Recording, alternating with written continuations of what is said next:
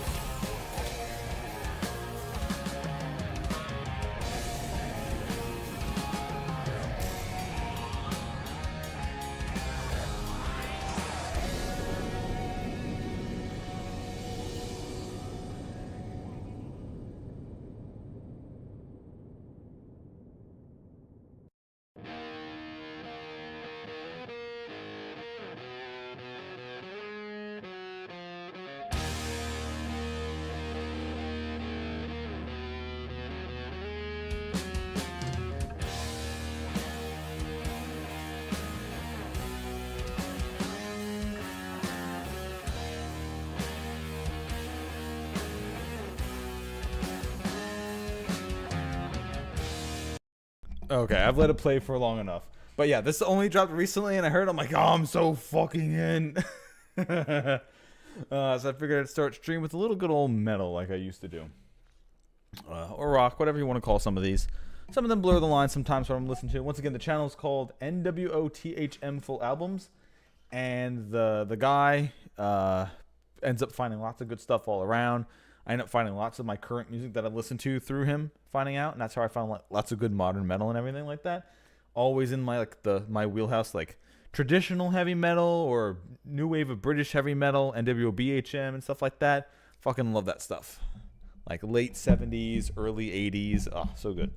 Anyway, we're gonna pick back up with Raging Loop, where last time we ended up finding out that Kemi is also looping. In fact, it seems she was the first looper.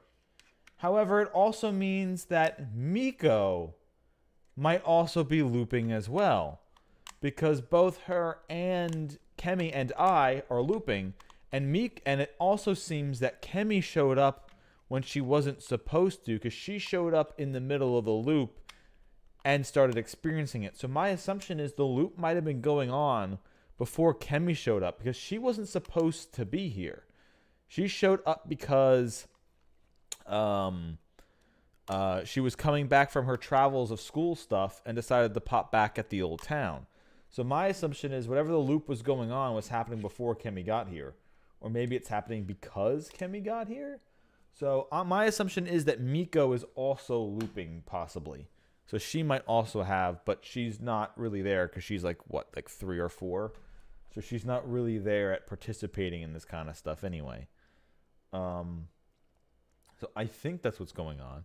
So yeah, so we have found out that Kemi is looping. She is also completely off her fucking rocker because she killed us a bunch of times because she was sick of me trying to solve the problem and just killed me a bunch of times for fun because she loves me, which is fucking psycho shit. So we have left her and gone back to just normal trying to solve things, which I don't like. The cat's out of the bag. She'll remember. Although the game makes it feel like we only remember when it wants us to, even though technically we wouldn't remember until it lets us get the key. So there's no reason for the game to tell us that we won't remember unless we're like, oh, this is special time. Like, if we haven't done loop 200, there's no way in loop 50 that we can have information we did in loop 200. There's still an order to this. Unless the way the game is trying to say it is that I knew all information at all times, and only certain events let me suddenly remember it, which is just kind of weird. But whatever. So currently what we're doing is we are in... we went and talked to the doctor guy, Nishido, and we talked to him about...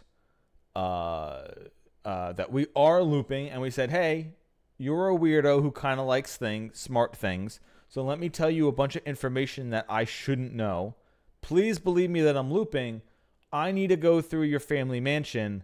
I think your ancestors might have some information about what's been going on between this town and the higher up town. So we go through it, and we end up finding that indeed their ancestors were keeping information about what's been going on during the feasts, and even before that, finding out the history of the town all the way back from like hundreds of years ago. So we've found out that this used to be a hunting village, as the stories go. They used to put up worship towards the local wolf god, just in case, because there were literal wolves hanging around. Hunters used to go randomly missing and die, and they weren't sure why, so they were assuming God was doing it. As time passed, the name of the town, it looks like the town did human sacrifices to keep people from dying to the god, and it looks like that worked, and eventually they did a language trick with the name of the town. So they named the way they named the town is they put the kanji for human sacrifice into the name of the town, because it looks like the kanji can also be on top of and next to each other to form different words. So they hid the characters for human sacrifice into the kanji of the name. So that was like a neat little workaround of not needing to actually sacrifice people, but got it to work. However, the main town had a side village where they put a bunch of the prostitutes and stuff, but they also started putting other outcasts there. And seemingly they've been using that town also as some sort of human sacrifice area where they just go like, yeah, you're the people we want less. Like, that's where they put their serfs, because this is like feudal Japan. So this, you know, they've got their lords and their fucking samurai and whatever, and then you've got just they're outsiders that they put down in the outside town. They use them for farming. So like I said, they're basically their serfs. And that's where they've also assumably been getting their human sacrifices from. However, the feasts never really felt like... but there was one point where the people from the town that were being used just as farmers and outcasts, they were being so starved off by the larger town that they did a raid where they covered themselves with mud, acted like the god of the area and its protector wolves, and they raided the town, killed some people, and took a bunch of supplies. So the town decided, hey, we don't like that. We can't have the serfs rebelling against us. So they got a bunch of religious scholars together and took the local legends of myth and made an actual religion based off of it, saying, oh, you guys shouldn't be doing what you're doing. And they started donating large amounts of supplies to their serfs to stop them from wanting to raid them. So not only did they make the religion, they started actually donating gifts. However, some of the gifts apparently are part of their human sacrifice ritual they make them do, and they baked that human sacrifice ritual into the religion that they made up. So that seems to be the progress in which we've made so far. The town was originally for hunting. It ended up being split into the village heads and the nobodies. The nobodies got pushed out to the side. The game's not up yet. It's still on the opening screen. I'm just explaining. I'm just explaining stuff that we did, or from what I remember from last night. But yeah, I can still go to like full screen game. Like I can pull the game up now. But no, I haven't even popped. I've just been talking about what we learned last time. So yeah, so it used to be a hunting town. It turned into the haves and have-nots. They had to sacrifice people to keep, because hunters kept randomly dying out in the forest. So they sacrificed people to their god. Eventually, it turned out that there probably wasn't a god of the area killing people, that there's some other phenomenon, but they ended up splitting the village off into the haves and the have-nots. The have-nots, eventually, who were tired of being used as the serfs for the area, as the farmers, were being so supply starved that they raided the larger town, and they didn't like that, so they eventually started gifting more things as like a ritual, and they made a fake religion based around it to appease the people there and have them not attack the main town, and in fact had them start doing ritual sacrifices along with gifting them actual resources, which would make them not want to rebel anymore. So that's how that's as far as we've gotten so far. So we're gonna pick up from here then.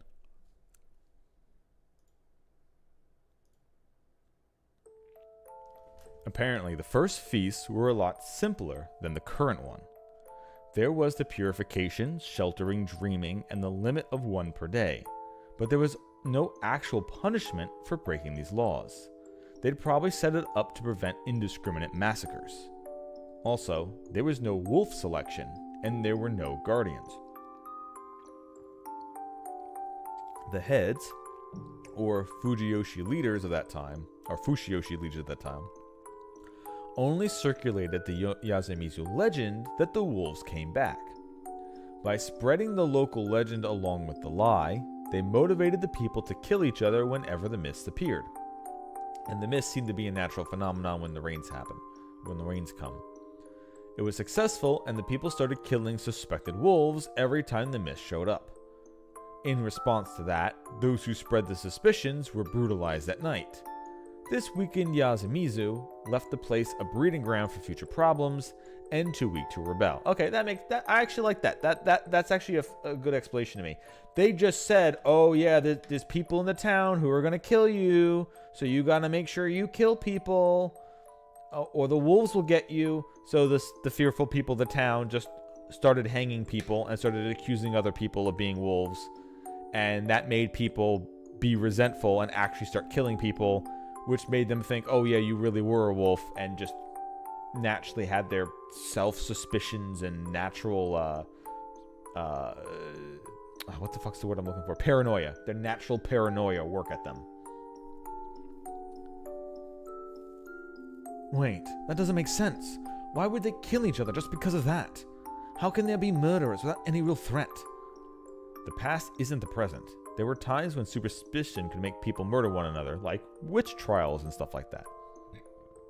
Your grandfather uses the word lynch right from the start. I think that's important. Like, it's literally just a mob of people hanging someone out of anger and fear. I think that the Feast of the Yomi Purge was actually useful to the people of Yasumizu too. What do you mean? Let's keep reading. Yeah, like they could just get rid of the people they don't like in the town and be like, oh, well, they were a wolf, obviously. Sure enough, the grandfather seemed to believe that, to the people of Yasumizu, the feast made the killings into a just cause. According to this, the feast wasn't considered a paranormal event, not even by the Yasumizu people themselves. It was just a justification for lynching. The hand of the law didn't reach this backwards village, and Yasumizu was even more isolated, a settlement for the ostracized.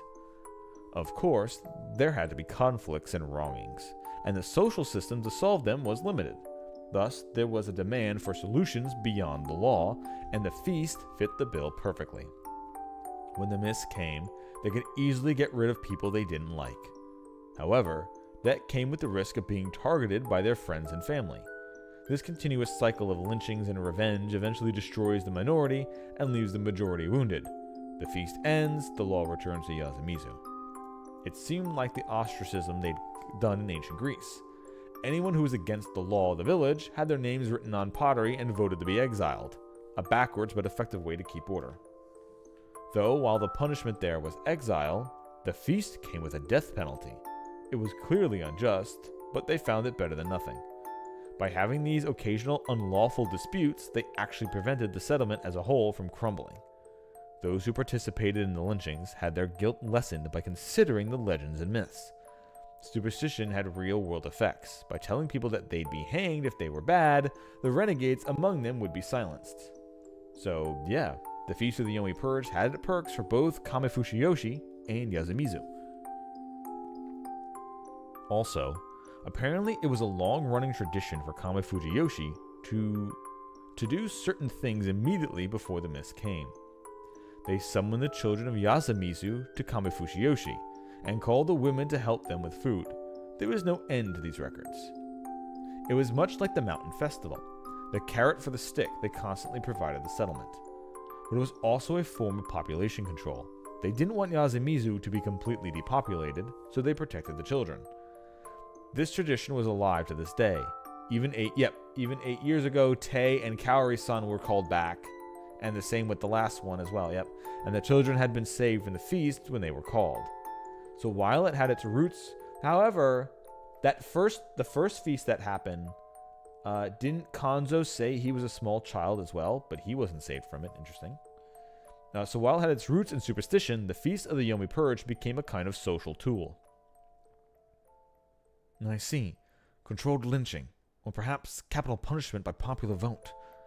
It's only useful to us in Kamifuji people, and it doesn't spread outside of Yasumizu. Muro and the youths are right. The village heads are the bad guys here. I'm not sure about that. You sure about that? Because I'm kind of sure about that. The leaders from that era might have intended this as a kindness meant to... Yeah, sure, bro. No, this was to keep their fucking serfs in line. The problem is that it continues to this day. Yes, this is something that shouldn't be happening in Yasumizu today. Is that what it says? It says that there were 3 feasts during and after the war. Oh, 3 happened during World War II? Huh. The feast meant to manage society had ended with the one that began at the start of World War II. When Kiyonosuke-shi's grandfather wrote this, he called it the previous feast. The ones who survived it said that an actual wolf had appeared.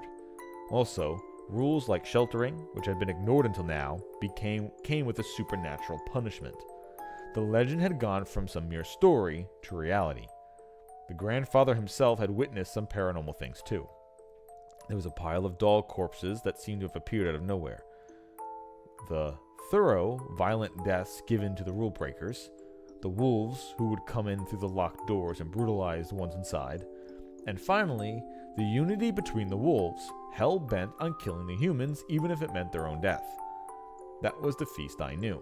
Although that kind of was answered in the first feast that we did in the first timeline, because they were given a good reason to do it, and they went through with it. Because I don't think because Kemi went along with the murders because she was already looping multiple times, so she didn't give a shit if she killed people. And Mochi just went along with Kemi killing people because that's what he does. He doesn't give a fuck. But the last feast, when Kaori, and the little girl, the teenager, whatever the fuck her name, Haru, there you go, Haru was in it. If I said I didn't want to do it, Haru killed me, even though she was pretending to be the god of the area. And Kaori, if we didn't do it, also wanted to... so that I don't understand. Because me doing it, because I was also looping and I wanted to get more information, sure. Kaori, when I said no... No, when I said no to Haru killed me. And Kaori killed me when I said we're not going to go for her children first or something. That one seems a bit off. Like, I don't know why Kaori... I mean, they just wanted the story to not go that route, I guess. I might have to reread that, why Kaori and Haru killed me. Haru just killed me because they didn't want to do it, and Kaori did it for some other reason. Oh, because I wanted to just kill everyone, I think, and just end it all or something. I'll have to reread that, because there had to be some other reason for them to want to do it. Because I had it in the loop that we No. Because we were going to kill people, Kaori killed us. And then killed herself. So yeah, she didn't want to kill her kids. So in the only loop where she actually did it, we convinced her it was for her kids' own good. So yeah, so every single person in the feast had to have a good reason, except for Haru and Mochi. But Mochi is kind of, his reason is there. So Haru doing it because she's just pretending to be a fake god of the mountain. I don't know. Something about that is odd. Anyway, that was the feast I knew. The next was written by the previous head, Kiyonosuke-shi's father, and he'd observed the third feast of the recent times. It was the one that happened 8 years ago, and its survivors mentioned impossible paranormal events that actually happened. It was the exact same. The feast had been supernatural 3 times in a row, and this was the 4th one. That meant that something had drastically changed with the feast that happened during the war. The reason for that wasn't given here. Are you okay? It must be shocking. Should we take a break? No, I'm fine. Let's keep reading. Next is the text left by my father. Like Kiyonosuke-shi said, the final selection of the diary was written by the previous head of the Sato family. He inherited the will of the predecessors and tried solving this mystery. Though, unlike them, he seemed to prioritize documents that had been released to the public. For one, there were cutouts of articles. He'd taken various clippings from newspapers and magazines to create an extremely large scrapbook. There were bits from local newspapers, national ones, and both general and specialized magazines of varied renown. Basically, he'd gathered all the info regarding Fujiyoshi, no matter how minor. Of course, we didn't have time to look through all of them, so we relied on the index in the diary. We found out that this small village had a number of unexpectedly major events happen in it. They were so big that they actually made it to national newspapers. Some of the oldest and more notable ones were the articles about the serial murders here that had happened over 60 years ago. They were not quickly executed. The incident was reported for 2 years, from when it came to light right up until the capital punishment. It could be summed up like this. On December 27th, 1940, in Fujiyoshi village, Kamafujiyoshi, Hazuki, a man covered in mud, invaded a private dwelling. He quickly used a kitchen knife he had to attack 2 of the people inside, destroyed property. One of the victims went on to die. Steam blip? What?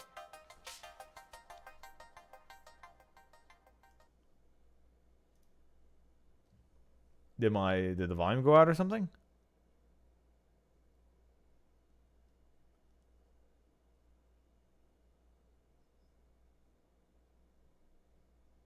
No, everything went down, huh? Stream is still going, all the viewers just kind of disappeared, I guess. So maybe there's some kind of glitch. I'll wait till people get back.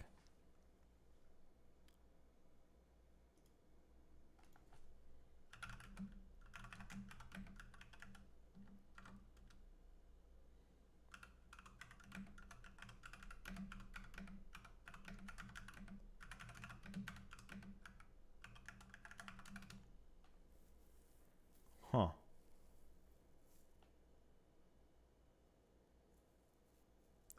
Try giving it a refresh, maybe?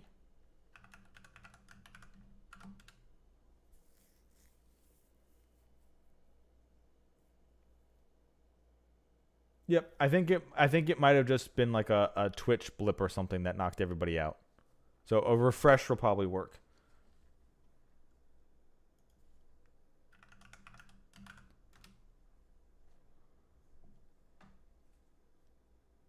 I'll just give a heads up.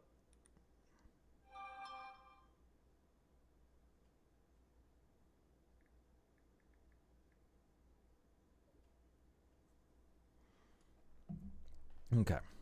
I'll continue again. I don't think I went too much, but anyway.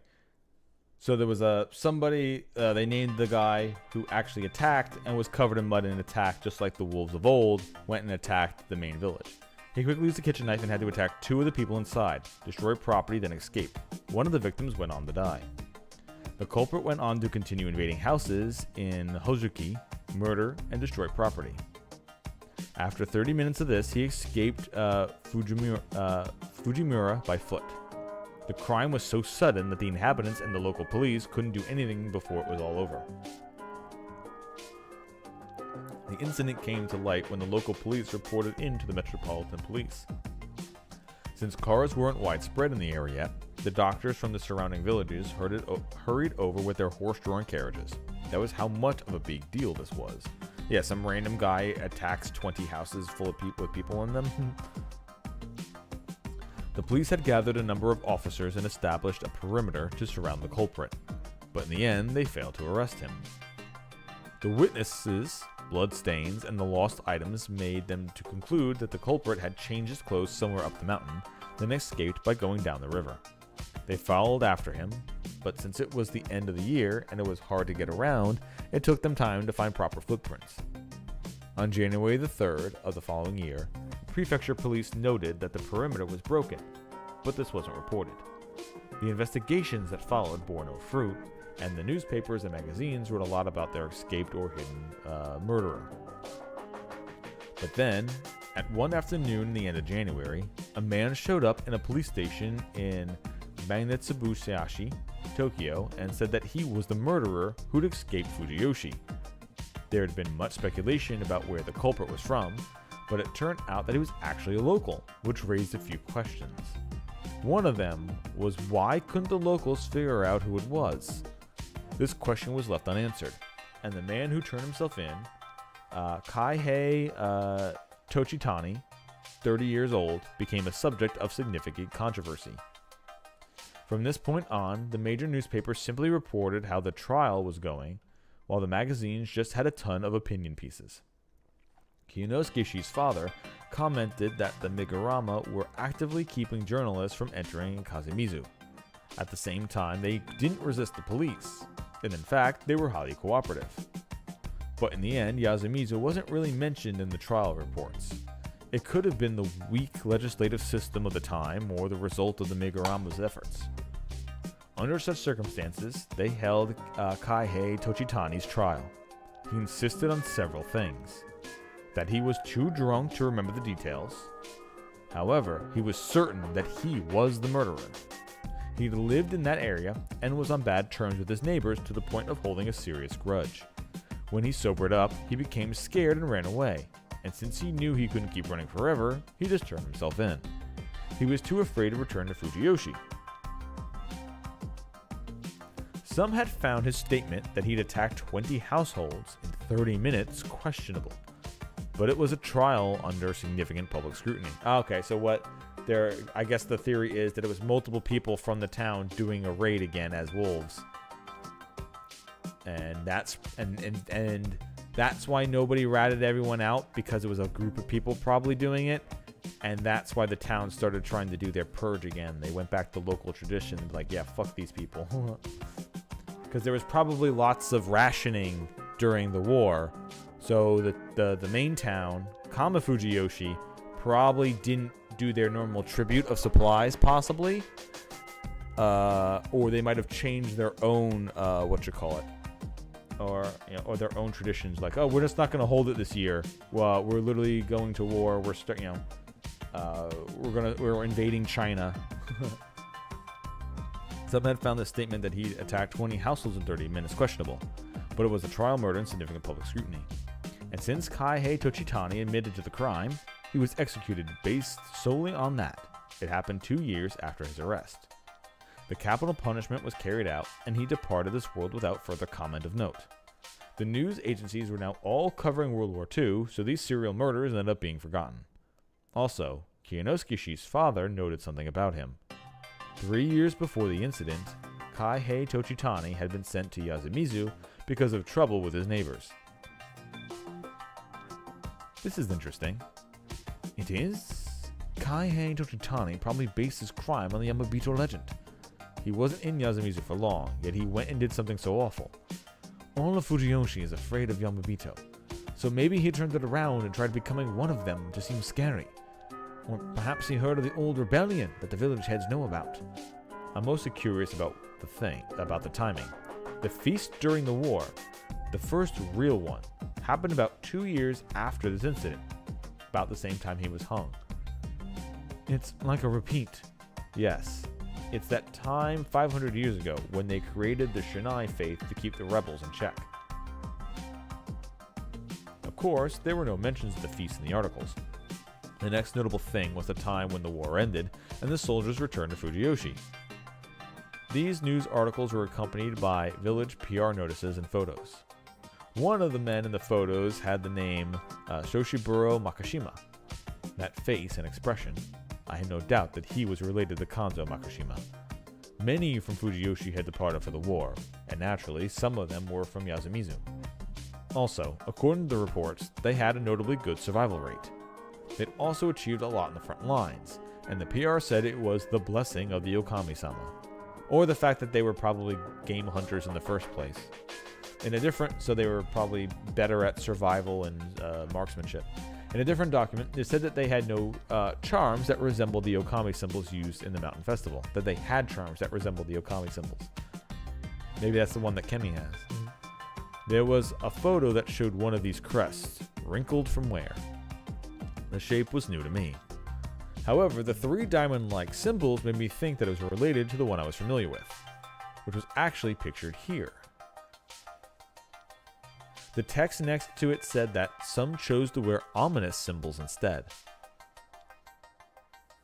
For reference, there was the divine crest of Great Lord Shinai. It was actually my first time seeing it, and apparently they couldn't use it as a good luck charm because it was just too important.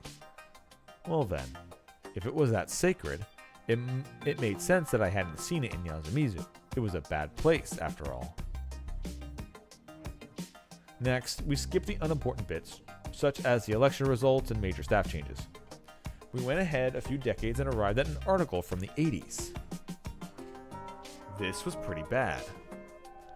Cholera outbreak in Mountain Village. Hey, look, I made it. She said that they were a sickness and that it was, that they had terrible diarrhea, and I made a joke about it being fucking Oregon Trail over here with cholera. I was correct. Yay. Cholera outbreak at Mountain Village. 4 dead. It was a pretty simple incident. Apparently, someone who'd gone on a trip overseas had infected the village. The name of patient 0 was hidden, but it had to be one of the village heads. They were the only ones who could travel to other countries. It was a damn awful to read about, but apparently the disease spread through water contaminated by the first victim's vomit and excretia? I was going to say etc., but that's not etc. And excretia. And there were victims in both Fujiyoshi as well as Yasumizu. Also, it was only reported after the disease had subsided, which was probably caused by the Meguruma intelligence network. Looking at when it happened, you should have been alive during this, right? You were in middle school, I assume. Yes, I know about it too well. I was infected myself after all. Huh? You had cholera? Yes. In fact, it got a lot of people, especially here in Yasumizu. What? Even those still here? It happened to Sir Makashima Yamikawa-san, and oh yes, even Muro had it. The outbreak must have been pretty big. It was. Later on, I found out that the Nosato quickly identified it as cholera, but the Megurama... Huh, what? They made an absurd claim that Shinai-sama's protection would make short work of the cholera, and performed some strange ritual while attempting to prevent the Nosato from applying proper treatment. Thanks to that, the situation grew worse, and I, who got infected late, had my treatment postponed because I was one of us. I see the Nosato are a family of model doctors. As if. We simply adhere to the order established by the Meguruma. Of course, Yasumizu was low on the list, and that caused the deaths of 2 infected, and 2 Uematsu who were treating the people. What, 2 Uematsu? The Uematsu still had a few members back then, but most of them were infected while trying to make use of their folk medicine.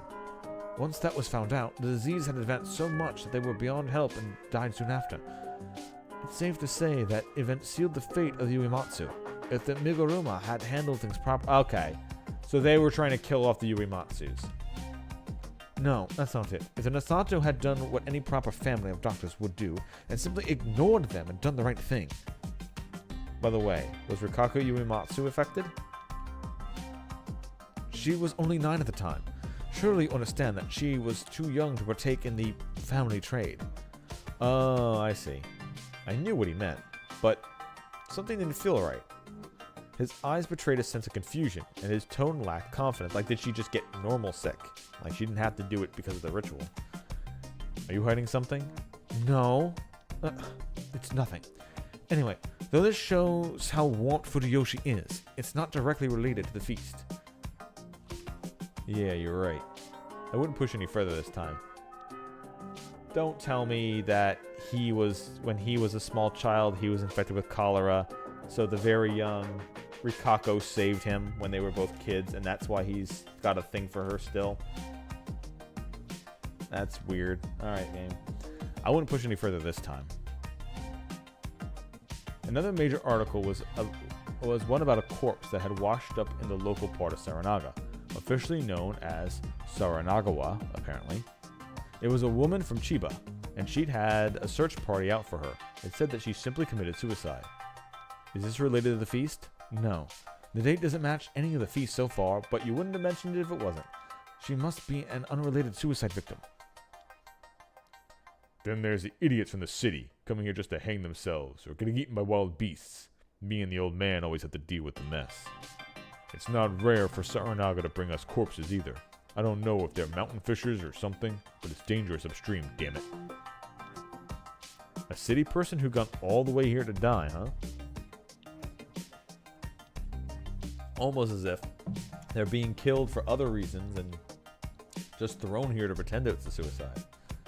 Well, maybe one of the village heads had her killed, but if that's the case, he wouldn't have left her in Saranaga. Then let's ignore that, unless they left it there to continue, fucking with you guys. Oh. What's this about a heavy rain from 8 years ago, though? It doesn't seem related to Fujiyoshi. I feel that it's important that Fujiyoshi's not mentioned there. There's reports of landslides all over the area, but none for Fujiyoshi. Oh, I see. So even the ones who supposedly died in the landslide were hidden from the public. Besides that, there's nothing of note. What about this? Serial fires in Minato-ku. Possibly arson? Why is it here? It's explained in the diary. It's not reported, but all the 7 buildings set on fire belong to the same person. What does that mean? It's the Mugaruma. They have real estate outside Fujiyoshi as well. I see. So they gain funds that way too? But why would they do this? Because the religion is profitable? No? A faith with half a millennium of history behind it can't be considered a new religion. There must be a lot of Shinai worshippers, believers outside as well, though they're probably not as fanatical as us. I imagine that some of their families have been donating to the shrine for generations. Oh, the Miguruma are recognized religion? I don't know that much, but I imagine that a country would be pretty involved with them if it was, no? I don't know. I'm not well versed in that. Now, this seems to be the end. Yeah, we'd read the entire diary. A whole 3 hours had passed since we started. The mist would come soon. I learned a lot from this. But if you asked me, all I got in here were maybes, nothing was certain yet. Even so, I thought it was more than enough for this loop. Oh, what to do? It looks like even Father went insane and drank poison without reaching the truth. If you are right, I'm about to die in the feast. My brother would probably follow his footsteps. Or, wait, if you die, will this all have never happened? Oh dear, it looks like there's nothing that we can do. His wry grin pained my heart a bit. I had to say it. I'm sorry, Kinosuke Sato. It's nothing you have to apologize for. It's Fujiyoshi's fault for doing something so absurd. But what is the cause of the madness controlling everyone here? Is it really just a fear of superstition and rebellion? No, that's not it. It's God's fault. Huh? You too? You're going to shift blame to the divine, just like my forefathers did? Also, you still haven't given an explanation for the paranormal happenings you'd experienced. I'm sorry, but I actually think I can give a scientific, or rather reasonable explanation for God. What? Though I still need to properly process this. Instead, can I give clear explanations for everything else? I missed my chance to properly apologize. How much time did we have, I wondered? Would they wait for long? Then explain the mysteries of the feast. How do you explain the inescapable corruption? How does it find and punish you no matter how well you hide? Cameras and listening devices? He stared blankly for a moment, and laughed. Of all the answers, cameras. There's no way they'd have those in the war. I'm not saying they did. In fact, I'm not sure if there were any 8 years ago either. Though, there might have been something basic back then. Hell, it could have been 2 cans on a string. Or perhaps they just put a spy in here. Now that would be excessive. What I'm saying is that all of Yasumizu is being observed. It can't be. The village heads are too busy for that. But they're the same people who sent unbelievable amounts of effort to create the foundation for the Shinai faith. I understand how you feel. You find it absurdly hard to believe. But the incredulity you're feeling right now is exactly how magic tricks are kept secret. When you look at what magicians do, you find out that they're either things that were too silly for someone to fall for, or extremely complex setups that made you believe they just couldn't have prepared them. The one where the audience turns to cherry blossoms is a good example. I'd actually been suspecting that all of Yasumizu were the targets of a really bad prank ever since I came here. Wait, then how do you explain the severely damaged corpses? They just carry them away and destroy them with machinery or something. That doesn't make sense. You yourself said that you can't leave Yasumizu once it's covered by mist. There must be a secret underground passages or something. Wait. So they actually let loose some dogs, kill their targets, use the secret passages to bring the corpses back to Kamafujiyoshi, then waste time to damage them and bring them back to Yasumizu? That's absurd. Too absurd. Well, there happens to be a particular motherfucker who's always around in every single feast since the one after the war. The crazy fucking wolf guy has been here for all 3 fucking feasts. And the last time where he wanted to prepare something after hanging, he killed Mochi. Because apparently Mochi must have followed him. So old crazy wolf guy has probably been a spy this entire goddamn time. Then waste time to damage them and bring them back to Yasumizu? That's absurd. Too absurd. And that's exactly why everyone believes them. Then what about the doors that open when you touch them? Must be electronic remote control locks. In those shabby, apologies, simple looking dwellings in Yasumizu, even the worst buildings can have electronic locks. They make for a good camouflage even. Then, how do you explain the guardian marks drawn in blood? The results of the snake investigations are also delivered in blood text, right? You definitely know it was a human. Anesthetic gas gets the job done easily. I mean, that's what I've been saying this whole fucking time. Surely you know that a mix of nitrous oxide and a type of octogen creates a perfect anesthetic. It also has no smell. It's dangerous because of this, so people often add something with a scent to it. But in this case, that's a benefit. Don't be stupid. Well, I admit you know a bit of medicine, but anesthesia is so difficult that there's even specialists. Well, there are specialists here besides in Asato, right? Even if there are, and even if they modify the dwellings here enough to create isolated spaces, there's no guarantee that everyone could safely come back from the forced loss of consciousness in a place without any life support. Oh. Exactly. They don't have to come back. Even if someone ended up dying, they could just destroy the evidence, toss the body outside, and make them look like rule breakers who didn't shelter. No, this is so absurd and vile. I know. I have a hard time accepting this too. But if it's possible, then it's not the work of a god. If something mysterious can be explained using mundane means, then it was caused by mundane means, Nasato-san. Okay, I understand that it's possible to make it happen. Why you believe that, how it is... and why you apologized. The fact that this room was left as is means that they either didn't find it or couldn't enter it. But now that we've made such a show of searching and argued so loudly, they have noticed us, assuming they, as you said, have cameras and listening devices. Hey, look, the mist instantly showed up. Damn, it looks like me saying the mist was some kind of chemical reaction this whole time was spot on. Anyway. And if they noticed us, they cannot let us live. They must kill us before the feast starts. This is... Yes. My consciousness began to fade. The irresistible drowsiness took over my body. You win. See? But didn't you have a better way to go about this? I'm sorry. Unable to stand, I fell to my knees. I hit my forehead on the desk, but the pain was minimal. It didn't kill me, huh? I know you have one, old man. There. This is it. He could still move. Crawling on his hands and knees, he opened the drawer and took out a small glass bottle. If you die, it will all be undone, won't it? Then take this aconite. I'd trouble you if they caught and interrogated you. I appreciated that. I reached out, took it, and put it in my mouth. I'll have some. I'll have some too. Even if this will be all erased. Even if this will all be erased, wasting all that my forefathers gathered would be a sin. And just one last sentence. I won't waste it. I promise. I just had to say that much. I now had a duty to fulfill this for this awkward man. With every loop, I gained not only memories, but one-sided responsibilities as well. That meant that I really had to save everyone, right? Death came quick. Okay, so we found out a whole lot of information. Key number 8, Will of the Crow. Okay.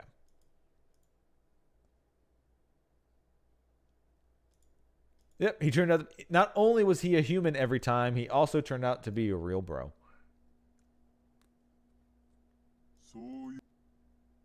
Alright, so we're going to go back to the chart. I wonder if I have enough keys for... Yeah, I get it.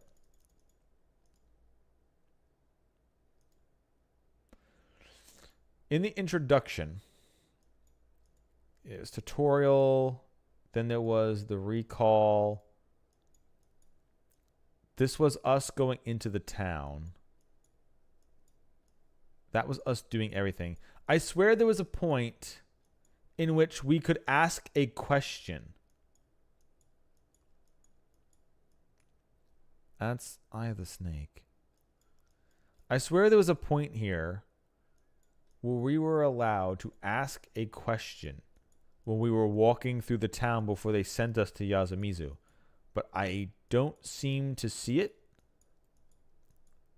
or was hallucinating it, because it looks like every other route.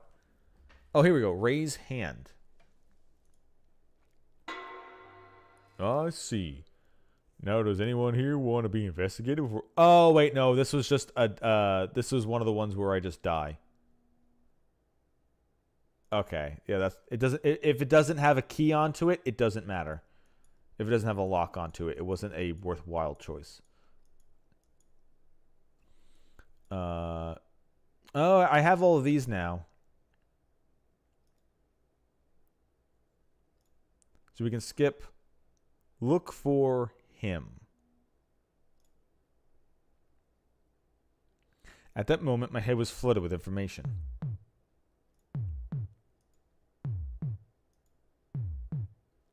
I felt like my mind was crushed by a million sheep. Crap, again? With this timing, such a chaotic moment? I had lots of things to think about at waste this loop. Well, I would start by calming down. Kemi-chan. Kemi-chan. What? You still don't remember? Nice to meet you, Kemi-chan. Oh, yeah, right. I'm late, but nice to meet you, Haruki-san. Don't make a sound. Stop, I was being serious.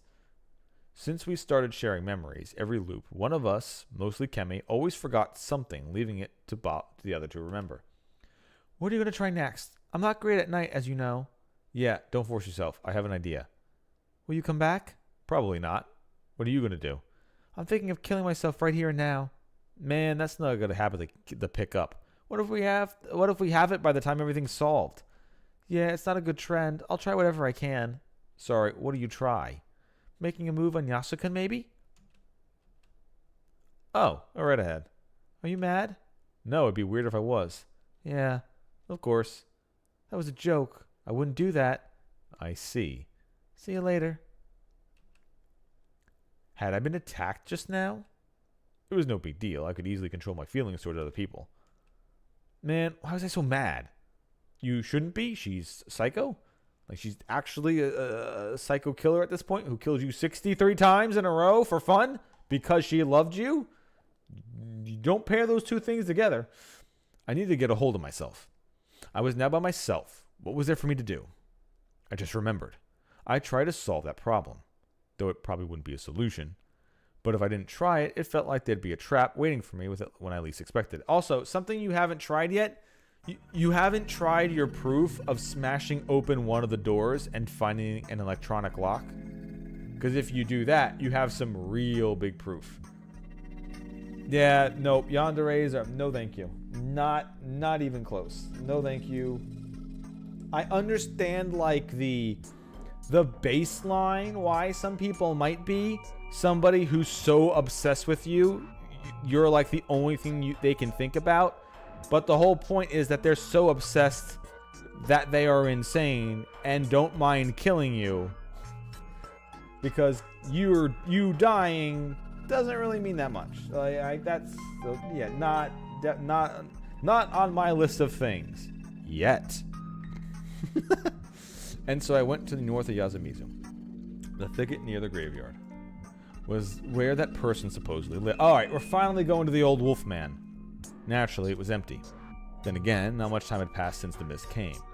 I hid in a bush not far away and watched the dwelling as the mist covered it. Just as I expected the corruption to come after me. Forgot! He showed up. The old man who cried wolf. He'd done some strange things over the loops, but always ended up dying. I'd assured that his senility was just an act, but I still didn't know the truth, though I gained more reasons to suspect him recently. I'd love to expose him for who he was. I continued holding my breath and watching him. Apparently in the hut, he was carrying around a lot of dirty cloth bags. I saw it from behind the shabby wall here. The state of the place was one of the reasons I suspected him. Could this place, which had more holes in it than the outhouse, really be used for sheltering? Over the many loops, I realized that there were two primary dangers here in Yasumizu. One was the bringers of corruption, as God said, the rabid dogs, and then there were the werewolf-like creatures that were probably Great Lord Shinai's servants. You could beat the former, but not the latter. Normally the dogs upheld the order of the night. But if the rule breakers dealt with the dogs, that thing appeared, killed the rule breakers, and sent things straight. I hadn't escaped that long one so far. The dogs would definitely kill you if you slept in a place so damaged, and that was another thing I found suspicious about him. As it turned out, he really didn't have any intention of staying in his house. Yasumizu was deathly quiet, so it wasn't a good situation to try and tail him. I had a feeling any rustling I made by moving around would tip him off. Still, I couldn't just watch him leave. Whatever. I just trusted he couldn't hear that far. Yeah. Even so, I got on all fours and followed him, careful not to step on any leaves or loose twigs. I climbed over collapsed Okiba too, and I could only hope that wouldn't mean I was cursed or something. Well, if I was, it felt like God would have punished me by now. Weren't we outside of Yasumizu by now? The Yasumizu area was like a scar cut out of the land, surrounded by cliffs. Was it okay as long as we didn't cross a cliff? In that case, I really should have looked into this overgrown area a bit more. There were still many things I could try. It wasn't the time to despair. But damn, the old wolf guy seemed to know exactly where he was going. Was his hideout nearby? That sound. Was that water? Was there a river here? I looked around to find the source of the sound. It felt like it was straight ahead. There was a river in Yasumizu? Wait. Where did he go? It was pretty dark right about now. Had I just lost sight of him? But I should have still been able to hear him walking around. Did he suddenly vanish? Though if he could actually do that, it'd explain a lot of things about him. I had to find him. Carefully, though. I couldn't forget that he killed Mochi once. What if he'd already noticed me and I was walking into an ambush? If that wasn't the case, he just wasn't there. I had to find him.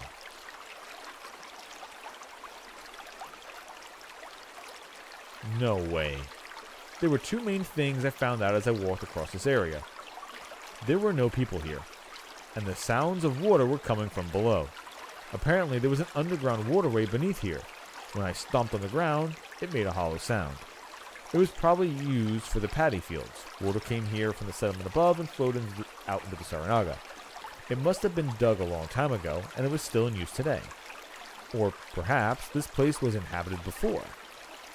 Wait, even if they could get drinking water from the wells, paddy fields needed a richer source of water, didn't they? What was its source? Again, there was no river in Yasumizu. It had only little ponds. The documents from the Nasato mansion mentioned that Yasumizu had its waters carried via irrigation from Kame Fujiyoshi. Was this it? In that case, it was a pretty major piece of property. How did they maintain it? Even if it was buried on the ground, didn't it get blocked every now and then? Would it be possible for there to be almost no people going in and out of it? About the wolf guy's disappearance. Could he have entered the waterway? If there was some sort of secret entrance here and he went through it when I wasn't looking. It was already dark out, so I took out a flashlight from my bag and pointed it at the surface. The dogs would arrive soon. I had to find it before then. Is this it? There was a patch of ground with a higher than the rest. It could easily be mistaken for just an irregularity in the terrain. But if it wasn't, I put my finger in and felt something made of stone inside. It felt like someone was messing with the ground here daily. Wouldn't this happen if I turned it around? I did it. The stone plate that covered the waterway was lighter than expected. I could now hear the water cleanly. This waterway was unexpectedly large. A single person could easily walk through if they crouched a bit. Had the old wolf guy gone through here too? Even if he hadn't, surviving the night by hiding here would be a new thing for me. I could try it. Flashlight in mouth, I went inside. I returned the plate, though. I didn't know if the dogs would come after me, but I could probably fool the thing. And I went in.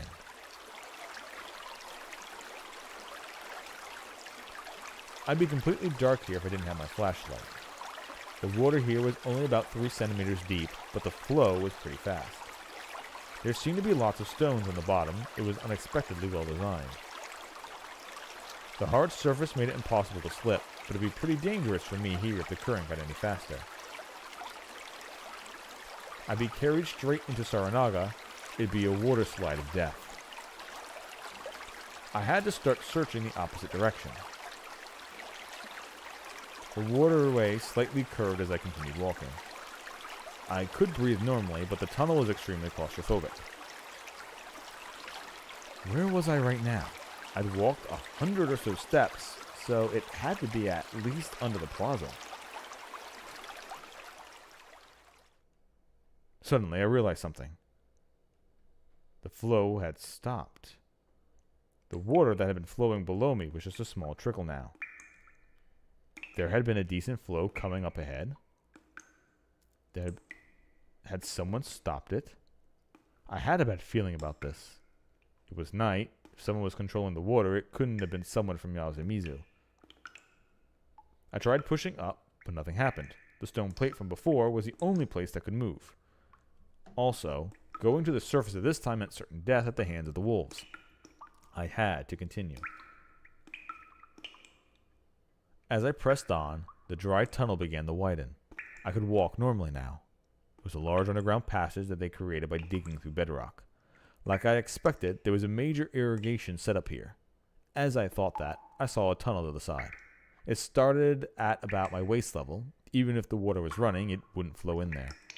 I felt like I could crawl inside, but for now, I just tried going forward.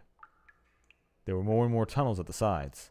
The main waterway became more complex, with 90-degree angles and steps and stuff. When I got to a waist-high step and took a breath, I heard a sound. It was coming from far away. It was familiar to me. The sound of claws on heavy floor. Ragged breathing. Growls full of uncontrollable bloodlust. The feeling that there was a pack nearby. Dogs. Crap, what could I do here? Enter a tunnel? I looked inside the tunnel and lit it up with my flashlight. I couldn't see anything inside. No. There were dogs in there too. There was no safe space here? I had no choice but to run back. That was when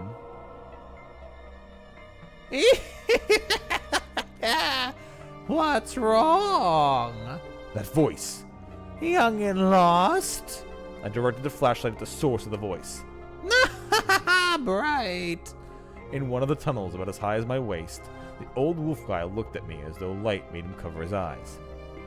Sorry, are you okay? It's dangerous here.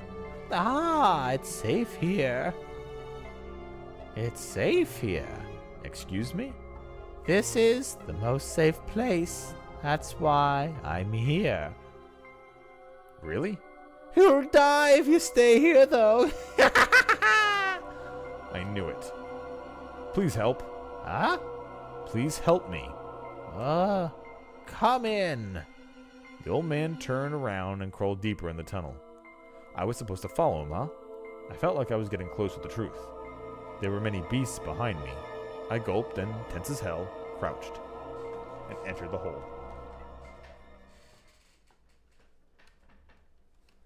I had to crawl about a minute while lighting up the old guy's ass like we were in some theme park attraction. Hey, there we go. With those words, he entered a larger space. I followed after him. It was a room. Neither large or small, was but the size of 4.5 tatami mats. It seemed to be made of wood. The humidity in here had made everything moldy. It looked like antique workmanship to me. I crawled inside. Once I stepped in, I felt something other than a rock under my feet. It was really unstable. Confused, I tried to use my flashlight to see, but that was when the wolf man lit a match.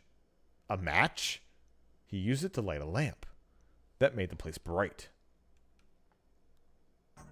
I finally realized that this place was like a literal dump. There were pieces of cloth, final bags, plastic bottles filled with liquids I didn't want to know about. The entire floor was covered in such things, and we were walking on them. This had to be the place where he slept. As I looked down, the wolf man pushed me away from the entrance. A 1, a 2. Then he pushed the heavy-looking stone object back over the door, shutting us in with a heavy thud.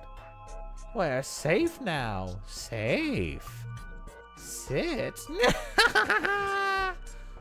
I didn't want to, but I had no choice. He went deeper in and sat down on the pile of garbage, so I did the same. I felt myself sink into the floor. Eat. It's me, the trash man. Yes, it's me, Danny DeVito. He took something out from the cloth bag he'd brought and extended it to me. It was a bread roll inside a plastic bag, specifically one made by the most famous makers of the stuff. Most famous makers of plastic bags? Sure, you could get this anywhere. However, it was weird to see it in Yasumizu. Or you mean the bread? It was a settlement detached from the outside economy, so it didn't fit at all. Yet this place seemed to have tons of such stuff. I'll have it then. I looked at the surface of the bag. It was made less than half a month ago. It wasn't even past its best before date. Where did you get it? Eat, and drink this. He gave me a cracked teacup. In it, there was a transparent liquid. What's this? Drink. What is this? Booze. I took it and smelled it. I wasn't sure about it. It did seem like alcohol, but I wasn't too sure to think of it. Think of the little bug in there. I mean, I can get that. I know a little bit from playing games like Persona and stuff like that, where they have like the pan, yakisoba pan, and all that kind of stuff, where it's the breads with different fillings and everything like that. I can see that. I can see that as being tasty anyway. I wasn't sure about it, and I mean, hell, I literally made sweet red bean paste, and I can put it in lots of things, so you can put that in bread too. I wasn't sure whether that thing of the little bug in there. I didn't mind drinking it, but I had to make my position clear. Thank you for helping me. I came here to talk to you. Drink. You act like you don't know anything, but you do, right? Huh? I came here to ask about the feast of the Yomi Purge. Oh. You survived the previous feasts. I want to ask you about that. Drink. Okay. I gulped down the contents of the teacup. Ugh. It was rotten, but I was able to gulp it down without vomiting. Thank you, old wolf guy. Or should I call you the main culprit behind the 20 murderers Fujiyoshi break-ins? So you know about that, eh, youngin'? I knew it. According to the info of the Nasato mansion, the murder incident was concluded with the trial and execution of the self-admitted culprit. However, the trial wasn't based on a thorough examination of the circumstances.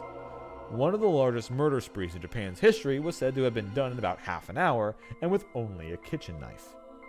People of that time questioned this as well, but the confession took precedence above all and was considered enough evidence to deliver the punishment. Yeah, because especially for a government, if they could just take a crime, say they have a solution, and they just push it to the side, even if it's not the real solution, that's all they care about. Just cleaning it up. Yep. I want to kind of make stuff like that at some point. Making bread is hard. That's all I'm going to say.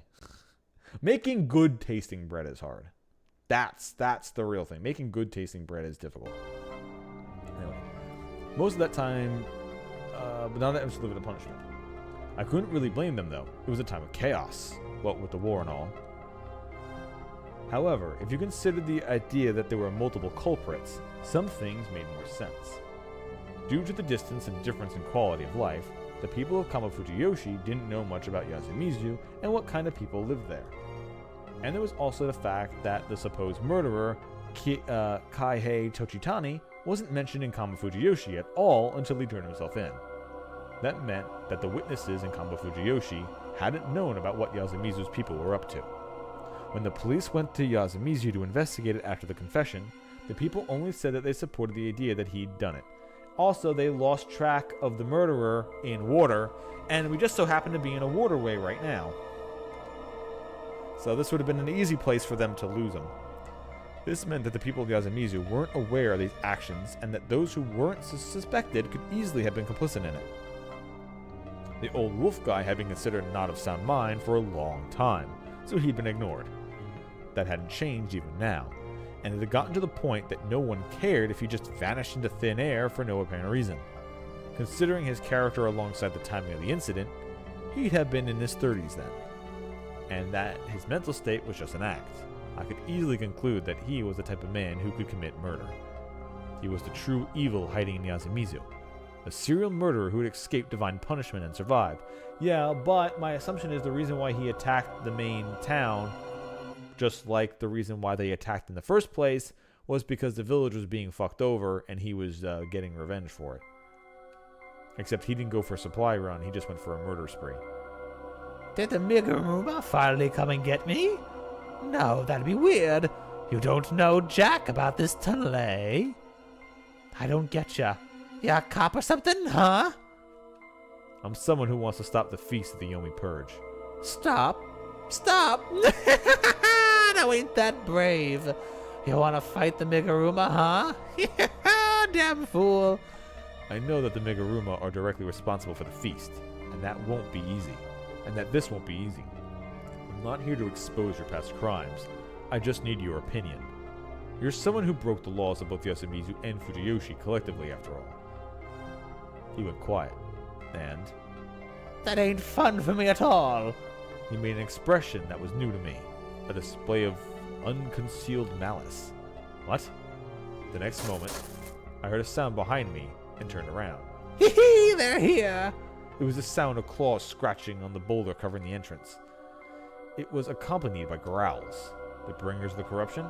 Ah, you know that much and you still came here. I don't get ya. He probably wouldn't understand if I told him that I had nowhere else to go. You plan to avoid the situation by closing yourself in like this? Yeah. I'm safe right now. I just eat, sleep, and don't have a care in the world.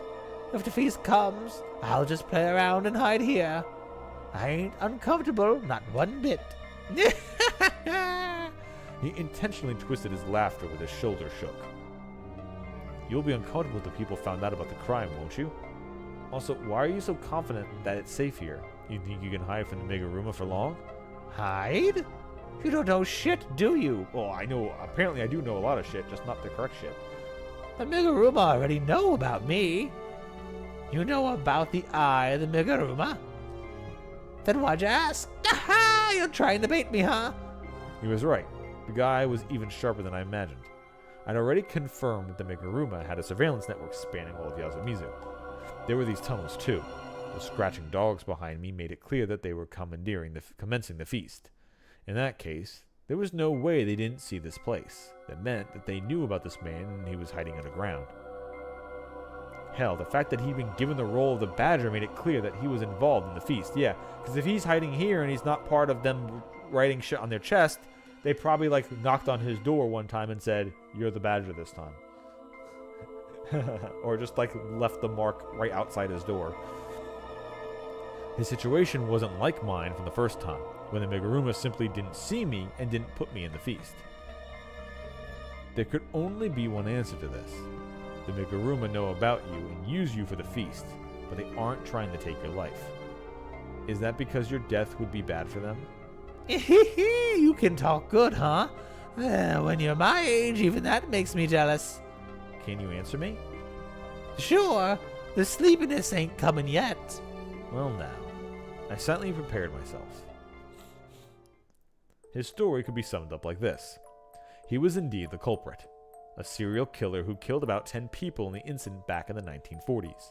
However, the one who had the idea was Tochi Tanishi, the one who'd get executed.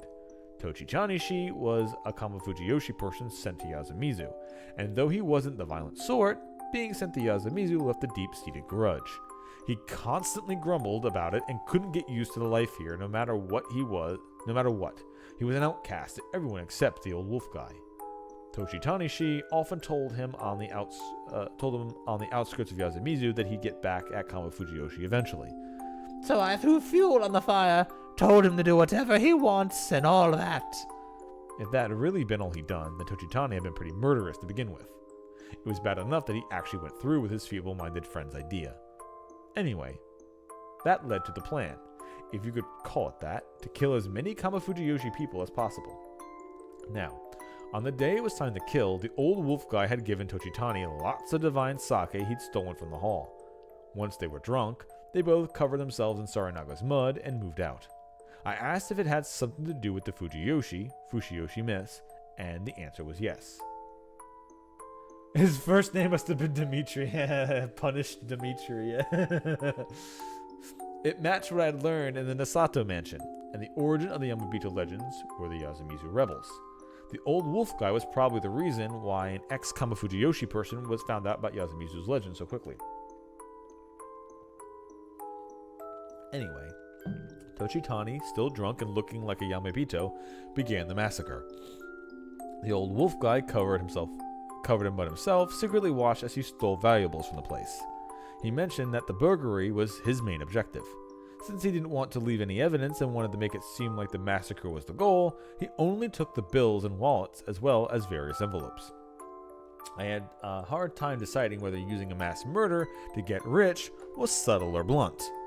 Though at the moment, something he didn't expect happened. It was damn good. Everyone who saw us was so scared they pissed themselves and fell. No one resisted one bit, so I figured I'd try to kill them. It'd all been his fault, after all. That's the human thing to think, right? I had a good time there, youngin'. No comment. The fact that no one resisted was related to the absolute loyalty in the faith that the Nasato looked into. The God problem. Anyway, he went on to kill over a dozen people, steal lots of valuables, and escape before things escalated. As he washed off the mud, returned to his place, and looked through his spoils, he found something really noteworthy. It was a piece of paper he found inside an envelope with money. He quickly understood what it meant, and it was huge. Tochitani escaped, turned himself into the police in Tokyo, claiming it was all his own doing, and the story ended with the execution. He was small and petty. He must have realized what he'd done after he sobered up. He did have the guts to run, though. However, while the national reports on the serial killing subsided, things had started to change within Fujiyoshi. The village heads and their associates had begun visiting Yasumizu more and more often, and for unknown reasons, more and more people were sent to Yasumizu. And a while later, a real feast of the Yomi Purge began.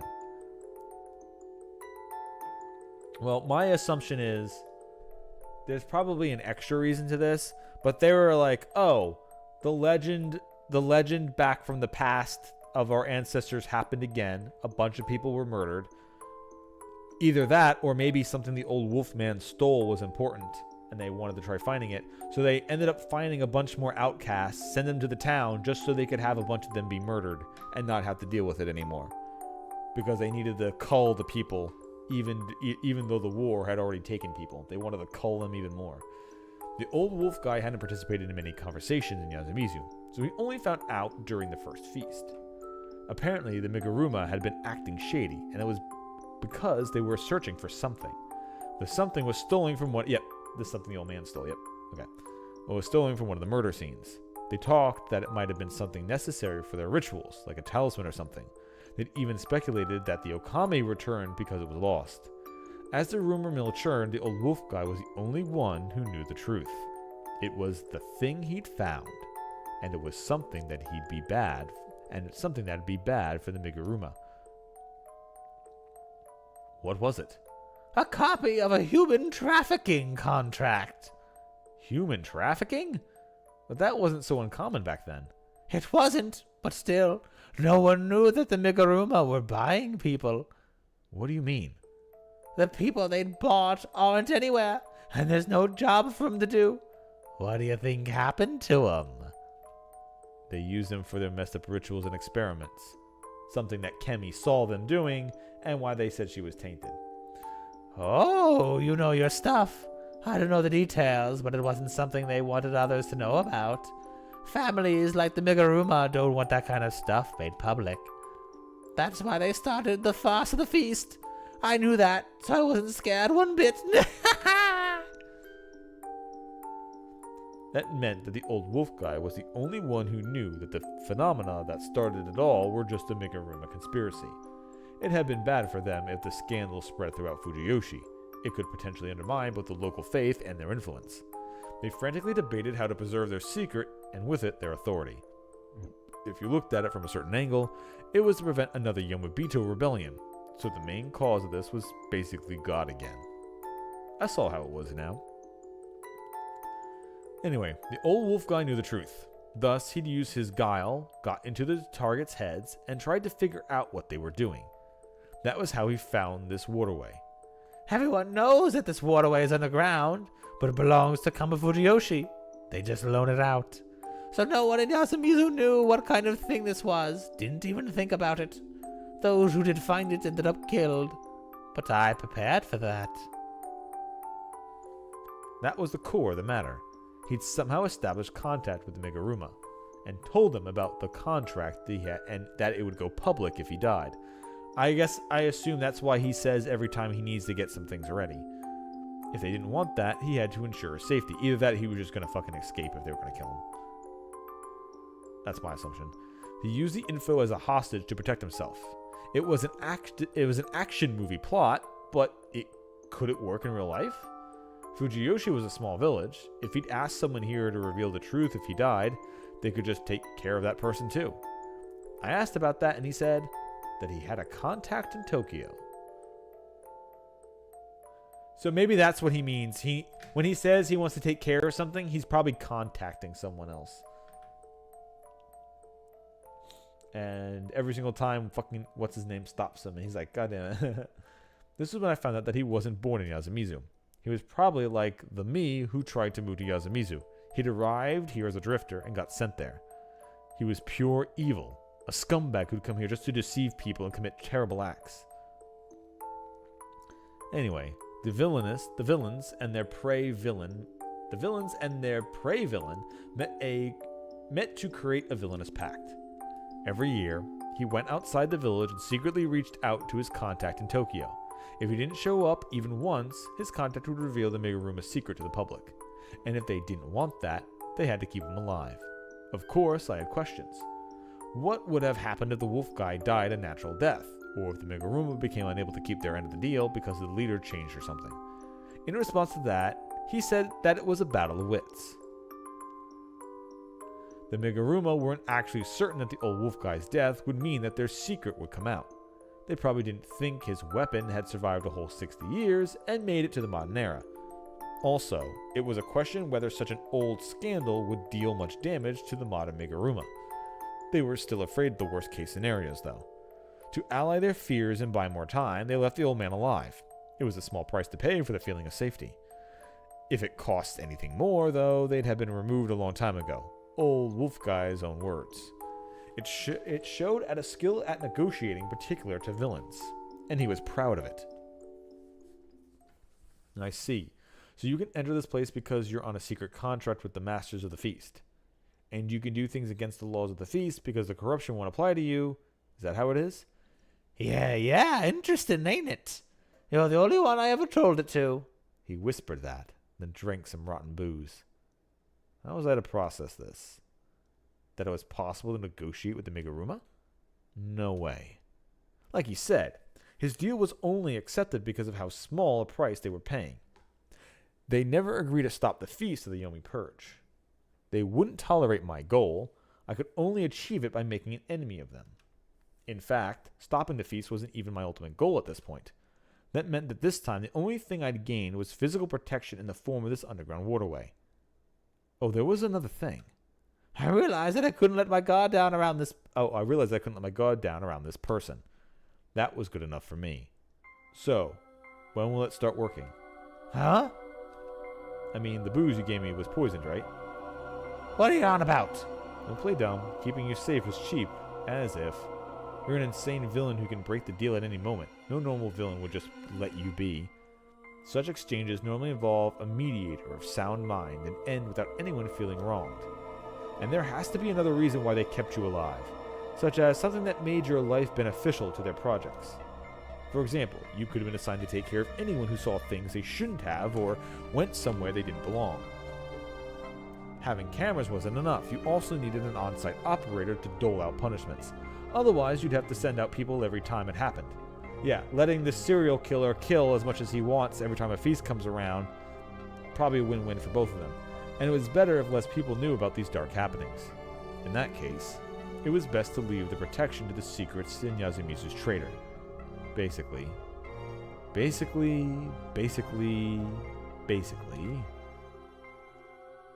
he was?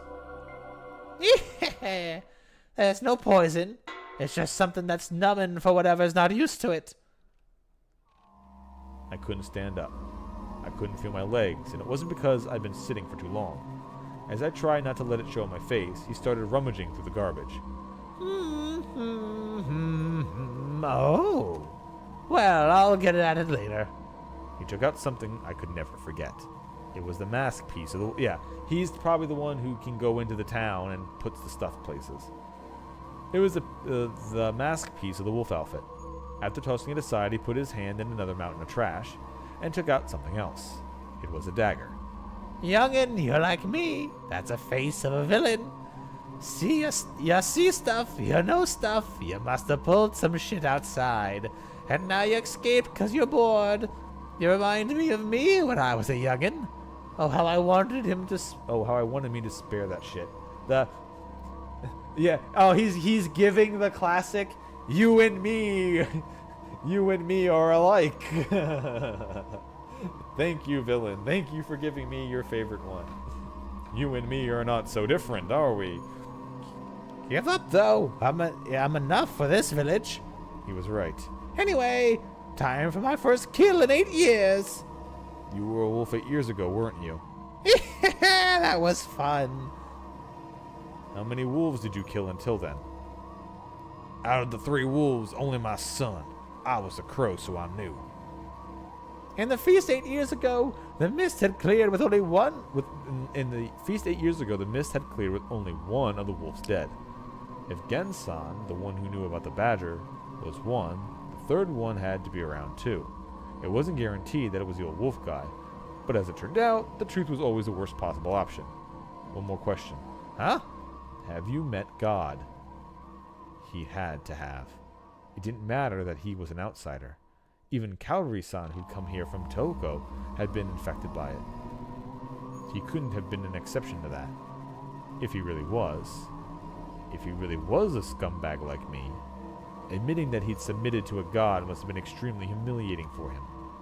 He didn't reply. This is God's garden. If you're that smart, you could have escaped far away from here. You have no future. I hoped that my words would help me get back at him a little. I didn't want to lose completely this time. But...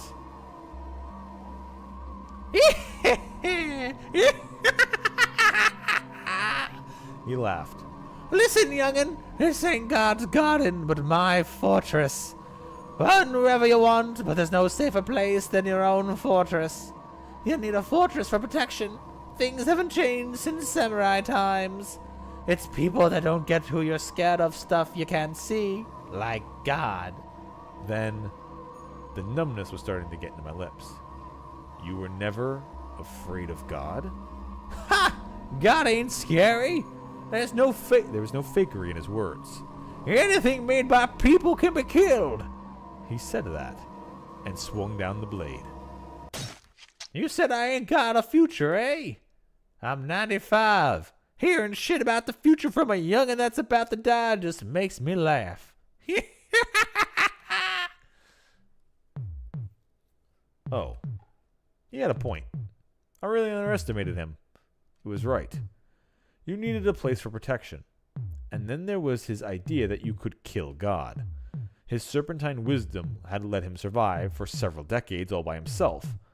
He really was pure evil. The evil I discovered many loops ago was incomparable to him. He was a true villain. Well, I really didn't mind what happened here. His fate was to die at the hands of Kemi or Kanzo-san, one of the foolish Yoshimitsu people he so looked down upon. I had no reason to tell him that. But it really was humiliating to die at the hands of such a cartoonish villain. Yeah, have you heard that laugh? God, ugh, so corny. Kane, key 1, true evil. All right, I'm going to take a piss and I'll be right back. I'll leave it at the game over screen. How is this bad ending number 1? I can die many times before this one.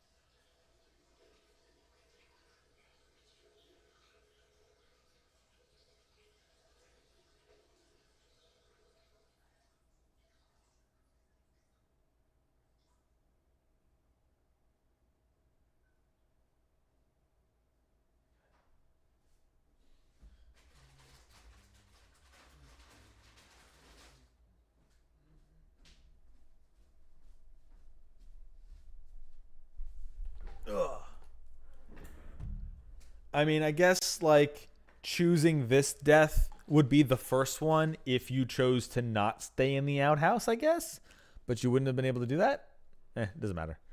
It doesn't matter. This truly doesn't matter if it was the first death or the last death. Okay. We're going to go back to the chart. So we have key number 1 now. Now, the thing is, I need to find out whatever the hell key number 1 is for. So, introduction. Next. Now we go down here. I've gone that spread out. That's 2. That's the trader. That's where we got key number 2. Keep going down here. Nothing there.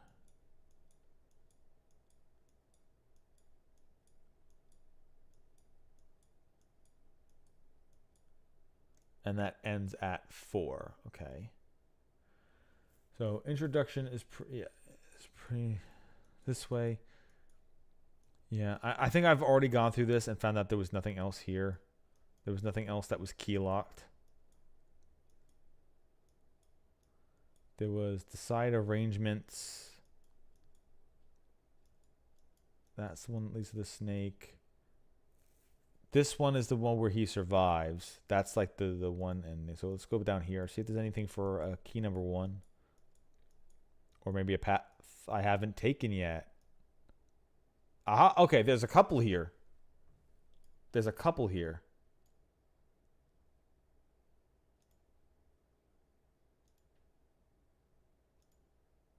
Keep passing time. Ask Hisako a question.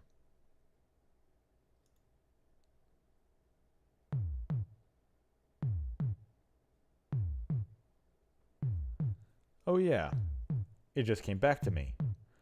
It was the me that had been crushed by a million sheep. I'd somehow forgotten that. The looping was kind of irregular this time, so my memories weren't maintained properly. And he says that every fucking time. Since I remembered it now, I figured I had to ask her something. What is it, Fusiashi-kun? I said I was going to get some fresh air and caught up with Mamiya-san. In this timeline, she was a wolf, so she wasn't very stable right now. And with the whole snake act she'd pull tomorrow, she'd go completely out of control. I'd have liked to talk to her in a timeline where Hashimoto was alive, but I imagine it'd be hard to find a chance to talk to her then. I remembered it at a decent time, though, so whatever, I'd make it work. I have more questions about the old stories here. About the badger? I don't think that it'd ever leave the realm of imagination. There's no point in talking about it, is there? Acting like she didn't know, huh? No, I'm interested in something that came up before that. You gave some examples of wolf, snake, monkey, crow shrines, right? Even named some snake gods. What about spider? Oh, you noticed. She giggled in a somewhat creepy manner. Apparently it was easy to talk to her as if it was about her specialty. I actually don't know of a single place worshipping a spider servant. I need to read up more. It's not like the spider gods are common, right? Yeah, I know a bunch of spider yokai though.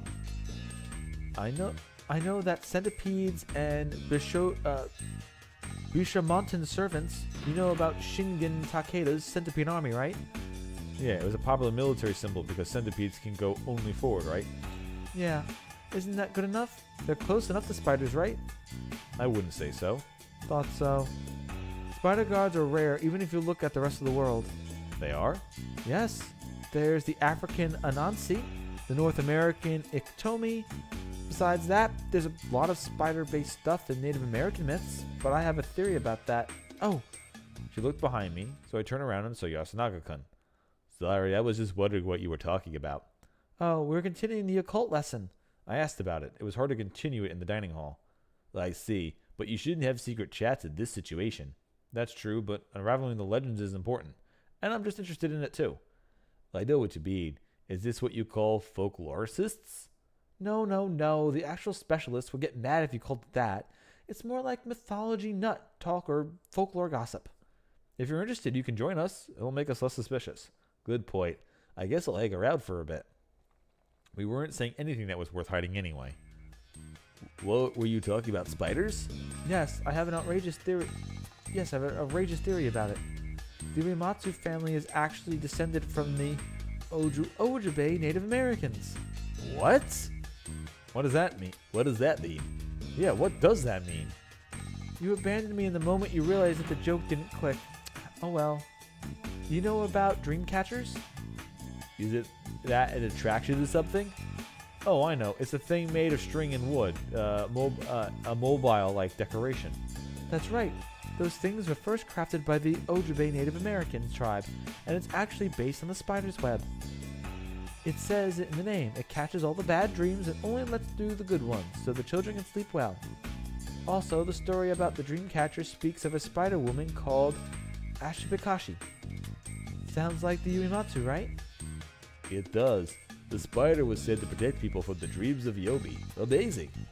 That the Uematsu are actually Native Americans who came here centuries ago? Yasunaga-kun, don't be fooled. Well, there's the faintest sliver of a chance it is true, but it's probably just coincidence. There's a similar legend all over the world, and it's hard to argue that they're actually all the same thing. There's even theories that Japanese are actually Jews, and that the Minamoto no Yoshine are actually Genghis Khan. What? Genghis Khan? Don't just believe it. Those theories have a much basis as the one that says that I and T have the same origin because they're similarly shaped. I see. There are many people who get into these things out of boredom, delusion, or over a grudge, and they're often the loudest ones. Yeah, basic conspiracy theories. People love to just take circumstantial evidence, turn it into a theory, and then they just go with it. Americans do this a lot. We have tons of fucking hoisters and shysters that have existed. Like, that's one thing that's great about America. We've got tons of scammers. We've got cults everywhere. Early America was a pretty insane fucking place, but things like that can happen all over the place too. Like the flat earth bullshit. It's just some people fucking around trying to prove that, well, you can't really prove it's a flat earth. Let me make up a bunch of crazy bullshit. And then then there's some people who are like, oh my god, this crazy bullshit is real. And it's like, no, motherfucker, no, goddammit, you're falling for the you're falling for the bit. You're literally falling for the internet troll. What the hell are you doing? And then there's people who literally like make a profit off of it. So they're incentivized to keep the bullshit up, finding people who are also falling for the bullshit and keep pressuring them into it because, god damn it, I'm going to make a buck. I'm going to make a buck. That's why I stream on Twitch. Because you're all fools and you're falling for it. Oh, also, I've actually been going on a lot of talks so far, like the one I just did. And I remembered I did this. So there's a there's a thing on YouTube where people just talk and get mad at stuff, and they call it rant sonas. So I took this screenshot of my mage on World of Warcraft named Iconport giving the middle finger. So I figured this can be my rant sona. And I would just hide it for when I start going off on my bullshit. So here you go. Here he is. Whoop. I will admit that people's illusions are a source of dreams, but you should enjoy them with the discretion. Oh, I went on a tangent there, but anyway, no. I don't think that she has Native American blood. But I do believe that it's not unlikely that it could be related to some very old folklore. I see. By the way, do you know Jung? He was one of the fathers of psychology. Oh, Jung. Do you know Jung? He was one of the fathers of psychology, and he proposed some fantastical concepts. I think he was in my ethics workbooks. Are you talking about collective unconsciousness? It's related, but I'll leave the complex stuff aside for now. Jung believed that similarities in legends and myths are born because of mental images that most of humanity can relate to. Race and era don't matter here. It's a universal image that all mankind understands, and it's why similar myths can be created in different places and cultures. That's a bold assumption. I actually think that what you said about history being the prime influence here is more likely. He has detractors, of course, but I think that's what he believed, and he gave the name archetype to these common images. And he defined several such archetypes himself: trickster, anima, etc. Among those, the spiders symbolize the Great Mother. Great Mother? Yes, the mother that gave birth to us all, loves and cherishes all, as well as the one that binds all, obsesses over all and consumes it all, only to birth them again. It's an eater mother sort of entity. Humanity collectively sees that in the spider, or thinks of such things upon seeing it, apparently. I've known enough people in my life that actually when people see spiders, they go, ew, a spider, kill it. And more people should be like, oh, a spider. Okay. Ew, a bug, get it. You know who you are. You know who you are. Instead of just being like, oh, okay. Wait, sorry, I'm doing it wrong. You know who you are. You know who you are. You let the thing live, goddammit. This is North America. You ain't finding a deadly spider. If you're like, yo, I live in Australia and I will fucking die if I don't get rid of every spider I see, fine, sure, I accept it. Unless it's a giant banana spider, then you're probably just running away. But I don't think banana spiders actually hurt you. I think they're just really, really fucking big and don't get bit by it. Anyway.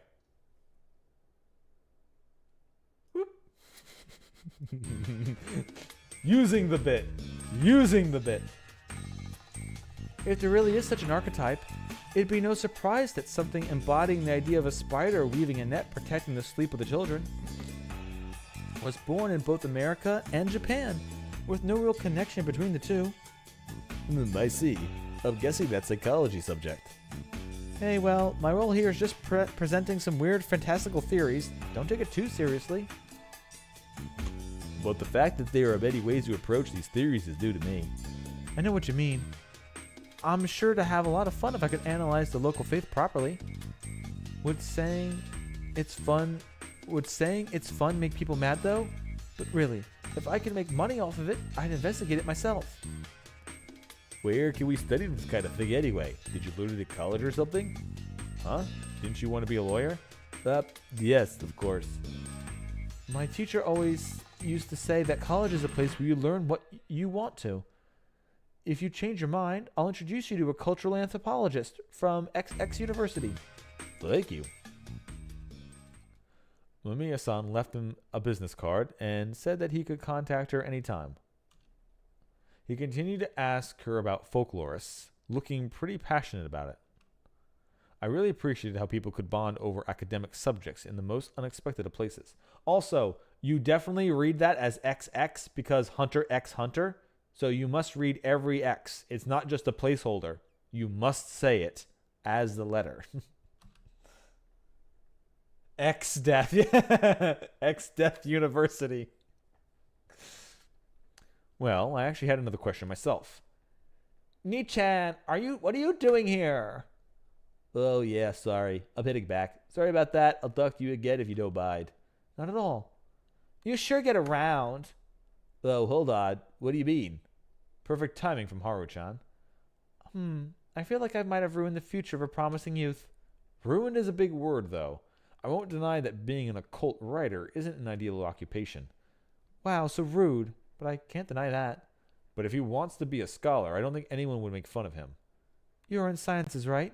I guess you could say that. Let me just tell you that you shouldn't underestimate how little money liberal arts made... Oh, is she being a wolf because they promised to give her money? Understand how little money liberal arts majors make. Yeah, trust me, I know that one. Okay, no, I don't. I kind of do. I know that one. Yeah. I'm sorry, I completely forgot. Now I'm annoyed. Anyway, should we go back too? Before that, you said you know spider yokai, right? Can you name some? Well, there's Jogorumo. Depending on the legend, the image it gives off is a creature that commands fire, embraces children. But mostly, it's an enchanting woman that does something to men. The Tsuchigumo defeated by Minamoto no Norimitsu was a huge spider, but it could transform into a beautiful woman. Sounds to me like the spider's archetype is an evil woman. I know what you mean. They're black widows too. We laughed a bit. Chatting at Mamiya-san was always entertaining. There's also some legend about minor spider yokai, I guess. For something more modern, there's Spider's Thread. Kandalkata spared a simple spider, but the one who let the thread down was Buddha. I see. The Uematsu's clothing has Buddhist influences too. I don't know if that's relevant though. Besides that, all I have is pure fiction, like Atlaknacha and Spider-Man. If you go there, you've got to rethink all the other Guardians. That's true. The Hound of Tindalos, Valusia Serpent Men, Monkey. What's good for a monkey? Wendigo? I wonder why there aren't many Japanese spider gods. Because they're creepy. Ending up as monsters must have been the best they could do. Unexpectedly shallow for the country that came up with the concept of Yaoigozaru. Okay, I gotta find out what the fuck that is. Please tell me it's the monster with giant hands. The giant hands. Yaoi Oro. I said that word on purpose. Yaoiorozu.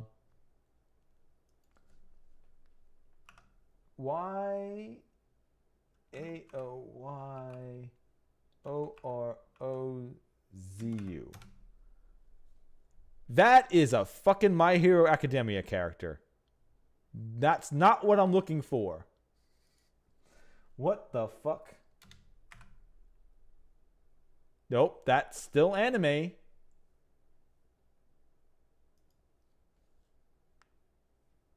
the fuck?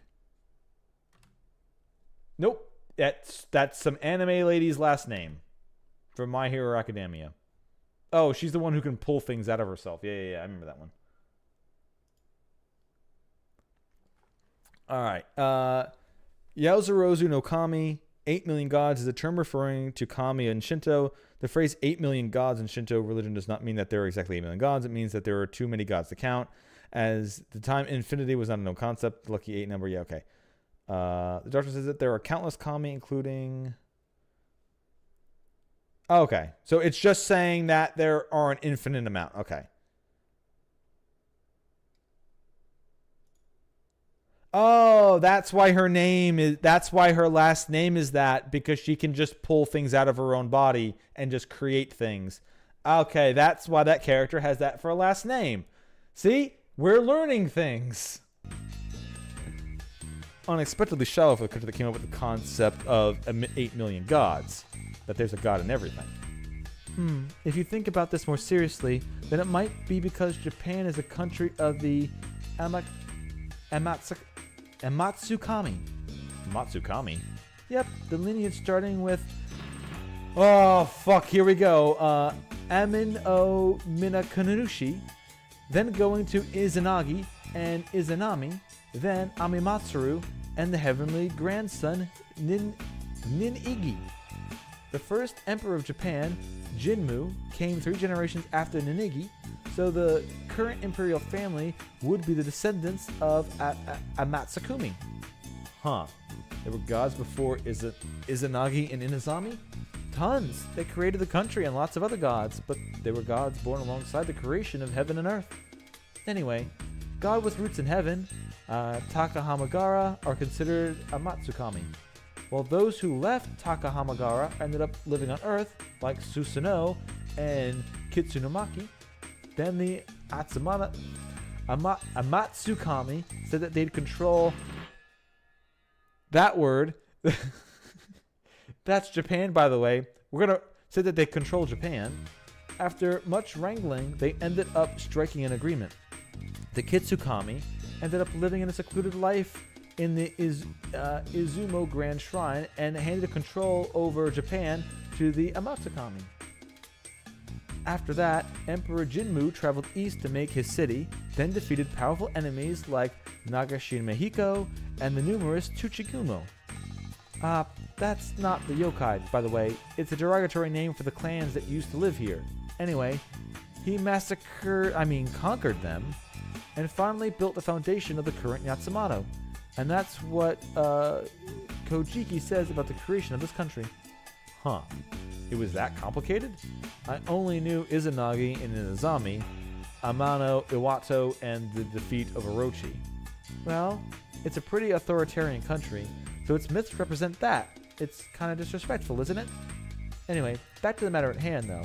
The Kunitsukami married the Amatsukami in some cases. They're really considered to be the main ones. In the world of Japanese myth, the male lineage takes precedence, so it means that this country belongs to the descendants of Amatsukami. Consider the aforementioned snake god, Amonomunemushi. He's a Kunikitsukami, and you can see that Amatsukami are more prevalent. The story you mentioned, the one about Susanoo, is pretty vague in that regard, but you can still interpret it as a Matsukami story. So, basically, if they translated some of these words a bit more, I might have been able to follow it. I also am not that knowledgeable on half these legends at all. I know some Japanese and weeb stuff, but I'm not really a weeb. That's true. So yeah, they're spider gods, but they've been categorized as Kitsukami. And if you ignore Okinunushi and Omanomanushi, they're all very minor. I see. Well, that was interesting. I see. Sorry, I couldn't give you a proper answer. Well, I'm just killing some time here. Sorry to bother you. Don't worry, I enjoyed it too. Maybe you should tell it to Kemi and Mochi too. They're interested in myths? I guess so. But man, I don't want to go back there. The dining hall's too tense. Anyway, it's not too tense, it's one whole building. I left at that line pretty much implied that I knew who the wolves were. Maybe she'd start panicking and kill me, then make things easier for me. Nothing? I turned around and saw no one, so she ignored it. Or maybe she just broke things off for her own safety. I might have underestimated her. She clearly wasn't the type of person to panic and kill someone in daytime and suffer the corruption. I had no choice then. I considered trying something or another in this timeline again, but in the end I decided to just... So, I know the story writers didn't want to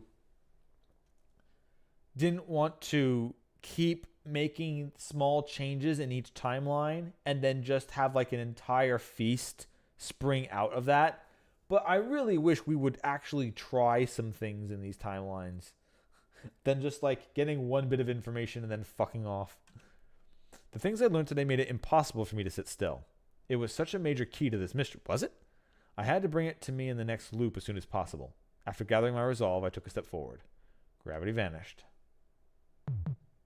Right before I died, I thought about my one regret. It was the chat from before. Talking about history and the occult alongside Mamiya and Yasunaga-kun was a lot of fun. Yasunaga-kun seemed to be enjoying himself a lot too. What a waste. I got to talk about the settlement's interesting history, had a lot of fun doing it, and shared this pleasure with Yasunaga-kun, yet it'd all be gone now. I felt like I just gained another reason to end this nightmare. I'd love to chat with them about the occult as normal people, not just as potential wolves or humans. Maybe we drink over it too. Alright, Yasunaga-kun was underage. I crashed to the ground.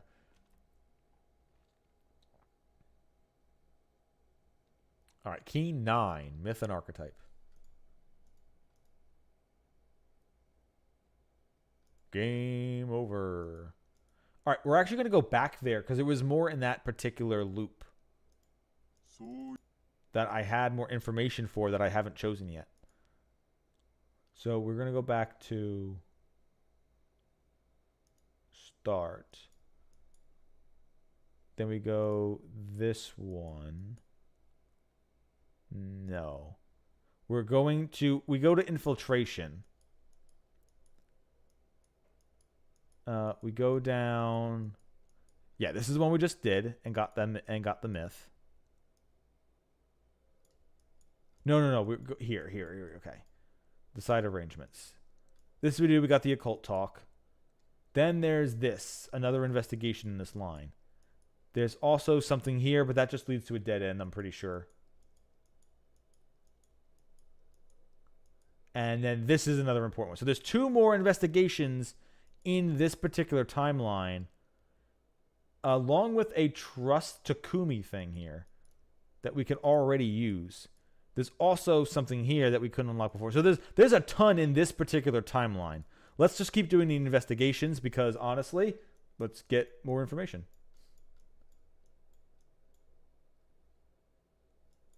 Yeah, he's pretty much at the point where he's like, oh yeah, I'm just going to loop, so let's just have fun with it. I think this is this is the next one. Okay. Oh, wait, what?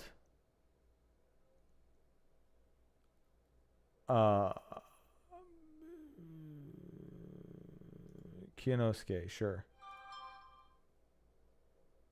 Truth of the Doctor has already been obtained. Oh, it's these ones. Oh, okay. They don't actually count then. Damn. Okay. Those were just informations for that loop. They weren't information for the entire thing. Oh well. So the ones that say investigations here are just who I investigated that night. I'll check this one just in case, but yeah, okay. Yep.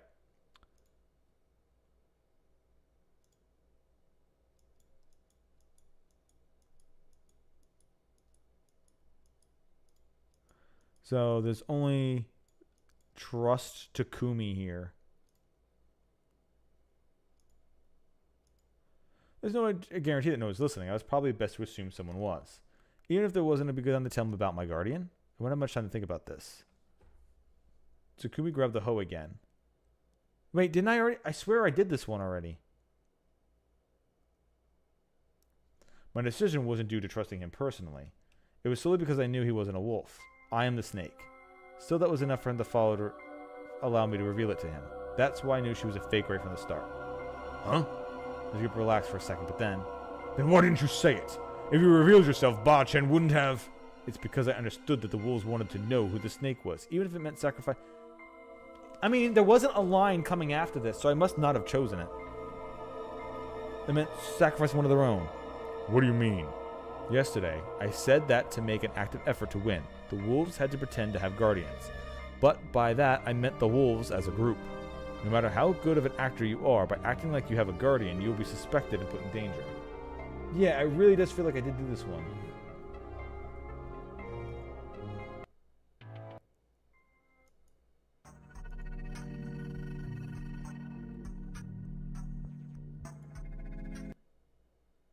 Yeah, then they punch each other. We go, yeah. Because we shouldn't be going, we shouldn't be going through the feast. Any choice we make should not be going through a feast. So, declare guardian. Something early on? Is this something that was locked? Okay. That was the only way I could reveal the two results. One from yesterday and one for today. I already had told Takumi that I checked and confirmed that he was a human. Thus, it was important for me to reveal that along with someone whose identity would help us. If I continued my silence, they might begin to believe that the snake wasn't fulfilling his duties properly. This was a do-or-die situation. So there's nothing that, and then reveal Takumi and Kiyonosuke are humans. I swear this is... No, oh, that's just a dead end. That's why the chart didn't have anything there. Okay, so yeah. I chose that one as well.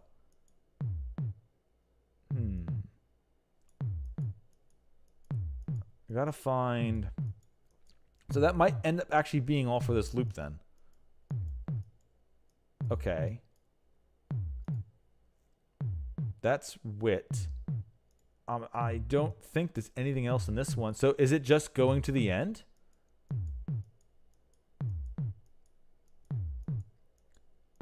I don't know.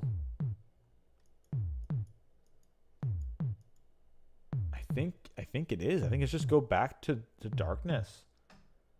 I've done everything here. Introduction, start. I think I've hit everything. So it's just are we about to finish? I assume there's going to be something else that opens up once we go near the end. Because those keys 8 years ago. Raise hand, that's just a dead end.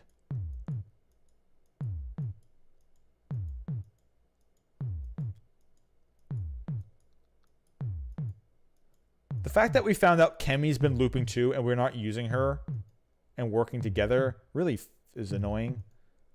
Like, what's the point then? I guess it's just... Yeah, this is the only option left. I think we're done. I shook my head, chasing away the thing, the delusion clinging to my head. What is it? What? What is that? Her voice was shaking. Did she see a spider or something? I followed her outside. Call for that person.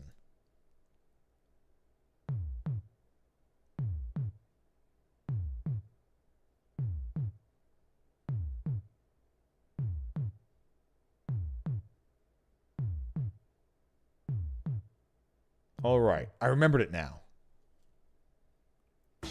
I went outside, ignored the monster, and shouted, "Sheep! Sheep!"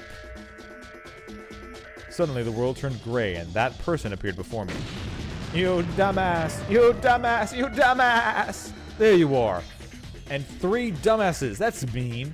Read the mood. I ain't Ogun bait. I told you never come back here again. Oh, so each of the 3 was for a separate thing. I see. What now, huh? What do we do about this? There's no way to recover. We don't have to. Huh? I have everything figured out. I said that with a serious tone. Wait, does that matter now? Ah, look, the monster's launching some beams now. There goes the city. What's with your attitude? You went against the warning. That's your responsibility, you sheep shit idiot. I got called sheep shit by a sheep? You're dead. I'll kill you. Yeah, right now. You need time to solve this thing, right? Huh? Resolving this incident would be easy. There were 3 things that had to be done. I had to stop the people of Yasumizu from killing each other in the feast. I had to deal with the master of the loop who wanted the monster's resurrection. And I had to deal with the Miguruma, the leaders of the feast. The first one would be the hardest. I had to prepare for it. For the big act. Sheep, I need your help. Can you send me as far back as possible? I told you there wouldn't be a second time. They'll notice me if I do it now. That's fine. Huh? Then let them know. The only risk of doing that is that you won't be able to control the dream again. That means that you and me both would be taken in by the loop. No longer store our memories and just repeat the same things. You ain't wrong. Alright, why are we relying on the sheet? Whatever. So, I'll go back using your powers, and you'll be noticed and consumed by the dream. But it'll all be fine if I just solve the problem, right? There's 3 problems. There's 3 problems. First, I have no idea how much time before the starting point I can go back to. Could just be a few hours. Next, it'll be a gamble whether you'll... it'll be a gamble whether you keep your memories. There's no guarantee they won't be lost when I manipulate the dream. Lastly, you sure you can solve it all? Don't mess around. I'm just not sure if I can do this flawlessly. I'll do it for sure, though. At worst, I'll suffer some damage, but, well, I'll still pull it off, I guess. Guessing won't do. Then I guarantee it will do in exchange. In exchange, you swear that you'll do your part. At worst, give me at least 1 whole day since the starting point and make my... So, basically, Kemi said that she's been looping for a while and that the starting point has been changing once me and Miko showed up. So, my guess is if the sheep can send me back all the way to the time that Kemi first entered, then I'll be like way, way back in like town before I even came here. If I lose just one thing, my guarantee will be void. Don't get uppity with me now. Well, if I don't turn back, this country will be over. You knowingly left me no other choice, didn't ya? Yes. I'd say this kind of resolve is actually just, I don't know. Why are we acting like this monster's a real thing? Like, this is obviously like a metaphor for what the monster of restarting the feast in Fujiyoshi and the fact that the head family is probably trafficking people again or something like that. Like the resurrection of the beast. Maybe. I don't know. There's no real fucking monster, but why are we treating the sheep as real? I assume this is the 3rd god of the mountain, right? You've got the wolf god, you've got the badger, and you've got the sheep, I guess? I don't fucking know. This is odd. Unless this is supposed to be Shanai. But I don't know what this beast is supposed to be. Or maybe it's a metaphor for the religion. Sure, I'll go with a legit elder being. Alright. I say this kind of resolve is actually necessary to beat this bad guy. Mess up and I'll kill you, got it? Yes. Fine. Come, shit from a million sheep. Wait, hold on. Shut up. Drowning in 1 million tons of shit is how you deserve to die after what you pulled. 1 ton per sheep? Just how many months worth of shit is that? 100 million it is. I'm sorry. So one other thing that I'm interested in that we're not being able to fuck around with. Why aren't we messing around when we go to town? We infiltrate the town. We get taken in. They want to make us one of the villagers. Why don't we mess around in the main town and try to find information there? That could have been neat. Fuck around there, find out some things. My apology wasn't heard.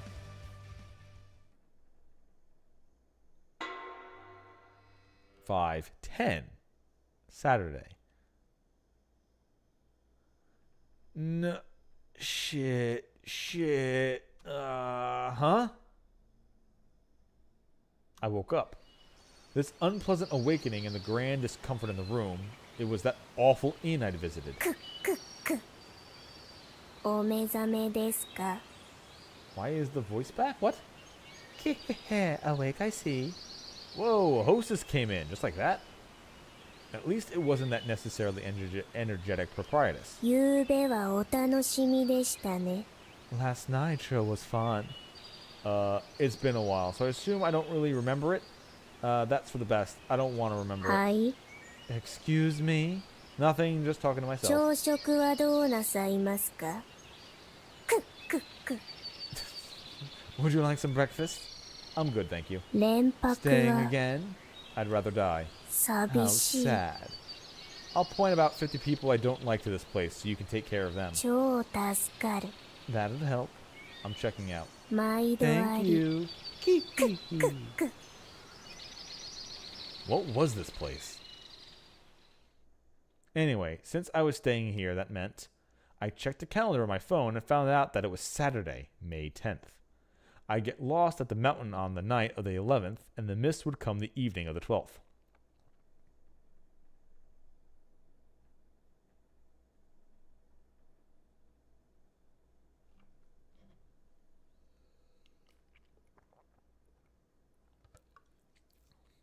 And from what I could tell, I could remember everything. From what I recalled, this was Kemi's first restarting point. I was upset. I couldn't tell her about this, but I hope she remembered everything too. Anyway, it looked like the sheep did what it had to. Now I just have to fix the problem. Well, it would work out. I wrote something down and left the end. It was a list containing things I needed and things I had to do to solve the problem. I knew the 3 things I had to do pretty well. I had to stop the people of Yasumizu from killing each other in the feast. I had to deal with the master of the loop, who wanted the monster's resurrection. And I had to deal with the Miguruma, the leaders of the feast. Things wouldn't be solved if at least one of them wasn't cleared, and unlike before, I only had one chance. It'd be pretty boring if I messed up after all this resolution. I just take it easy. Humming the song of the same name, take it easy. I slowly parked my bike. Slow ride down and take it. I assume that's what he's meaning. He's humming slow ride. After filling the tank with the nearest place, I looked at the map again. The main road was packed right now. I had to pick up the quickest route while avoiding it. I didn't know the lay of the land, but I knew my destination, so it wouldn't be hard to get there. From my current perspective, the me from weeks, no, months ago, had abandoned all responsibility and just wandered aimlessly out of the frustration of an abundance of free time. I was different now. I had a goal, a place I had to go, and people who needed me. Thus, I didn't have to hesitate anymore. I had to hurry. To Fujiyoshi. The misty place once called the Werewolf Village, the Misty Garden of God. Alright. I went without any breaks, stopping only to refuel, and finally arrived. Honestly, I could barely stand, but my thirst and hunger were way worse. I had to rest at least once, seriously. My thoughts were dulled. I needed to raise my blood sugar. But that was me last night. But there was something I had to do before that. Hello. I'm back, sheep. Puh. Huh? What? Huh? What the hell are you saying, huh? What? You thought I wouldn't figure it out? You're the sheep, aren't you? I don't know what you're talking about. Get out. I'm amazed you're trying to talk your way out of this while acting like that. Oh well. How'd you know? You're the only woman with such intense fashion sense around these parts. The locals gotta go to 100 yen shops for their fashion. And no person without ulterior motives would recommend that road. Also, every time I asked you for anything, no matter how fucking crazy it was, you had it. So if there is a god, it's the sheep. Like I was saying, it's definitely something here. That all? What a stretch. Sorry. Anyway, give me something to eat. You can have the almost expired stuff for free. Loyal to the role, huh? Shut it. I'll take the freebies, but I'm out to order some strange things. Sir, this is a convenience store. I gotta say that, you know. As if that matters at this point. Damn your pain. Here's a note. What the hell? Piss off with this shit. This how much this gonna cost. Can't get it? Just wait.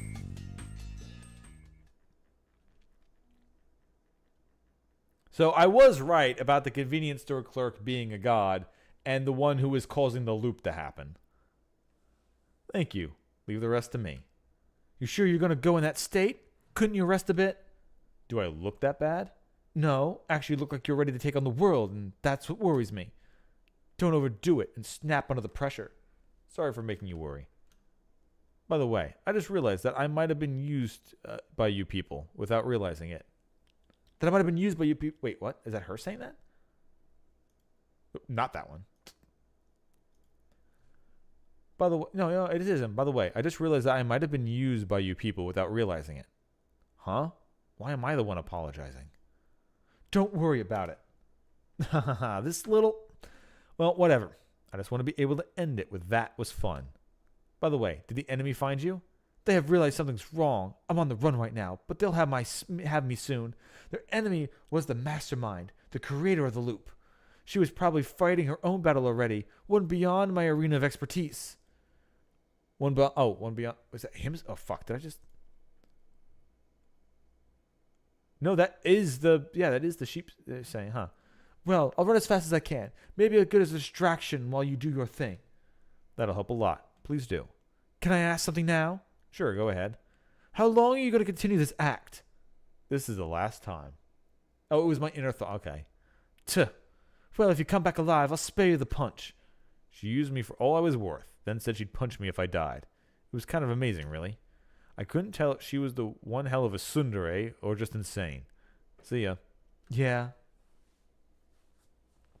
I hid my impression and just got back to my bike. The tons of stuff I had made a rustling sound. Through my dozens of times being killed by Kemi, I memorized the path here so well that I was sick of it. I passed a small overpass, stopped my bike at the boulder, and took off my helmet. This might have been an Okiba too, a sign leading to Fujiyoshi and Yasumizu. I placed the bike under a tree by the side of the road, placed what I had on the ground, and locked the bike. Then I hung the helmet's ring over the chain lock. After that, I opened the large mountaineering bag and took out whatever I needed right now. A headlamp, it was a bit big, but it fit well. Shone bright, lasted long, and was resistant to water. And this was a mountaineering stick. I'd already unpacked it at the store. I had to make sure I didn't get hurt. With my time becoming limited, I had to buy safety with money. I put on the backpack, putting the weight of all the stuff on my shoulders. I had to hurry. I'd wasted an entire hour just getting there.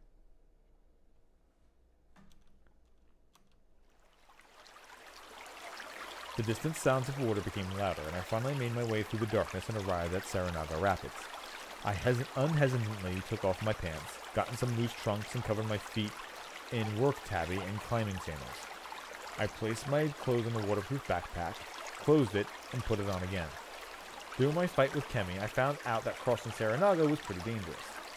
It'd be too pathetic if I fell and died here. I just couldn't let that happen. Anyway, it was time to go. All the rustling coming from the backpack felt like someone was laughing at me, saying that my worries were for nothing and that I was jumping at shadows. The cold stream of May numbed my skin, and it felt like I was trying to sap the warmth from my body. But I couldn't give up. If I did, this would have all been for nothing. Too many people would suffer. However, I wasn't motivated by some sort of justice. A sense that I had to protect them. I was just interested in the fact that this struggle would end up saving so many lives. It was an amazing trade. I also wanted to get even with some people and set myself free of this one-sided obligation. It was a selfish motivation, but that was exactly why I couldn't give it my all, why I could give my all to it. I made it through the water and reached the other side. Naturally, there was no girl sawing off her shotguns here, or the flashlight she brought, not this day anyway. I arrived. Everything was as expected so far. No, I dropped the climbing stick in the water, so that wasn't great. It was within my margin of error, though, so I had to calm down. Getting distracted by mistakes would keep me from focusing. I looked at my phone. It was out of service range, of course. The time was 12:53 a.m. Pretty early. It worked. I changed my clothes and shoes and got off the cliff. Shit. My memory told me that the cliff was the most dangerous place, especially for a non-local like myself. I tried to be careful, obviously, but the other stick I used for climbing broke.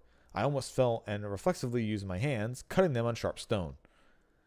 After making up the cliff, I took some whiskey, disinfected the wounds, and applied some first with a handkerchief. Thinking about what I'd do next, this wound was really painful. Maybe I had to loop back and... Of course, that line of thinking would become habitual. It was a good thing I'd over-prepared. I had only one life now, so I had to keep that in mind. 1 second. Let me just turn on some lights. It's getting dark. I mean, it's been dark, but let me just turn some on.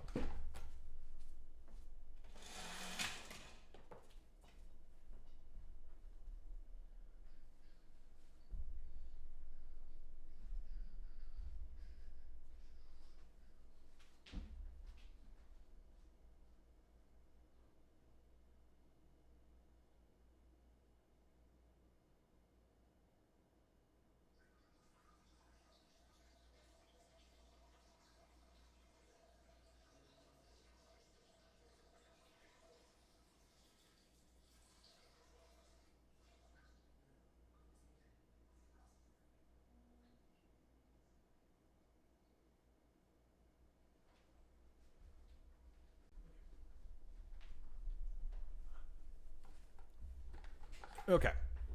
Yeah, he swapped the hardcore mode. The pain, it hurts. With a slight shift of mentality, I got back to work. The first one of the 3 objectives. I had to stop the people of Yasumizu from killing each other in the feast, and this was actually the hardest thing to do. Thus, I had to be both extremely careful and extra prepared.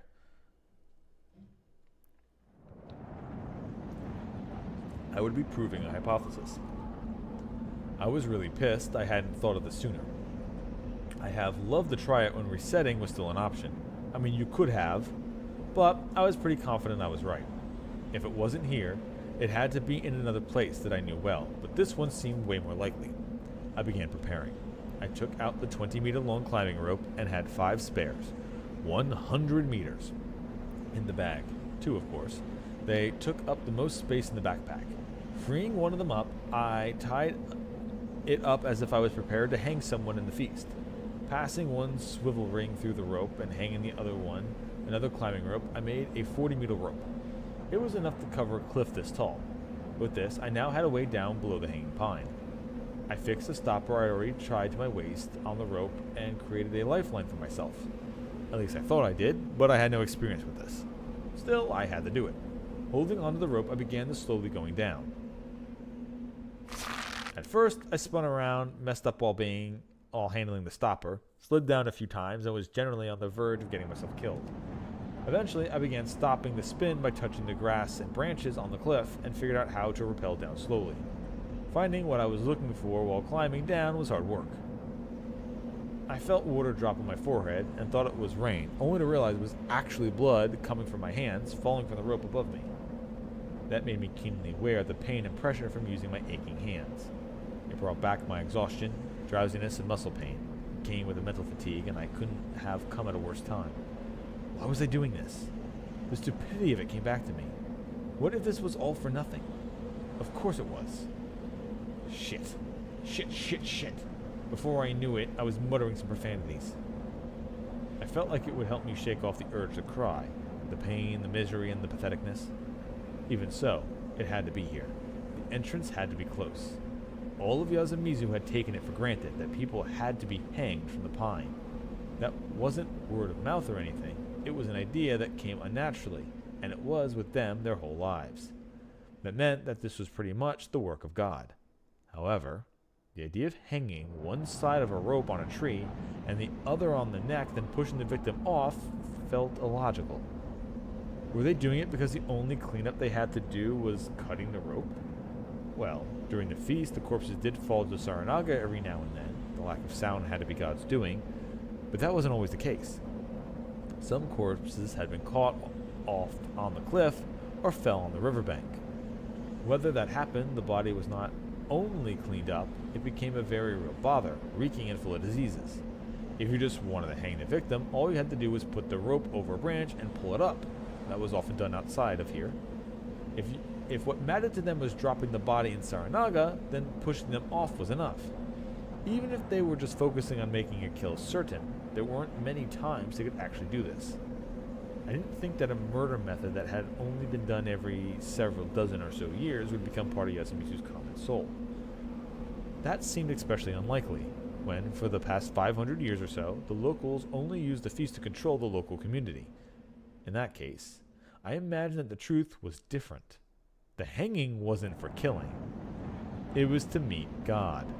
That unique way of praying, where they joined their hands and hid their faces, had to represent the remains of the lifeline they'd held before God. Thus, I'd surely arrive there if I went down. I believed that. Believe. Suddenly, something appeared. About midway down the cliff, on one of the links between the climbing rope, I found the large boulder sticking out from the bottom directly across at me. It was large enough to stand on.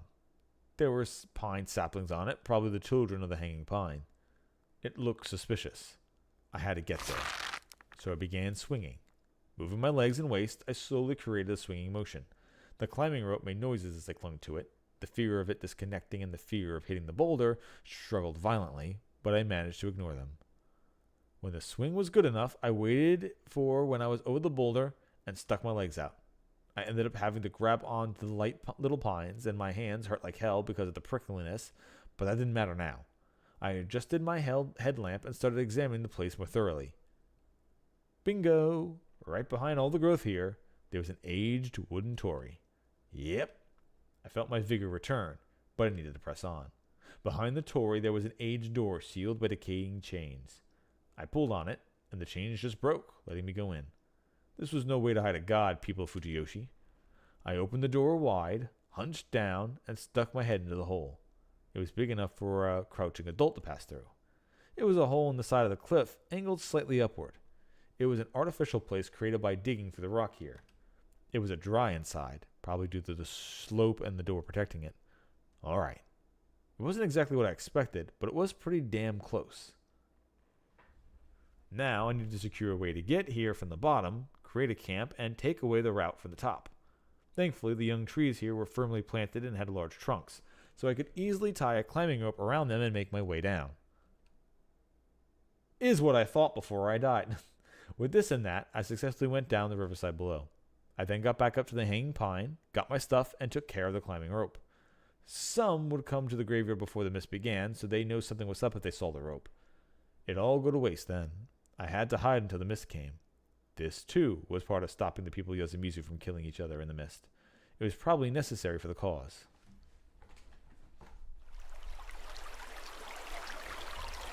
I began creating the riverside camp. Actually, I was on the rocky area above the riverbed. They couldn't see me from the top if I was here, and a flood due to the rain wouldn't be a problem.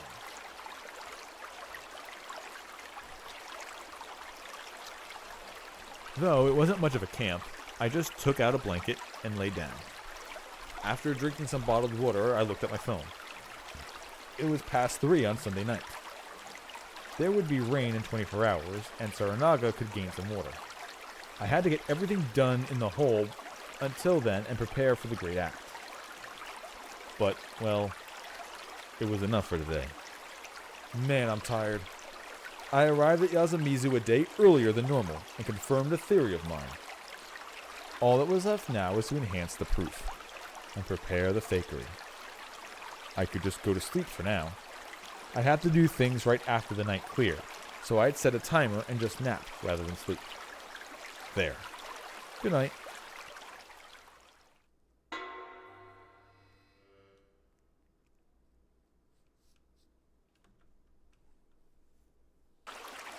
I easily woke up to the sound of my alarm.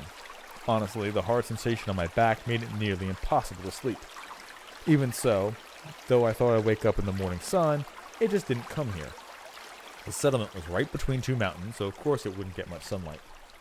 I was still sleepy, but this was the fated day. I drank down the rest of the bottle and got some calories out of some sweetbread. First, I had to take care of my wounds. Surrounded by a dim light, I took off the handkerchief on my right hand and tested the festering wound.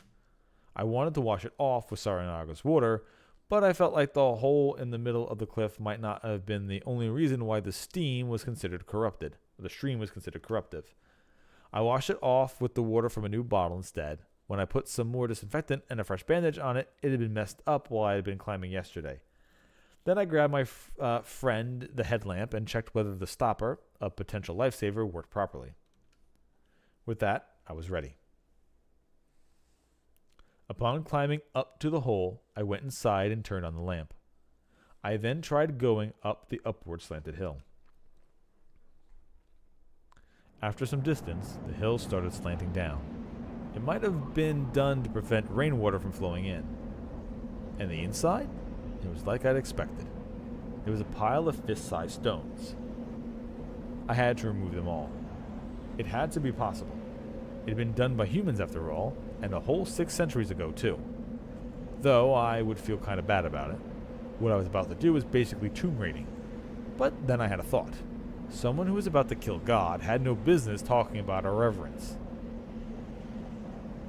To make the job easier, I took out a small shovel from stuff I'd brought. I bought a collapsible bucket too. A collapsible bucket? Oh, yeah, okay.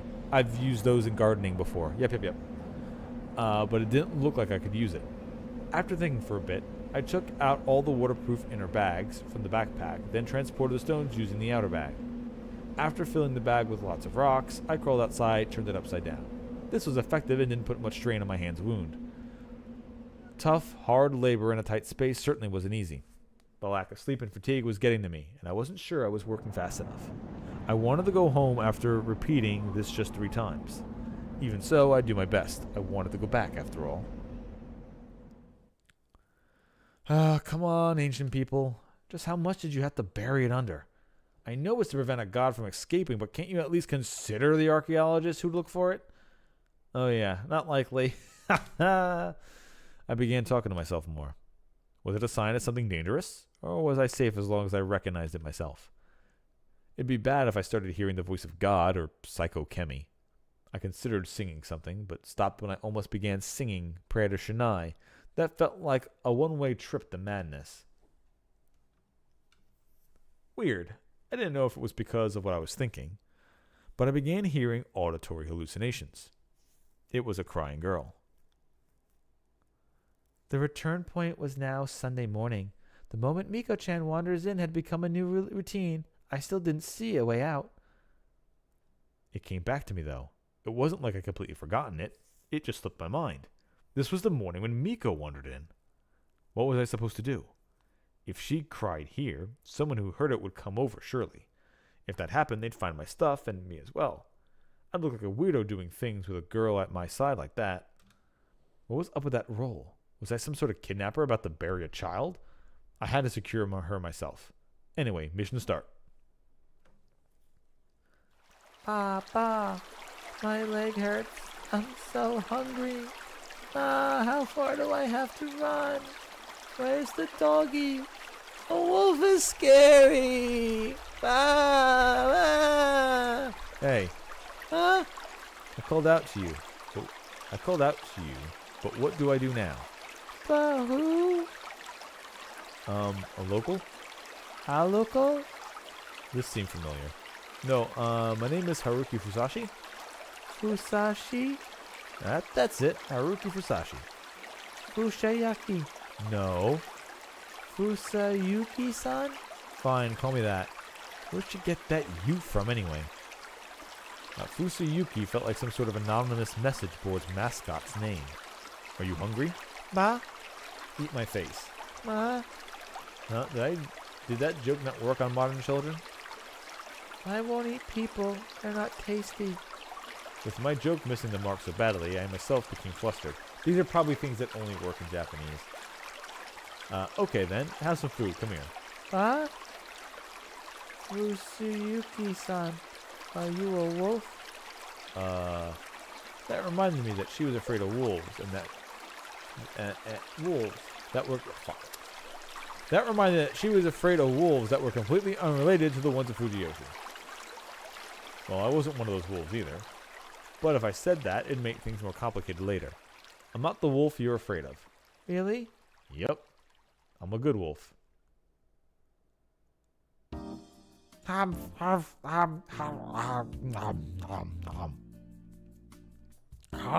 Rattle, rattle.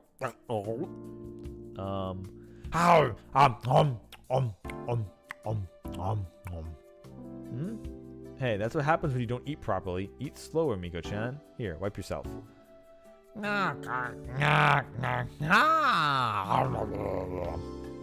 Is that me? Oh, sorry. What's her name? I don't know. Oh yeah, she didn't know what her name when she lived. So you're a lost cat, huh? Cat? That's the animal you think about when something's lost, right? I'm not a cat. Right. You're saying ba, so I guess you're a sheep?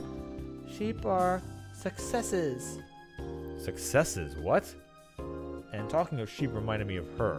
What the hell was she? What the hell was up with her? It's bad not to know your name. You can call me Miko. Then I guess I will.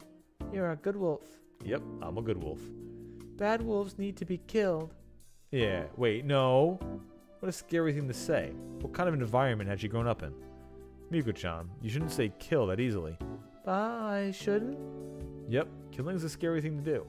Scary is bad. Good girl. Instead, you should say that you're gonna beat him up. Beat? Yep. Ba? What's with the bas anyway? Cattle. I don't get it. Strange. More like something you don't see every day. Don't see every day. Lost children are like kittens. I'm lost? Yep, and most men all fall for lost... Dude, come on. Stop. Stop. Stop. Yep, and most men all fall for lost kittens. Meow meow. Meow meow. That's the cat, all right? Ba. It's fine, don't force yourself. If you're strong enough, you can be whoever you want to be. That's hard. Sorry.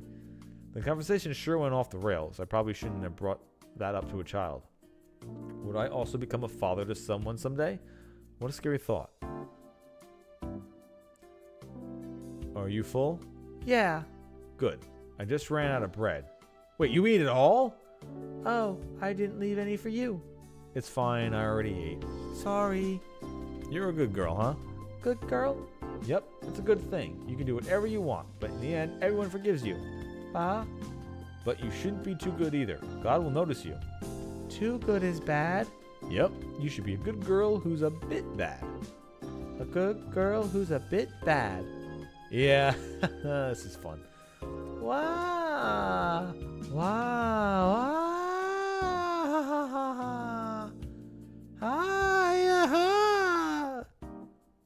Ah, swing. Huh? Kemi popped out of nowhere, sneaked in here basically. She slipped on some rocks and was all wet. In her hand there was a knife. Hold on. Are you the Kemi that's overcome by despair to the point of wanting to kill me? Huh? What? Yeah, I figured I'd kill you with a little splashing this time. Killing is bad. Yeah, it's bad. Huh? Huh? What's this? Wait, why are you here at this time? And with Miko, too. Wait. Why did the starting point reset? Huh? Calm down, Kemi. Huh? Oh. Oh, yeah. The fun times are over. Yeah, get her, please. She disheartenedly threw the knife into the Saranaga. That's dangerous. It'll be useless to me this time anyway. It won't. Why? Because this is the final loop.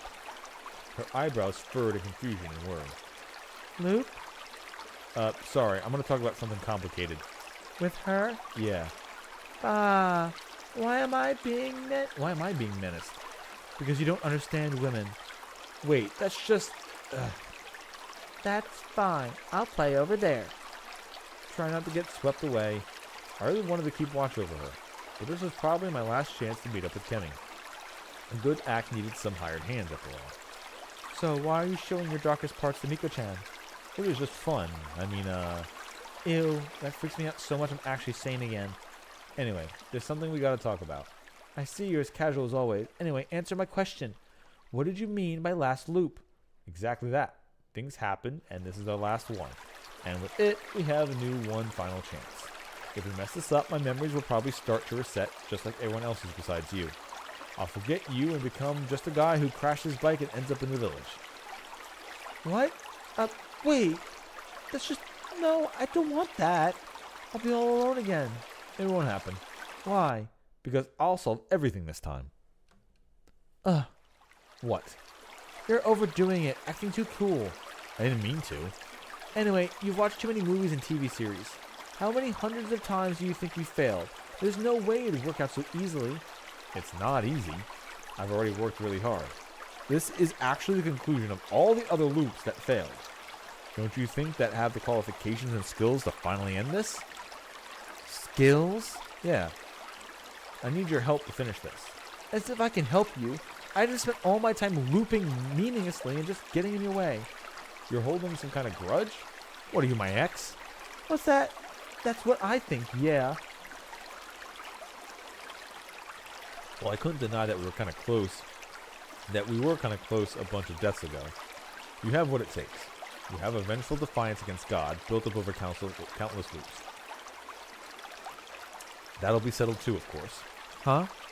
Your anger and resolve will end it. Shoot God with this. I took out some ammo and handed it to her. Huh? Huh?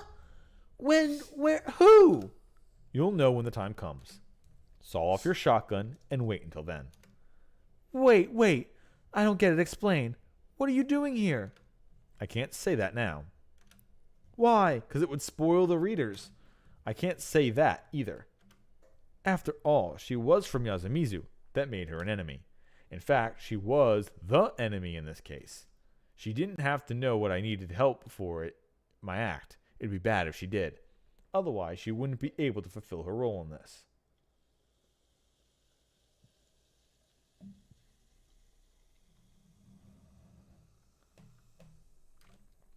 Though, I know I probably shouldn't be the one to say this. But just this one time, I want you to believe me. That's my final request. I looked into her eyes. She closed hers, thought about it for a bit, shook her head to shake something off, and nodded. All right. Thank you. Just so you know, pulling that off is pretty hard. When I do, I'd like a good reward and an explanation.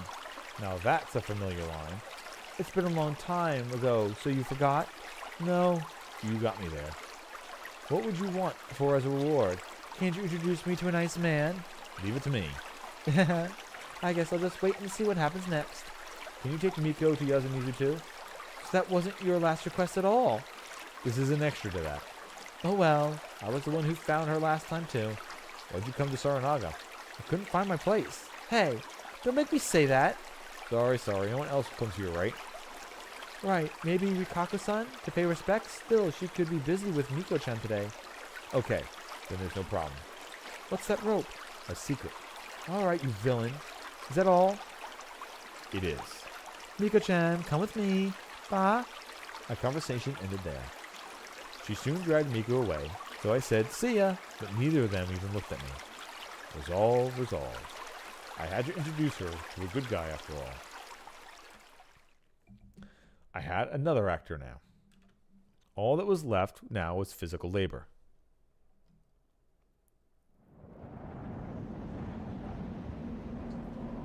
I continued holing the rocks. After all, I didn't know just how deep this hole was, or how many rocks there was left. Nothing would be stupider than running out of time at this point. Even if there was nothing there at the end of this, I had to find out as soon as possible. The answer to one of the final two mysteries had to be right here. And if it was exactly what I expected, I could get a weapon to finally end the better of God. To finally get the better of God. My hands hurt, and the dusty cave made my eyes and throat feel unpleasant. But strangely enough, I felt vigorous. Strange, considering that nothing much had changed from how it was in the morning.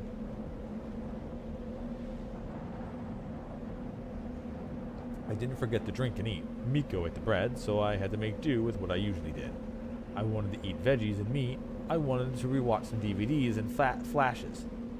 Flash player. I had to get some new shoes and get a good shelf in my room. As I worked, my mind was filled with unrelated ideas.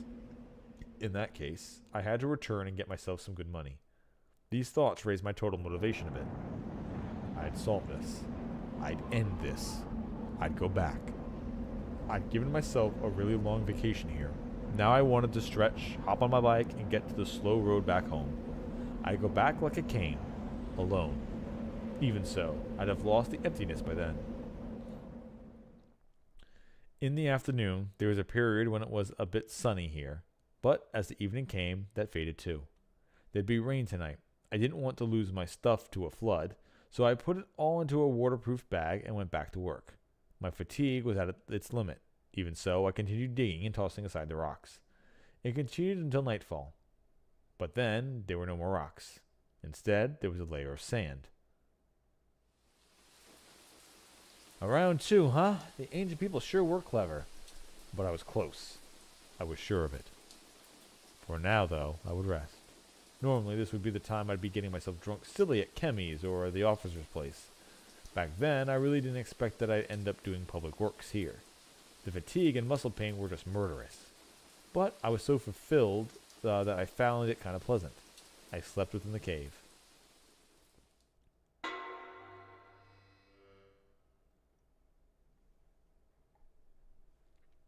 The next day, I woke up with such brutal muscle pain that I couldn't even move.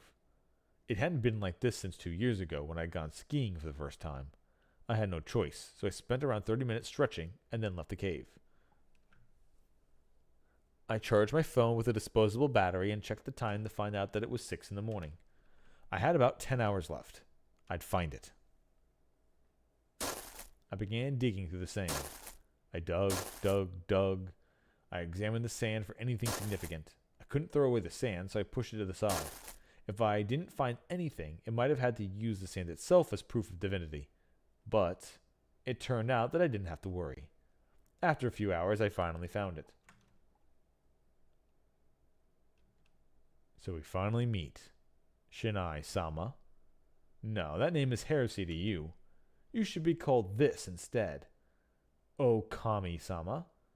Deep within the parted sand, I faced the thing inside. It was a skull. A human skull. Pure white and without a single scratch on it. It was most definitely divine. You'll see the light a day later, but don't worry, it won't be long now. Wait alongside your family, too. I carefully pushed it to the side and began digging again. A hit. I found more and more bones and more I dug. There were 3 skulls in total. Yep, they said that there were 3 gods, so it's the wife and the wife, husband, and child. Yep. I didn't know if that was all sand here or the dryness of the place. But despite being 6 centuries old, they still kept their original shapes and glittered like sacred ashes. If I wasn't careful, I could break them. But I felt like I had to beg these Okami-sama for strength. The strength to kill them. And found it. I found it. A relic left by those Okami-sama. I was certain of my victory now. I gently returned the remains of the soon-to-be ex-gods to the sand and left the cave. I was finally at the decisive moment. The preparations were complete. Now I needed to create a good, no, the best ending. The first step, to stop the people of Yasumizu from killing each other in the feast. I would call it, I'm Not Afraid of Wolves. Starring Haruki Fusashi, co-starred by 2 ladies that happened to join in. I would put up a good fight and kill God. Shinai-san's guardians are 1 snake, 2 monkey, 3 crow, 4 spider. Good job, well done. Oni-chan? Oh, it's Fusuyaki-san. Fusuyuki-san. Hiko-chan, come with me. Yay! Don't. Why? That he's... Kemi Sarazawa? Shut up! She pulled out a gun and pointed it at me. Her eyes were those she had when looking at God. It was made even worse by the fact that she saw God in herself, too. That would be over soon. Now is not the time. Look, the mist of the Sarnaga are about to overflow. That would be the moment, so I desired. Shut up! Call everyone. What are you planning? I'll end everything. Now go. Miko, you come to me. Huh? This time, Kemi didn't stop her. She just silently turned around. Fusayuki-san, what's that face? This mask? Cool, huh? I'm about to do my job as a wolf. Can you help me? Yeah, what do I do? Act like a good wolf. Act like a good wolf? When I touch your shoulder, howl like a wolf. Woof, woof. No, it's Awoo! Awoo! Okay. Everyone will be very surprised. I don't get it. You will soon. Now let's wait for everyone. Okay. They gathered. Oh, perfect timing. The mist had passed the cliff and mixed with the evening sun. The northernmost part of the Yazimizu settlement, bordering on the Bloodwater Rapids, the graveyard of the Hanging Pine. This was the scene of their original sin. It was a scene necessary for their death. This is absurd. No way!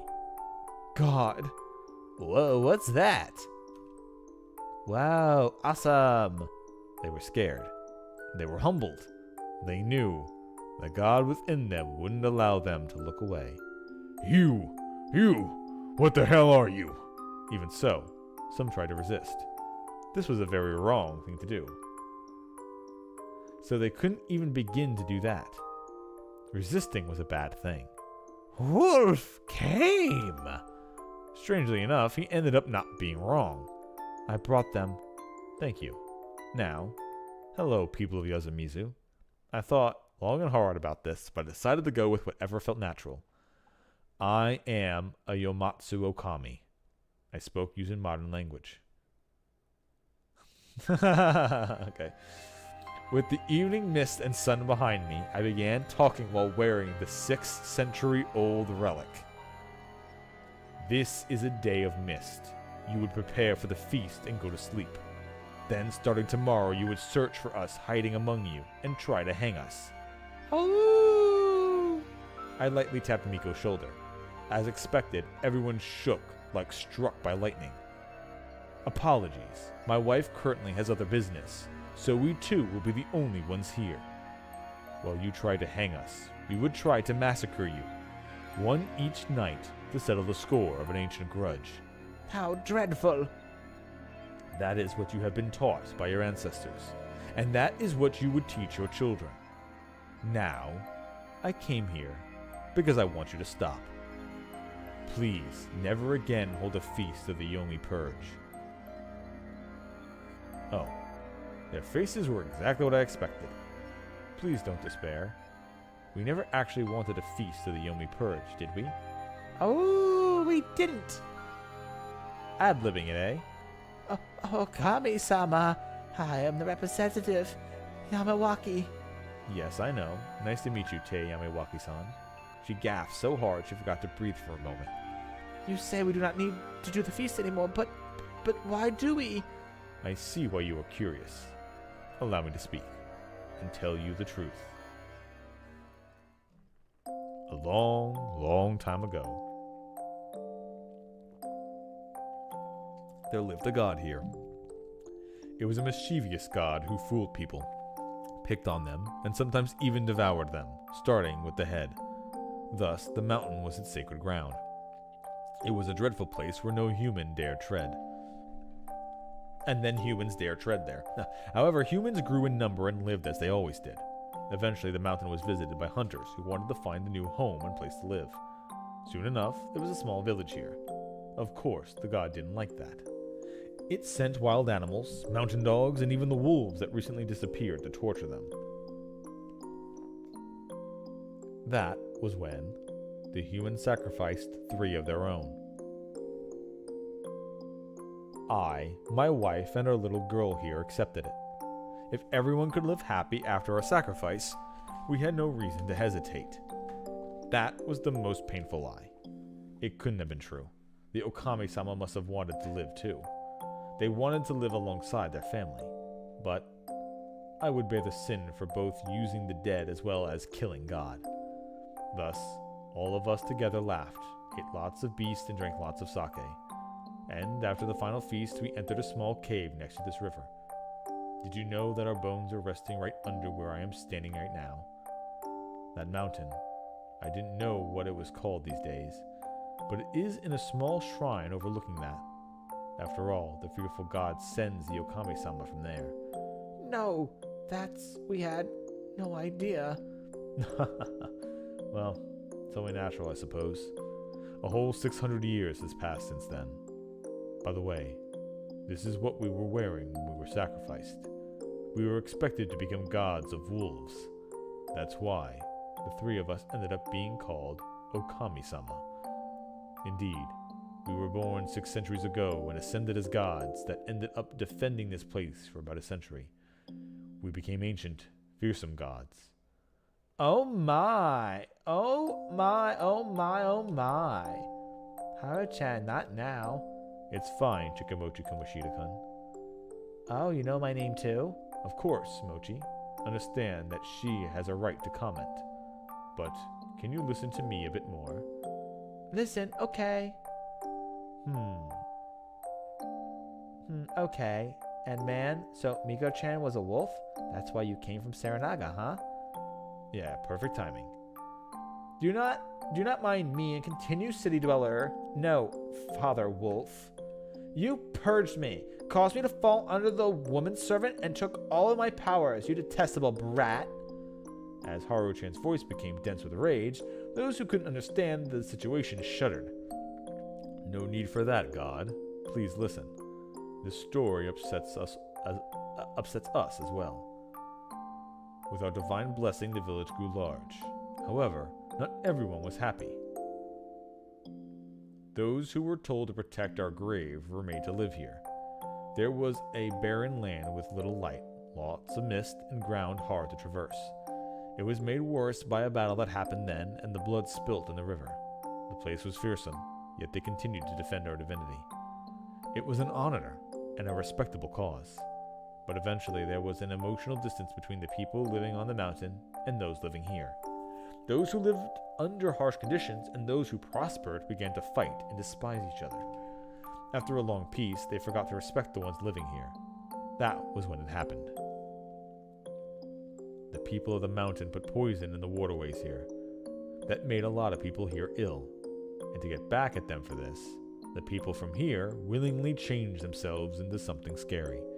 They covered themselves in Saranaga mud and attacked those living up in the mountain. I could still remember it. What a horrible event it was. Women, children, elders, everyone was stabbed, torn apart, or hanged.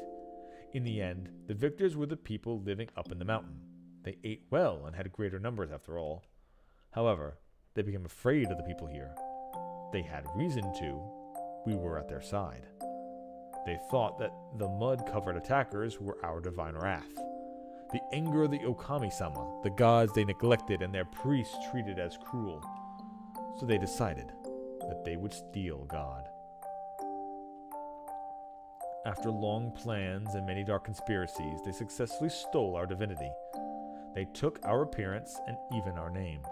They played with great god Okami and created the name Shinai. They then created his servants, snake, monkey, crow, and spider, and split the divine powers among them. Though we couldn't complain much considering our own power was stolen from an old god.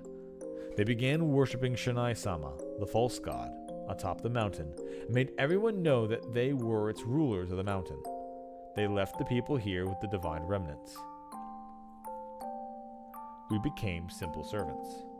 The old god had it even worse. It was called Mujina, badger, and was quickly forgotten completely. After all, the ones who benefited from this now were the families worshipping the four servants, the ancestors of the modern-day village heads. And, once our divinity and powers were stolen from us, all that was left was the fear.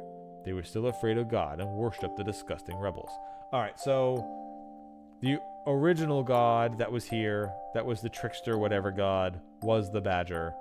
And then when they sacrificed the three people to ward off the god here, and they, in quotes, created a new one with their sacrifice, that was the new wolf god that they made, and eventually that got corrupted by the people of the town, being like, oh yeah, well, they had guardians, and we're the guardians, and they're the wolf, aha. Okay, alright, so that makes sense. Yep. The fear was so significant that they couldn't wash it away, and we became the fearsome divinities you know as Yomatsu Okami. It was a fear and a reverence closely tied to this place. That's why I was always here, as a defeated god, alongside the old god. We had no powers. Our powers were now being used by Shinai-sama Shinai-sama from when he was wearing the disguise of the Wolf Guardian, and finally the other 4 guardians. I'll say it again. We had no powers. We haven't harmed a single person in any feast of the Yomi Purge. We simply watched as people we're supposed to protect died. It was awful. Awful. Do you understand yet? The feast of the Yomi Purge is caused by people, not gods. But that...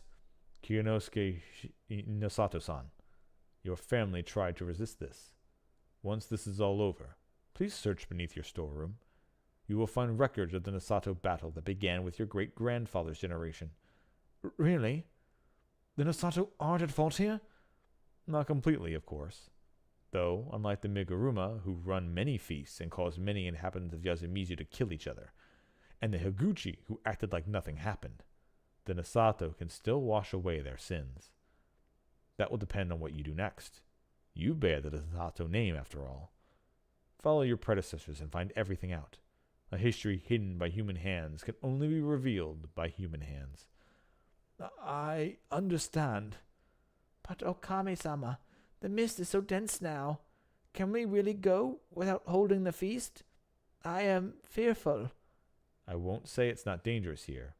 The Miguruma people will try to make the feast No. They will come after you to stop you. But don't worry. My wife is preparing a way through Saranaga. Saranaga? Oh, how fearful. It will be okay. We are the Yomatsu Okami. Ba-chan, wait! Okay, Takumi-san. I can tell you're not normal. My body's Yasumizu grown, and I can tell that you're a god. But that doesn't mean I can believe you. I understand, Takumi Muro. You can't be certain that we aren't deceiving you, to steal you back to Yomi. You are the young leader here, after all. Of course you would be worried about that. How much do you... I know everything. Of course I did. I knew everyone here. I'd looped around here way too many times not to know. They were all just normal, good people. They bore their poverty and unfair circumstances while stressfully surviving their days like anyone else. That was why they always killed each other.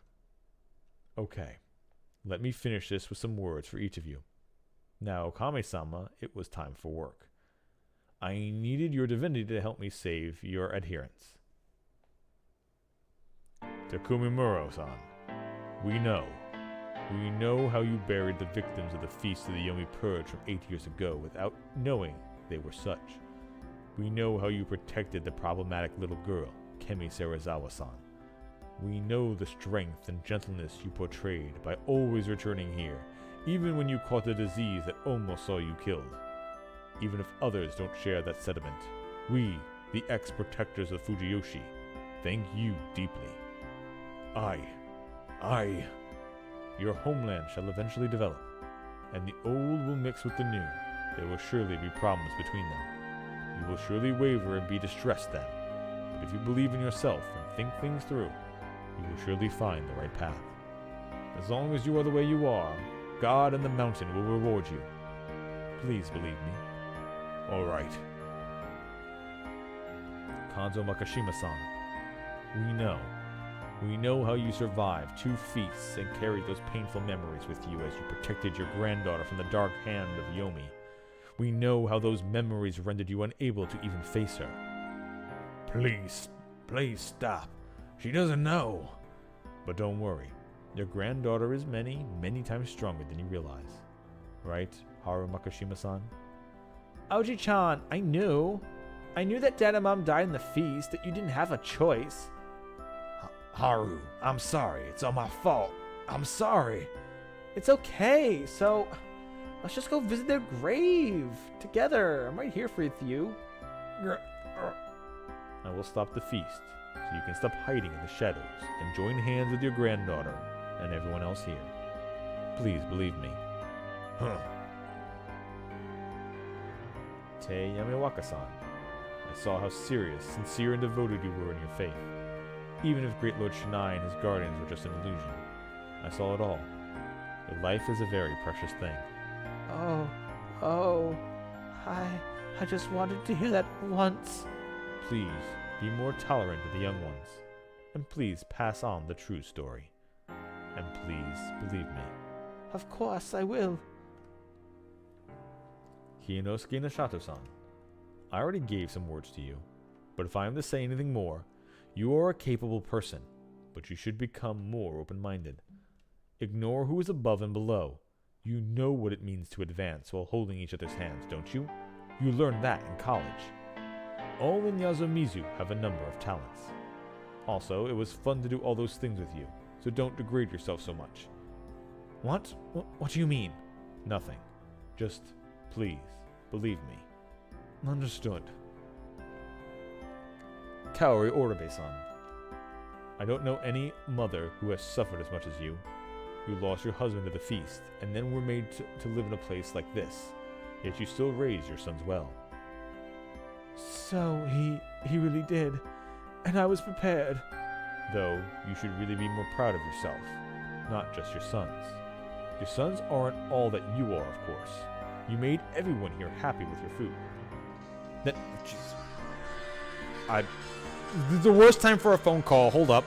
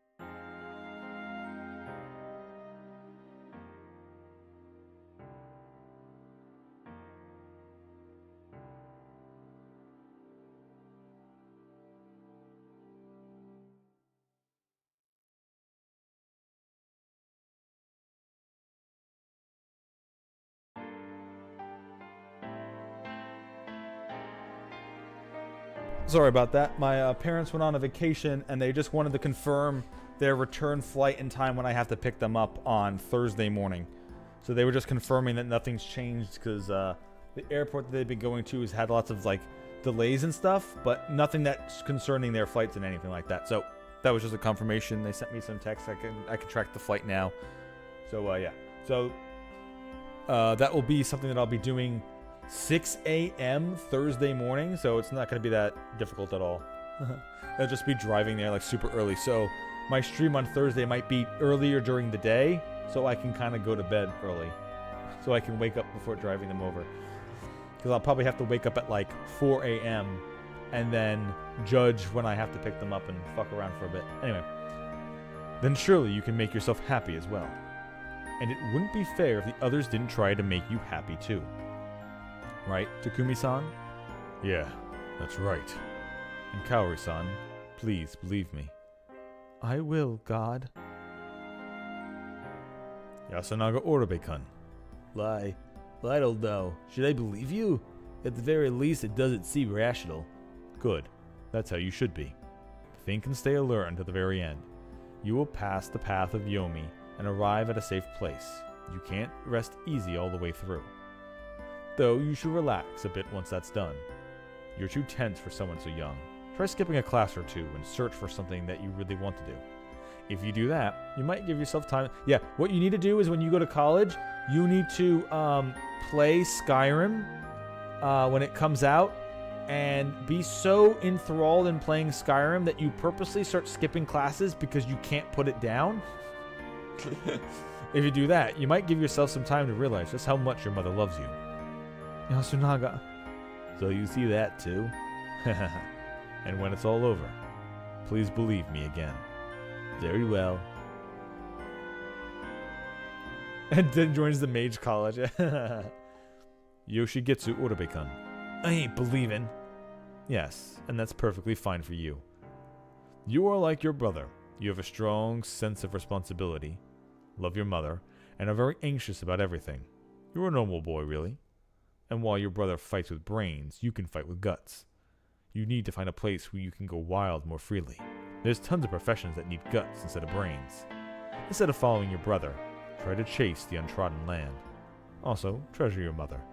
Though there's a clear bond between you and her, harsh words weaken it, little by little. No Shigetsu. That's a fact. Believe it. Sorry, let me say that right. That's a fact. Believe it. Alright. Alright. Mochi? I've been waiting for this. Good. And honestly, you don't need to believe. Oh? But you're interested in what's going to happen next, right? Yep. Good. Then look forward to it. Though, the things you're not interested in might lead to something interesting or just become interesting. It could be feelings, like love. Love, huh? Try facing it head on. Otherwise, if you end up losing something, you won't even notice the pain. You already know everything, don't you? I don't, but I do. Haru Makashima-chan. No. God. What is it, Okami Dono? Let me start by clearing everyone's misunderstandings. Yasunaga-kun, Mochi. This is a real god. Huh? That can't be right. She's our secret Super Haru-chan. No, I said it. Yes, that's how it started out. After losing her parents and getting the cold shoulder from her grandfather, she wanted to get the adults' attention and resurrected this god. What do you mean? It's a bit hard to explain. There's gods inside all of you. After all, you were all born and grew up in Fujiyoshi, and that was a fact. That is why you can't rebel against us. The guilt from killing us long ago on that misty day has been inherited by you as a memory of God. You also have even older memories of fearing the dark mountain and praying for peace. Thus, when Haru-chan tried to create a false mask, God could resurrect from these memories in a perfectly stable form. That was why Haru-chan is both herself and God. Right, Haru-chan? What's the point of revealing it? People will think I'm simply insane. And you are insane yourself, no sweaty dweller. You rose thousands of times, arrived here, and are now trying to trick a god. No, Haru-chan. And no, God. Haru-chan isn't insane. I also know how scary God can be. But you have a strong heart that lets you make that even your own. Even if God stops appearing, your strength will never fade. I am certain that only you can save Yasumizu. So become a villain. Be an evil that's free from everyone's idea of what's right and fly free as you wish. That strength will surely become a driving force, raising up everyone living in this land. I want to see that. Can I really do that? Yes, I saw it with my clairvoyance. Do not be so brazen before me. The clairvoyance was stolen by the snake. The girl's body is mine. Me? Stop appearing. Do not make light of me. The mountain is Yomi, and Yomi is darkness. As long as people live here and continue to fear, I shall never fade. Yes, I know. Huh? Who said anything about making you fade? Huh? If you disappear, who will be the local god when we're gone? Well, I don't think you'll be able to do whatever you want, though. The outside world is full of various gods, concepts, and all that. But even so, this is your garden, and everyone here is your family. You don't have to live as a lonely, forgotten god anymore, do you? Please reinstate yourself. Wait, but huh? Everyone, starting today, we Okami will no longer be Yasumizu's and Fujiyoshi's gods. We return our great Lord Shinai's and their guardian's divinity back to the newly resurrected ancient god. Please build her a shrine and worship her. Please fear and revere her divinity. She once lost her divinity to the sacrifices, then survived being trampled over by a fabricated god, then joined hands with the sacrifices and bloomed back into divinity. And please speak her name, and make sure it is passed down. Oh, and do mention the Okami, the Guardians, and Shinai every now and then. It's important to know your history, and it'd be bad if people forgot. I'm counting on you, everyone. They nodded. Now, you won't have to be so fixated on your fragile human body. Right, God? Please don't cry, Haru-chan. We'll become uncomfortable. My apologies. Also, do be kind to the humans. Very well, I promise. Thank you so much. I'm so happy No. Okami Dono. Oh man, Haru-chan's Lotiri. I don't have a handkerchief or anything, so use the edge of the dress. Mochi, you literally never changed, do you? To the very end, you're the only one who does not fear me. Yeah, you're Haru-chan, even with God. Could you protect me until I have a shrine? Along with Haru-chan? Yasun, what do you say? Yeah, she's a little sister to be. Take care of her. Old man? Do something about those clothes. Haru-chan? Depends on what you're like. Okay. Also, thanks for everything, Haruki. Yeah, anyway, that's how it is. Good. Goodbye, Haru-chan. Another thing. Once this is over, take whatever you can within 10 minutes and go to Saranaga. You'll find my wife there. Follow her directions and escape this place. Everyone complied. Also, old man who cried wolf, you stay in the plaza. Huh? Now. Sorry for keeping you waiting. Kemi Sarazawa-san. No. Your life was one of the torment at the hands of the malicious lowlifes who wielded the might of God. I said no! You feared and suffered while clashing with others and seeking more power. You spent your life wanting to be stronger. That's why you began to see us and God. You're not God! Because of this, you gained the right to harm God. God can't be killed! Normally, yes, but it's not unkillable. Give it a name. Get rid of its successors. Create a hero that qualifies for the cause, and give him or her the right weapon. Basically, make everyone agree. And you can kill a god. I myself give you the right. No! Come to me, my daughter. Okay. I don't want to kill you! I called Miko over and hugged her. Tightly. Now. Aim. A sawed-off shotgun slipped out of her sleeve. She couldn't resist at all. Well done on everything you did so far. At this moment, I felt like I was speaking for someone other than me. This is my last wish. No! Shoot. The barrel spewed fire, and my body, still holding Miko, soared into the air.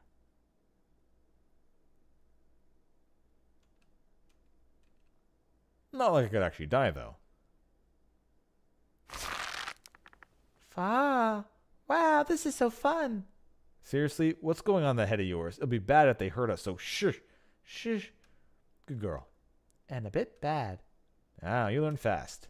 Basically, I just bungee jumped backwards the moment Kemi fired.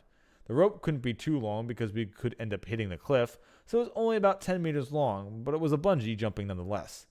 I prepared the rope during the little time I had after getting the mask. I only had one shot at this, and it actually worked out. With this, God was dead. Great Lord Shinai, Yomatsu Okami, the two-faced god in fear of oppression, was killed by a fitting stage of a decent plot. He spoke his last words for each of the weak, yet good people of Yasumizu. He understood them well and encouraged them to follow a different path. Then he reconciled with the true god, the one given the dirty name of Badger, and passed on the rites. They no longer had a reason to fear the mist, blindly follow the fake laws of the mountain, or kill each other because of some legends. They would never hold a feast of the Yomi Purge again. So, Mission 1, stopping the people of Yasumizu from killing each other in the feast, had been completed. Even Kemi, who was so afraid of Great Lord Shinai and God, had literally defeated the source of her fear.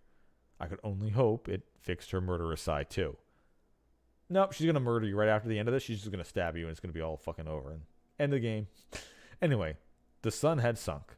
We had to move before it was completely dark. I switched to the other rope. So, Rikako wasn't there. So my assumption is when he says go to my wife, I assume he's talking about Rikako. Because she wasn't here this entire time. So she's definitely assisting. I switched to the other rope I had here and went down to Saranaga. Alright, we made it down. But what was I to do with Miko?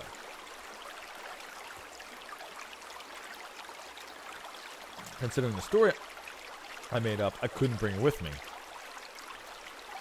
Also, where are the journalists? Where are Hashimoto and... Unless he's counting the... He's making them help. Because they're outsiders, so they didn't need to do anything. Because they would have been here already this day.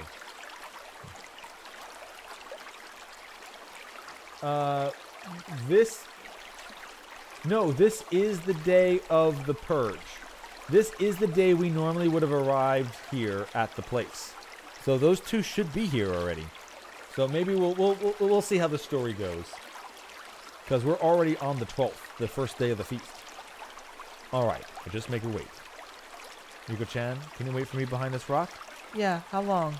2 or 3 hours? You can sleep if you want, but if someone comes, don't come out. Okay, but I'm hungry. You can eat anything in that bag there. There's still lots of sweets there. You can't eat them all normally, but I'll let you do it this time. Ah, yay! She ran off, and I turned around. You're here. Man, this is crazy. Can't see anything. Oh, is that who it's... Maybe that who we had do it? The fucking sheep? 10 steps ahead. Sheep? You said the act's over, didn't you? Yeah, sorry for the wait, Mitsuji. What the hell were you trying with that act anyway? Well, I thought you missed your ex and tried to chase after me in a weird way, so I figured I'd just ignore you. No point in asking, huh? That's just the kind of guy you are, Haruki. So you're as good as your word, huh? I'm saying it's a waste of effort. Behind her, there were 3 rubber boats with oars. So, what's next? A group acting all days is going to come here soon. Tell them something godlike and keep them safe. Okay, so they're just... I guess this is the 2 journos. They're just showing up right now. Okay. And just keep them in a safe lodging place. That latter part's fine, but what's the former? Just play along. Oh, no, he's saying the villagers there? Wait, hold up.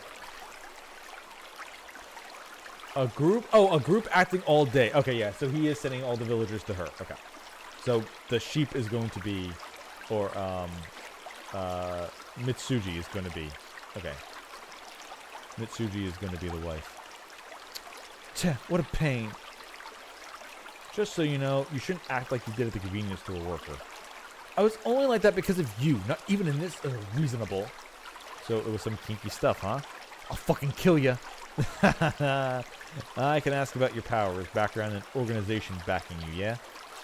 Well, we're never meeting each other again, so there's no point really. That's what you said the first time we broke up. Yet here we are. What was that? What was that anyway? An accident? Yep, it's what I like to say, but there's a bomb between us and all that. You being serious? Yeah, that's how the world is. There's nothing more reliable than a serious Mitsuji. I'll believe you.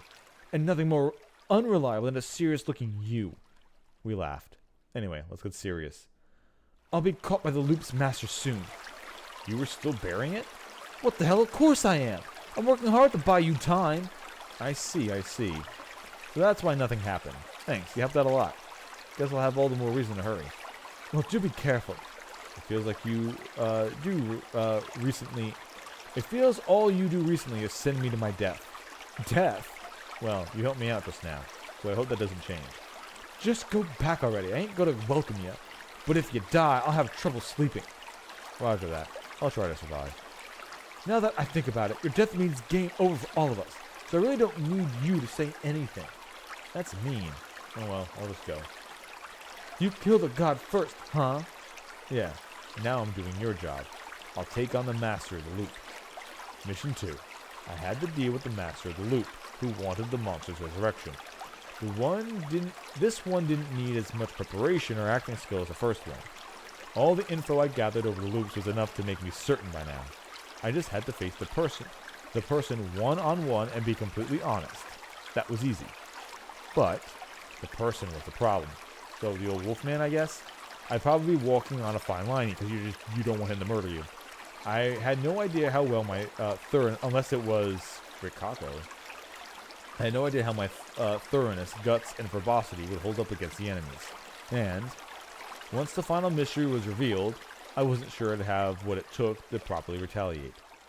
It was something I'd have to consider at that moment. I had to do it. I'm counting on you, Haruki. I got up the cliff again and hid near the graveyard. The mist was dense, so I couldn't see much, but I was used to it, so straining my eyes helped a lot. I soon saw the people of Yasumizu absent-mindedly make their way down Saranaga. Everyone besides the old wolf guy was there. Good. After confirming that, I went to the plaza. Ah! He was standing there alone. You didn't run or go wild? I'm impressed. Ah! It's fine, drop the act. It's your job, isn't it? Taking care of such escapees, I mean? Wanted to talk to ya. Please stop the act, it'll make things easier. The hell are ya? I can't tell if you're like me. But it doesn't make sense to think you're with the Meguruma. However... He was putting his hand in his clothes to take out a weapon, surely. Unfortunately for him, I already knew his cards. You destroyed my fortress. I'll get even by killing ya. I'm your disciple. Huh? Well, I won't get into the details, but basically, without you, I couldn't have saved them. I'm saying I'll let you live because of that, you old fart. His eyes were filled with a silent anger. Well, the police probably won't know what to think about the incident from 60 years ago, and if you have a change of heart and decide to protect Yasumizu, there's really no problem in letting you live. Don't act big with me. The Meguruma will start to crumble. Huh? Nothing will happen today or in any other missed appearance that follows. That means there might be something good in store for this place. Your job and hideout will be gone. They'll find out about the waterway. And the people of Yasumizu won't ever see you just as senile. What proof do ya? You didn't realize? There were two people with guns back there. The ones whose Kemi was aiming at you all this time so they could kill you from up close. You're old. You can only kill people in the mist, while wearing a wolf outfit and using the authority of God. If you charge at me, I can easily dodge you and get at the ground, step on you and kill you. You can only beat me with a surprise attack or by spiking my drink with a numbing drug. But you can't do that now. Even if you stay here, the locals will be wary of you. This is no longer your fortress. Now you either have to bow to them or have them protect you until you die, or call your Tokyo contact and go elsewhere. One of the two. This sure got boring. You had plenty of fun, didn't you? No, I'll have a bit more. Dodge this, youngin'.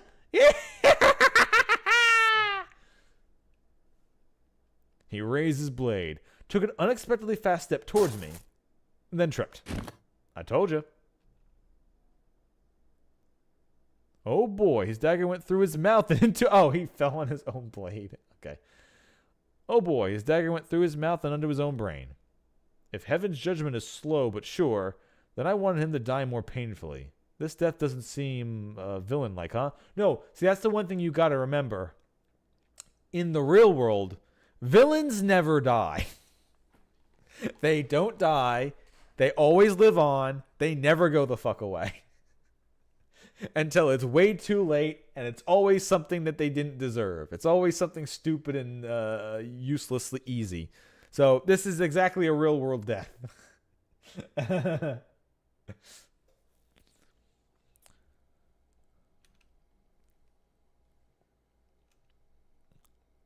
grass is tied.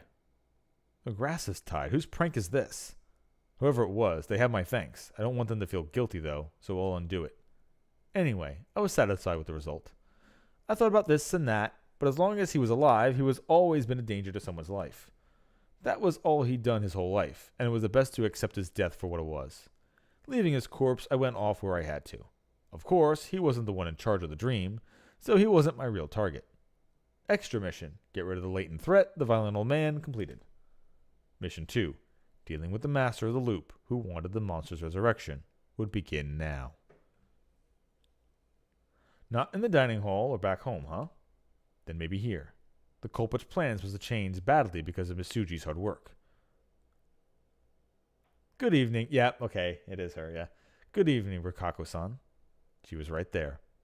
Who are you? No need for that. You know everything, don't you? Haruki Fusashi-sama. I have been waiting. The two acquaintances who'd never met exchanged a greeting. It was a very normal greeting, but that's what made it warped and strange. What an honor. But I did not want this. I wanted us to play within the dream. I caught the sheep. No need to worry. I simply took her ability to influence dreams, that is all. Within the raising loop, she will become nothing but a powerless observer. You're not denying it? That you were behind everything? I just said I did not want this, but I am unexpectedly happy about this. Haruki-sama, you know me so well, and spent so many nights and lives just to get here. I had never expected for this eternal feast to bring me something like this. Thus, I wish to ask you, Haruki-sama, how did you find out that I pull all the strings? Well, we ended up having a happy ending together, and then you still fucking died anyway. So I kind of had it all worked out where we had a happy ending, and you still forced it to fucking reset anyway. So yeah, it kind of feels like. Also, when I called everybody to town, you weren't there, so that kind of instantly gave you away. Unless it was the two journalists. Huh? Well, I mean, you weren't there when... okay, well, he says you weren't there when everyone came. Huh? Is that it? No, not really. Oh, no, my screen's gonna do the fucking... Alright, I have to... Wait. I have to move some things over. My screen's about to fucking do a screen... This is the worst ending of a fucking stream I can do. Interruptions everywhere. Alright, first I'm gonna save. Just in case. Then I am going to menu, options, display, windowed. I'm going to drag this over to here. Okay. Is it still being captured? I ask as I can't see chat anymore. I see it is shrunk down for chat. Okay.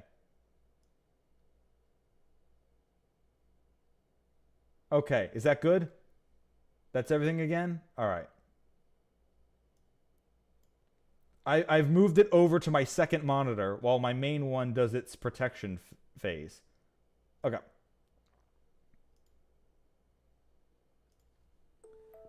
Please tell me, how did you discover me?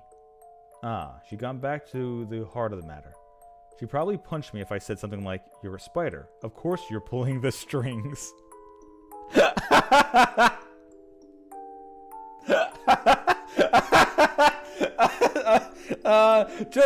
Just say that. Just say that. Oh, that's perfect. You're a spider. Of course you're pulling the strings. Oh, no. It was so obvious. I take it seriously. Of course, there were things I didn't understand. Or more like, I understood because I didn't understand them, though that was kind of complex. It was the spider. The Uematsu guardian and symbol of the spider. Japan had no faiths that revered them. The other guardians had archetypes that were clearly related to mountain religions. Even the wolves, the spider, however, wasn't.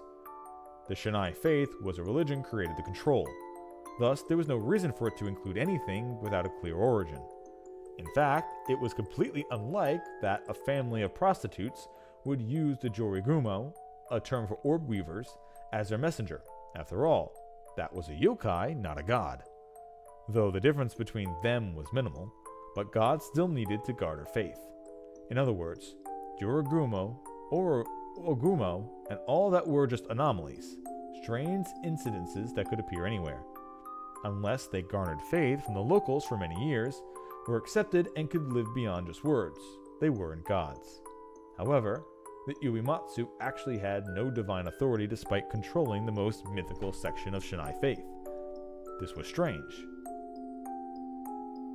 Of course, the Uematsu had a weakness, in that people looked down on them because of their nature. However, the amount of suspicion, cruelty, and harshness directed at you was just unnatural. And that was despite being a good person most of the time, unlike Kiyonosuke-san. I wondered why. The Uematsu had divinity in the Shinai faith too.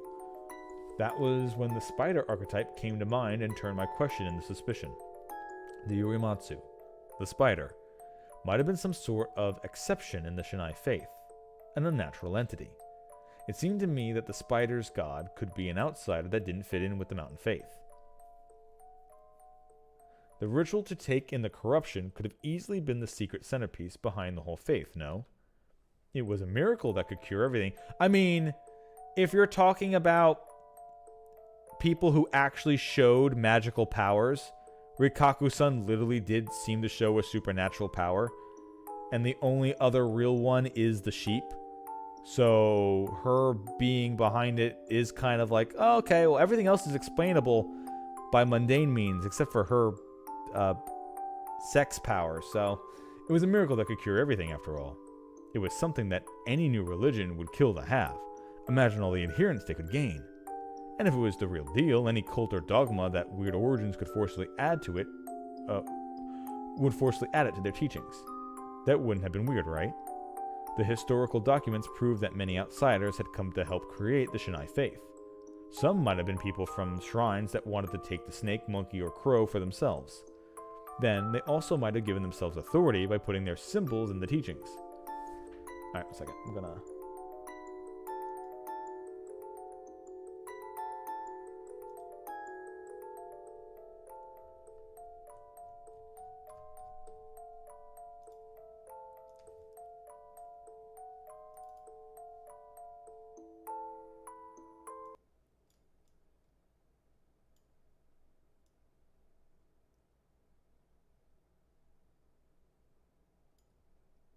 There we go. Okay.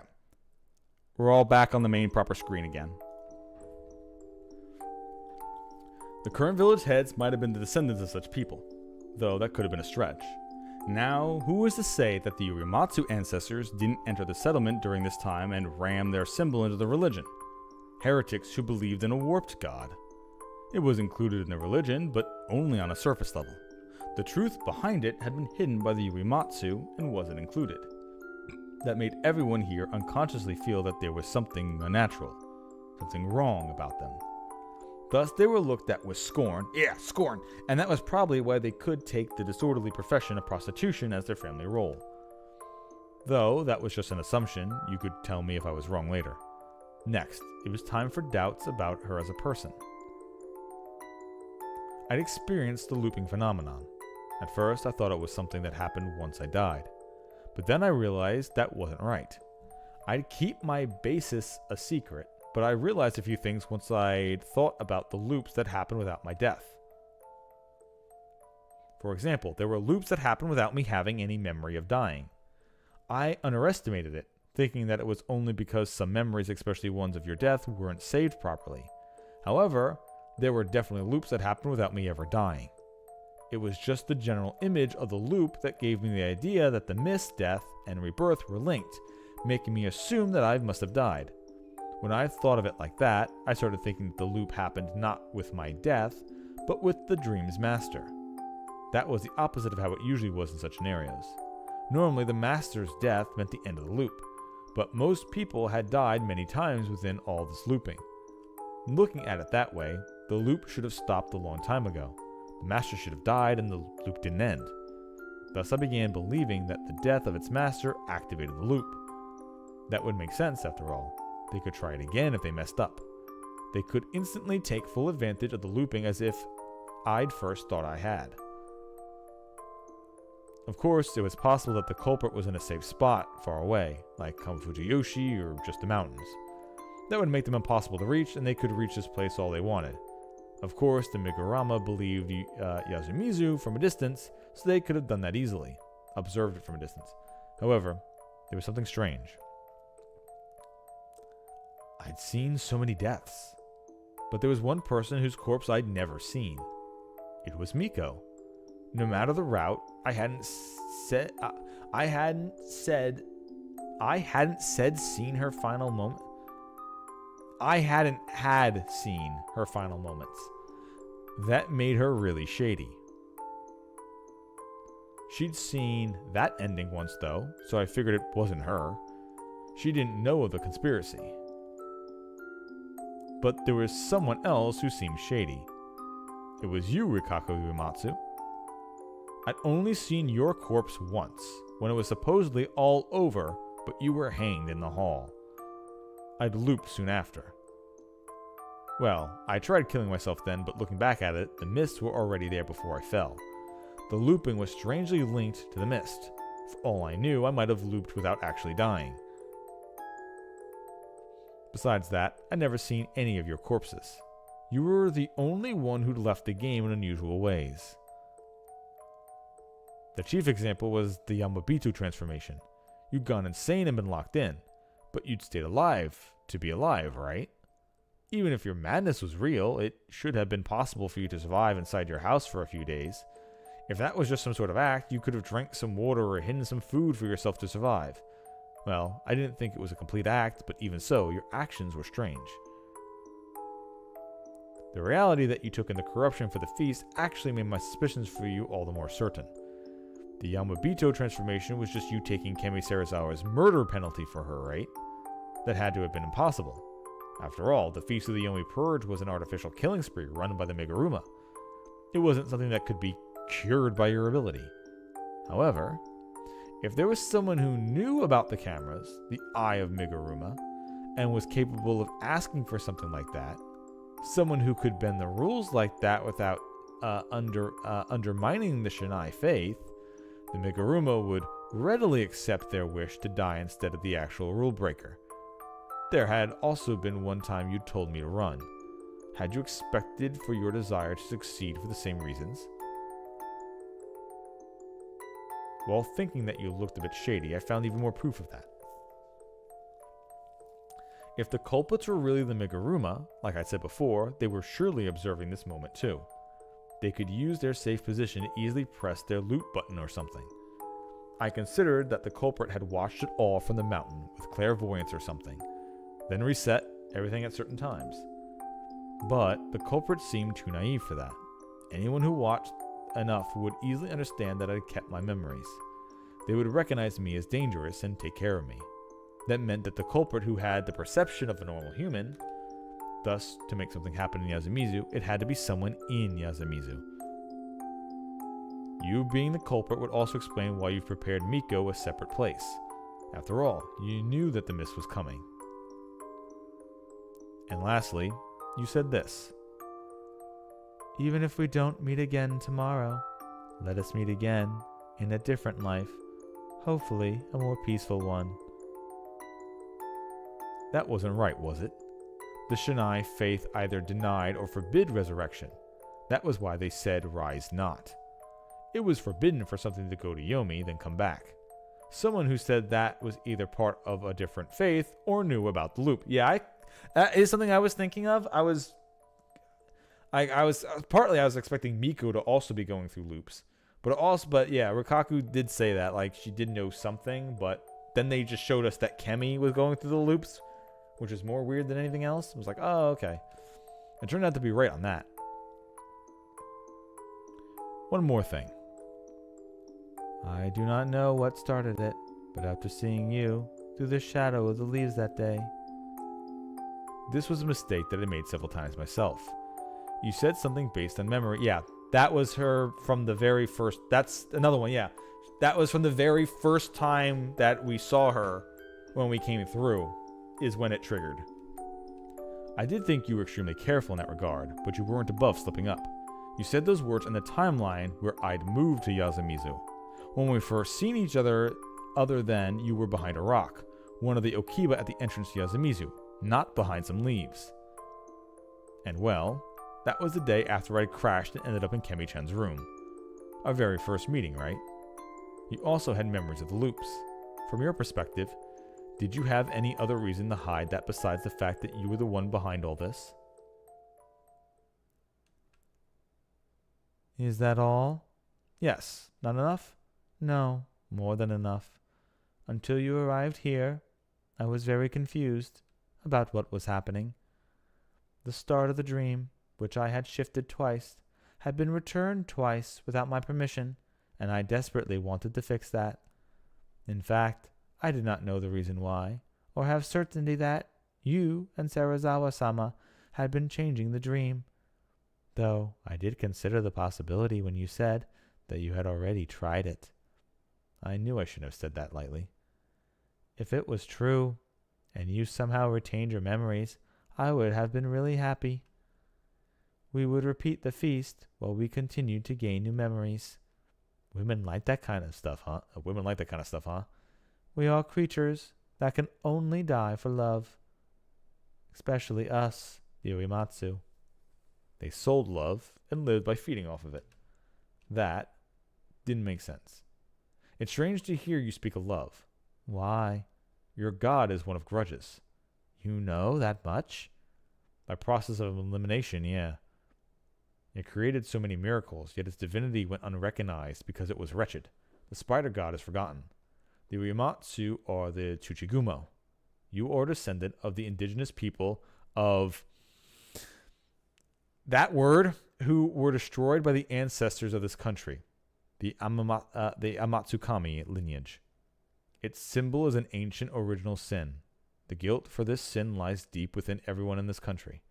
Our current prosperity was built on a huge massacre from long ago, and must have forgotten it, so they feel in danger. It was a weak but fatal curse, like feeling that engulfs this whole country, and those infected by this too are numerous. If maternalized, it could create a catastrophe that could destroy this whole country. In the dream that was abstractly represented by that monster, right? Well done. She smiled bewitchingly and applauded me. This wasn't the silent, bashful Rikaku's son from before. It was an enticing, shameless Uematsu. Her mask was as a prostitute. No, I didn't know which one was the mask at this point. Indeed, we are a grudge-soaked clan that let the Tsuchigumo of dreams inhabit this body. She'd been acting bashful and hiding the sentiment in her heart. Our desire is the death of all people of Yamato. With that as her sole goal, she praised the devotion and sacrifice of the people of Yasumizu and used them. You and the sheep who once reversed the fulfillment of this desire are both detestable and lovable. I don't know what you mean. Hate me? You already arrived there. Thus, if I stop your memories at the point and make it so you don't remember anything else, you will surely reach the same ending. I couldn't deny that. When that happens, oh, I actually love you so much I can't bear it. I have to thank you for giving me a chance to bear myself to you in such a way. My heart and mind are so happy now. The sudden switch in tone and the content in her words made me dizzy. To me, she was actually more enchanting, adorable, and beautiful than ever before. You only love those who help you fulfill your desire.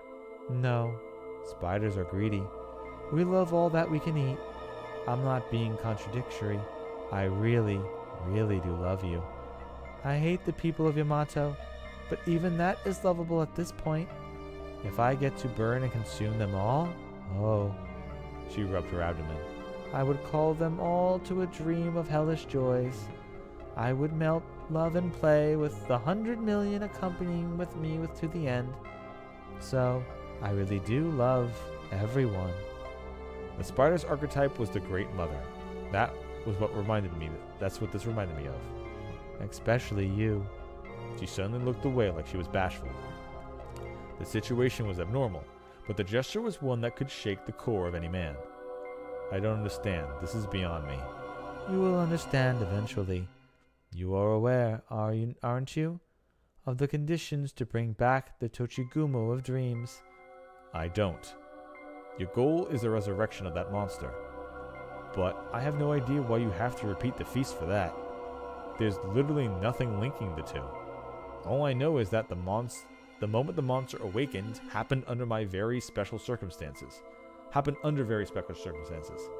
By that, I mean that all of the Fujiyoshi people who were in Yasumizu when the mists were out had died, except for you. Oh, you noticed that much? I knew it. If that was your goal, I could understand why you planned this complicated roundabout event. The Urimatsu have no way of killing... Always under very special circumstances. By that I mean that all the Fujiyoshi people who were in Yasumizu when the mists were out had died. Yes, because Kemi killed herself early. I had just shot Mochi. So it was just me and Miko, and then we were going to do a vote against Rikako and, vote to hang her, but she was the last one. And Haru had killed, because what's her name killed herself after killing her son. She went insane, and then Haru let us hang her. So yep, okay, I get it. The Uematsu had no way of killing many people. Even if you killed one or two, you couldn't complete the job with your frail arms. There's also the fact that the Uematsu are shunned, so you can't survive the feast. Yes. That's why you use the time period in which they kill each other. And if you fail, you restart. Yes, I know that much. That was where the final secret lay. It pissed me off, but I had to ask her directly. But I don't understand. There's nothing in the legends linking the Chochigumo's revival with the Uematsu or Kamafujiyoshi. There's no relation between the Okami and the Chochigumo either. All I can think of is that this is a massacre that utilized the feast? However, even so, I don't understand why the people of Fujiyoshi had to be sacrificed.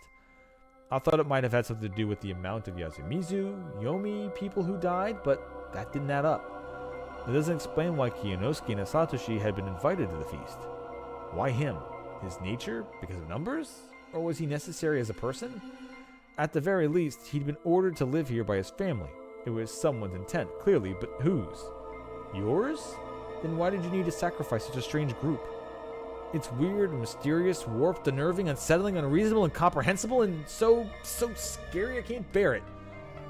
That's the last mystery. Why do you have to kill them?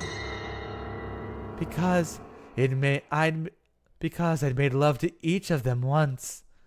That voice. That smile. Wait.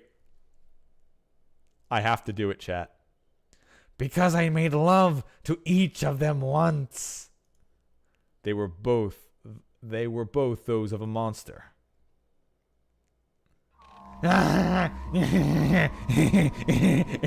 It's me. I'm back again, bitches. It's Zabis all along. I mean, what? The Yoimatsu are a warped people.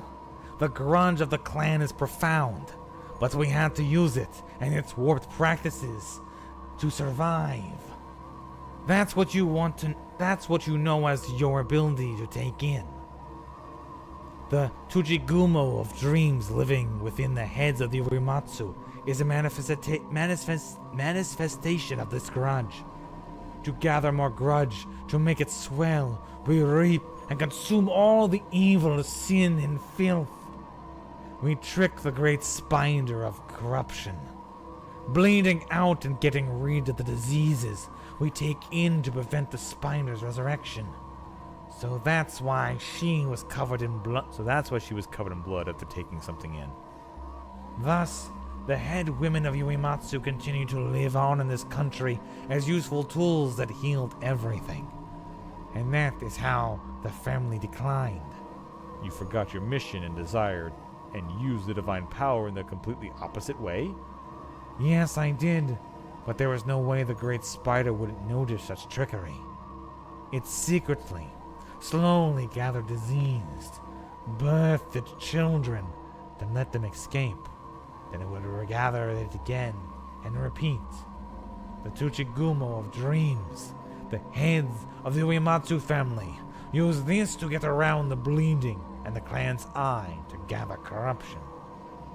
And now, right as the family is about to die out, it finally gathered enough to come back. All that's left is retrieving it. So when you say you made love to them, I mean it literally, and I put my children in them. oh man, what a disgusting truth. I heard that the Uematsu worked hard at purification when there was a cholera outbreak here in the settlement. But there was no way you could die, assuming your power is real. And you had to be very young back then. Indeed, I didn't expect the heads of this village to care about something like that. Shit. I heard that Kaoru-san was very sick when she birthed Yoshigitsu-kun, that she almost died. I used my mouth to take in all the pain and corruption in her blood. Shit. So you also took in from Haru-chan when she was going through the wolf possession? Yes, Mujina-sama was very adorable. She benefited from what I was doing. She was silently allowed the spider's resurrection. If the law of the Amatsukami is broken, the mountain's darkness and the Yomi's darkness would rule again. Oh, how wonderful. Shit. The wolf guy is a huge scumbag. He might have done something by force. I don't want to remember that. Shikamochi Kamoshida? Of course, I took in from him when his family were worried about his eccentricity. He was cute, so we got along well in Kamafujiyoshi, if you understand my meaning. That little...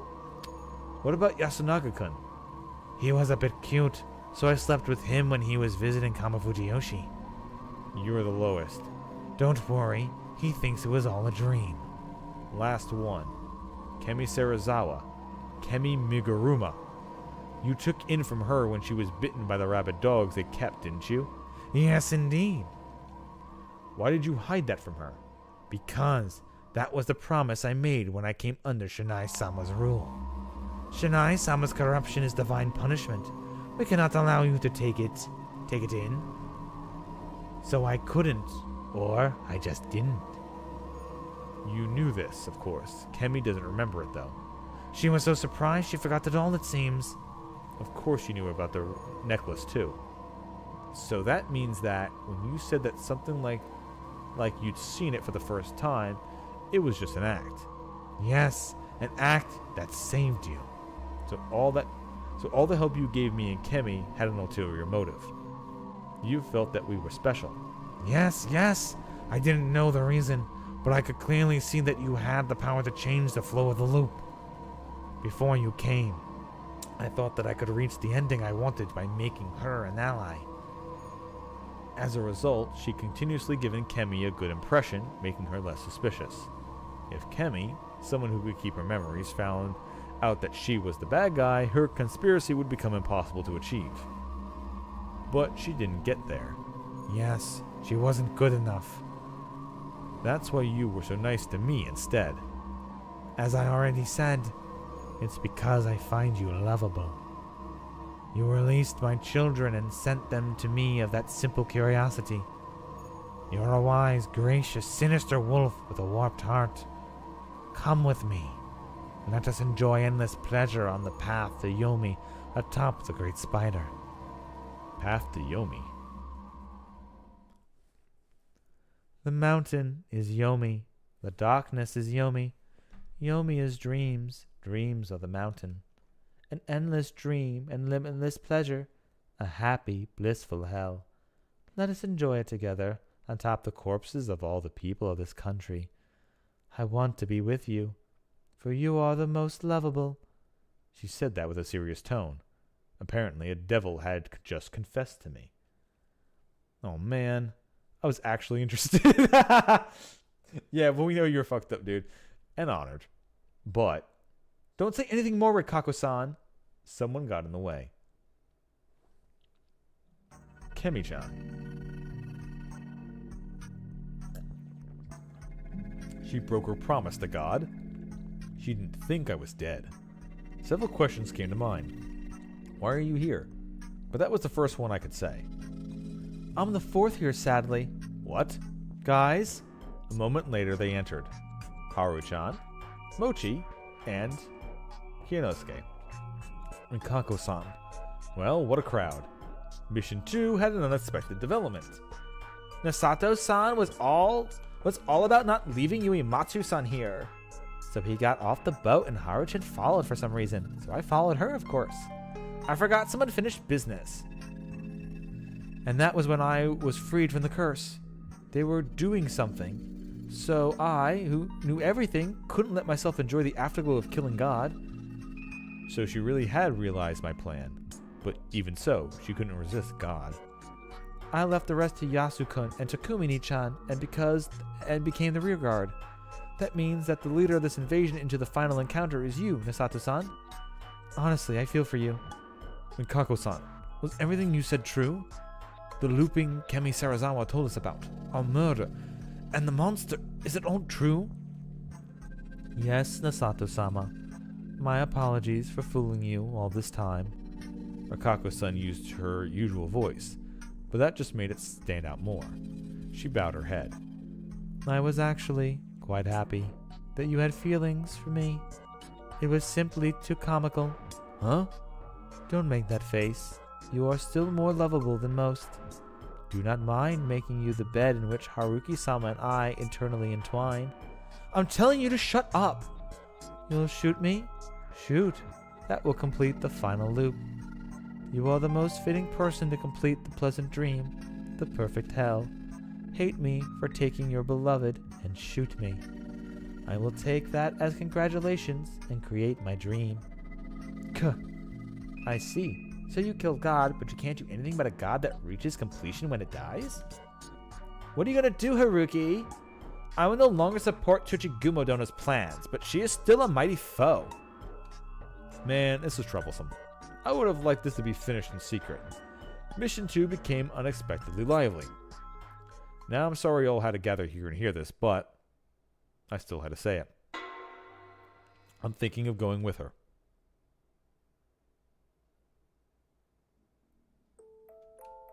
Everyone lost their expressions. Only Rikako-san looked at me with an ecstatic expression. No way! Why? That joke's too far for even you. I mean, I get him though. Richan's cute, and she's a goddamn demon lord. That's way too interesting. Rikako-san, please stop. Even if everything is true, there's no joys worth dying for. My, such considerate words befitting a doctor. Your lives must have been painful, and your clan must have experienced great hardship. But I don't see the reason to throw it all away and walk the path of chaos. You haven't heard me? I will rise again, complete and create an internal blissful hell for myself. That's not true happiness. I'm saying that I can make you happy for saving me back then. Oh? The boy from back then sure has grown. But it really is comical how you are so invested in your first woman, and how you still have feelings for her. Anyway, sorry. I'll take her. Aha! She jumped at me and embraced me as an innocent child. I love you. You'll finally fulfill the gamble from back then. Gamble? Gamble? What gamble, Haruki-san? Oh, how pitiful. If you cut it out with the unpleasant secrets, the man called Haruki Fusashi will trust Rikaku Uematsu. Haruki Fusashi will believe Rikaku Uematsu. I will survive for Rikaku Uematsu's sake, while you will survive for Haruki Fusashi's sake. I will survive for Rikaku Uematsu's sake, while she will survive for Haruki Fusashi's sake. And if we both survive, you can ask Haruki Fusashi for whatever you want, and I can do the same with Rikaku Uematsu. And if we both survive, she can ask anything from Haruki Fusashi, and I can ask anything from Rikaku Uematsu. And we both survived, Haruki-sama, and we will continue to survive. I will not let you say that this was just a line to save the Rikaku Uematsu from back then. I will remember those words clearly. I know. I will consider it a promise made before the great spider. Was it that big of a deal? Yes, of course. Break it, and all that awaits you is destruction. Yes, I have no choice then. Haruki Fusashi-sama will join the Tsuchigumu of dreams and join fates with mine. That is my desire. Now ask what you want, Haruki-sama. I will grant you whatever wickedness, debauchery, or pleasure you desire. Oh, what a wonderful offer. Oh, what a wonderful offer. That's just... Haruki-san, you're too nice. Why do you try to save every girl just by saying whatever comes to mind? Guess it doesn't matter if it destroys your body and country, huh? I can't even complain. You saved me too. I can't say anything against Rikaku-san being saved. You idiot, you dumbass. Chaney, calm down. Why are you so calm? You and he also... Well, it's a bit unfair, since I can read his mind and know what will happen now, but he only taught me of evil. I will do what I want without him, and I will just take whatever I want. But Chine, Haruki's the type of man who teach an innocent country girl about evil. Do you seriously believe that he's a warped scumbag like him would make such a promise? Huh? Rikaku-san hesitantly loosened her grip. She then took a step back. Her eyebrows were furrowed in suspicion. Oh, how pitiful. He said, I'm Haruki Fusashi, a graduate. He lied about his name from the very fucking start. Who's Haruki Fusashi? I really didn't expect to be caught doing marriage fraud. What? Huh? A guy like that doesn't exist. Though, I can't be sure. Maybe you'll find one if you look hard enough. Haruki Fusashi-sama will join the Tsuchigumu of dreams and join fates with mine. Poor guy. I made this Haruki something-san share his fate with someone. She can ask anything from Haruki Fusashi, and I can ask anything from Rikaku Uematsu. Well, that doesn't matter right now.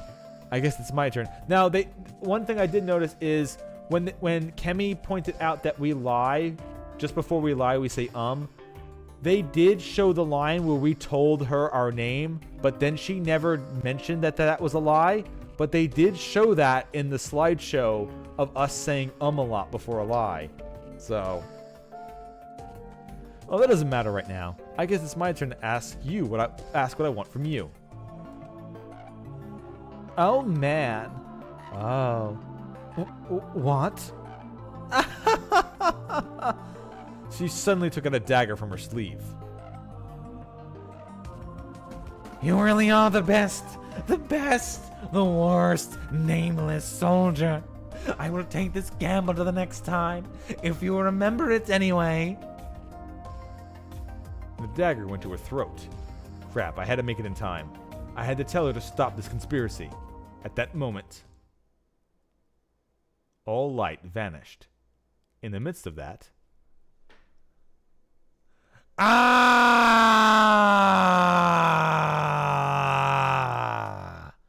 was a scream.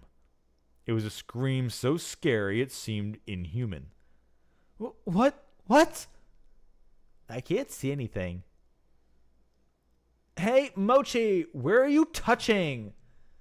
What are you doing? Where are the lights? This was unexpected. What happened? But going at someone with a knife in the dark was just... Well, I, all talk that I was, couldn't even force myself to act. I heard something heavy drop on the floor. Then something metallic. The next moment, the lights came back. Before me, I saw Rikaku Uematsu lying on the floor. She wasn't moving at all. Was she dead? No. The dagger was clean and still in her hands. Hold her down. Kemi moved first, then Kiyanosuke. One took the knife, the other held her hands behind her back. She was... Please tell me it's the journalists. I will laugh my ass off if it's the fucking journalists. Hashimoto in the back of the head with a flashlight. Womp. She was unconscious. What happened? Mikako-san, are you okay? You didn't change, do ya? It'll be better if she wakes up now, Haruki-san. What do we do? Let's tie her up and leave her. There was rope deeper in. That's mean. You're heartless, old man. I'm not old. Call me Hassan. And why are you still freaked out? I don't know about the way you said it, but I agree that we should tie her up. We went and just did that. Rikaku Uematsu. I don't know why I read her name. I am... She woke up. What if she bites her tongue or something? Let's gag her. Please, don't be cruel to her. Hey, if we don't prevent her committing suicide, it's going to be bad for all of us. Don't you think that she might be pushed to this point because of this? Because people treat her like an object or a disaster? Wow, Uncle's actually saying something good for once. Mikako-san, can you give me some time? I will admit I have fallen for you hard, I may add. But ever since I saw your dry eyes on that day, I've been haunted by an urge to make them wet. But even so, I can't give up on you at this point. Please let me try and make you happy. He was really straightforward, but that didn't really matter to her. The spider, the Tsuchigumo of dreams, is gone. She said something we didn't understand. Huh? Where are you, Tsuchigumo? My everything? The god who taught me of love. I had no idea why, but I could tell. She no longer had any divine powers or scary conspiracies left. All that the Uematsu family, Rikaku Uematsu, ever had vanished all at once. But even so, I ask that you, Rikaku Uematsu, abandon the Tochigumo's revival and live out a normal, happy life as an ordinary woman, a person. I gave her those cruel words. She began crying. I did feel bad. I had considered taking responsibility for her and taking her with me. But the one who embraced her and consoled her as she cried was Kiyanosuke Nishatoshi, not me. If he chose to take that role, I had no business stopping him. I would just let him have it. Everything is solved now, it seems. Is that good enough? I'll believe you if you say it's God. A contract made for a god you would accept takes more than a lifetime to break. Well, Tochigumo Dono sees a corruption. Children are still within us. But now that I have my powers back, I shall have no problem removing and consuming them. Build me a shrine as quick as possible, Mochi. Okay. Hey, everyone, I'm Haruki Fusashi. Look at that, the swindler. Ouch. I'll still call you by Haruki-san out of convenience. Good. But as a woman, I gotta say, that's a huge no. I feel a bit bad for her. You can't tell me you didn't think you felt she deserved it. I did. I did. Such honesty. Well, anyway. Sorry, Rikaku-san. Goodbye. Haruki-sama, you dummy. Mission 2, dealing with the Master of the Loop who wanted the monster's resurrection, had been completed. Nothing more needed to be said, even if it gave me things to think about. Huh. So, something made the lights go out, and then it left her instead of killing itself like it was supposed to? This has... The only people who are unaccounted for are the journalists. So, this has to be something here. Did he make like a dream catcher or something above it? I gotta see what's going on, because I have no... Why did it leave? It just had to kill itself and then reset the loop, and then I can't loop anymore, so it would just win. And just keep permanently staying in the loop forever with all of us. And only it would know the loop is happening again. And all of us would lose that ability, but whatever. I still don't know what to say to you. Don't worry, me neither. Even so, I believe you might have saved her, as well as the rest of us. Seriously, don't worry about it. I probably had better ways to do this. Well, probably. I hope I can talk to you again sometime. I don't want to see his face. Kako-san. Dummy. Haruki-sama, you dummy. Unfortunately, I find her lovable even when she's like this. Same, actually, but I wouldn't admit it out loud. I shall protect her. I have no right to stop you. Patiently and thoroughly convince her to change her mind. Talk it out with her. Of course, I shall not do anything one-sided, though I will help her survive. Good. I won't let Nasato-sama convince me. I'll bite him to pieces. The Kako-san had become a completely different character. I suppose we can withdraw now? Wait a bit. There's one last thing I have to clean up. We have to walk a bit for that, though. Alright, Nasato-san, Mochi and Haru-chan, you stay there. I think we'll be alright, but look out the Rikaku-san. I'll make you vomit. If that's the most you can do, then you're not much of a threat. I do not have to come with you? Nope. I'll tell them everything myself. Very well. Aho! Tochigumo Dono, you certainly had your way with me back then. Should I get back at you for that? Eek. What are you doing? Don't touch her like that. Stop them, Mochi. Huh? But it's fun. I agree. It's your job to look after Haru-chan and God. Boo. Alright. Anyway, time for the final job. We'll chase back the people coming from the mountain. Help me out with that, Kemi-chan. Mission 3, dealing with the Migurama, the leaders of the feast. Now, would it go peacefully or violently? Alright, you swindler. Harsh. This is kind of hard to ask, but... Yeah? Are you bothered by what happened between you and Rikaku-san in the past? I really don't remember it. And even if I did, I wouldn't be anything more than a childhood kiss for me. It doesn't count. I didn't know if it was that how it was, but I would just assume she was right. I couldn't say anything if she thought that. Well, I guess you don't know what actually happened. Yeah, I think everyone here, but the Nasato blockhead... I can't really call him that anymore, can I? Everyone but Kiyonosuke-san had forgotten it. Everyone was either dying or dreaming. Mochi probably remembers, though. He wouldn't care, would he? Good point. From what I saw, Haru-chan was reaching a compromise. I think she can handle stuff like that while God is still around. If you're right, she'll probably grow a great deal by the time it vanishes. Yeah. Though Haru-chan's God was real, it was still the mask she'd made to bear the pain she'd experienced as a child. When we just talked, she mentioned it herself, but the tone was that of God. It was something that she could only say through the voice of God. The wounds were just that deep. The same could possibly be said for Kemi. Can I say something too? Yeah? What's God anyway? You didn't realize? I get the general concept and know it's scary, but I have no idea of what it truly is. Then I made the right choice calling her here. Mission 1 was way too hectic, so we had to postpone the answer to that till now. God is anything that's right. Rightness seemed like it was tied to intelligence and wisdom, but it was actually a concept that was far away from those things as possible. Fixed decisions, preconceptions, obsessions, basis, obligations, adherence to the old ways, The idea whether something was right or not changed people's minds before they could even think about whether something was intelligent or wise. Thus, mankind was bound to what was right by God. Sometimes it was so bad even they couldn't realize it. This interpretation of God really wasn't special or interesting in any way. The people bound by it couldn't resist their sense of right and wrong. Someone must have said something similar to that effect already.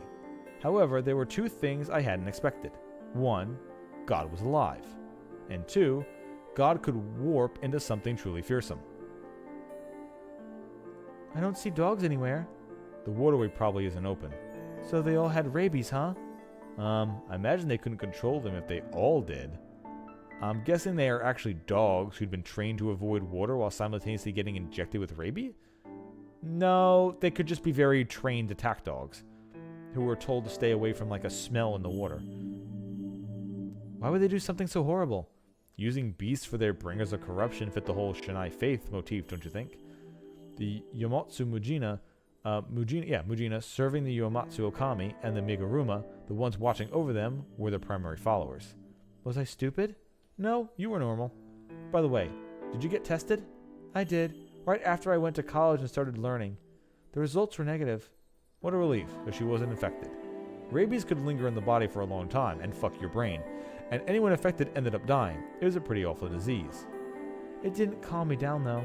It could have been a different disease, or it could have been a real curse. What a right way to look at it. What do you think now? I don't care about it now. Another relief. That alone made the gods' murder all worth it. I resume my explanation. God was alive. Why? Because humans sought what was right. They tried to be right. They all tried to justify their existence, actions, possessions, relationships, and tried to make everyone else see it their way. That was close to human nature. It was the belief that human nature was fundamentally depraved. There was no objective good in this world, but there were things that were right for the era and location. Basically God. People could justify their existence and live on by obeying the God of that time and place. It was something that everyone submitted to in order to survive or live well. It was a byproduct of the desire to live and die the right way. Thus, people would want to prolong the lives of gods that were connected to their way of life. Huh? It's not collapsed? We made it in time. So, did the Miguruma always destroy this place using heavy machinery? That has to be it, and since that hasn't happened now... The path aside, how do they make the mist clear after the feast is done? The mist might come randomly, but how do you stop it? The Uematsu had strange powers, so maybe the Miguruma heads do too? The tower lookouts observe the weather, right? Well, maybe this feast was special because Rikaku Uematsu controlled the weather through the dream manipulation? They could probably just check the weather channel.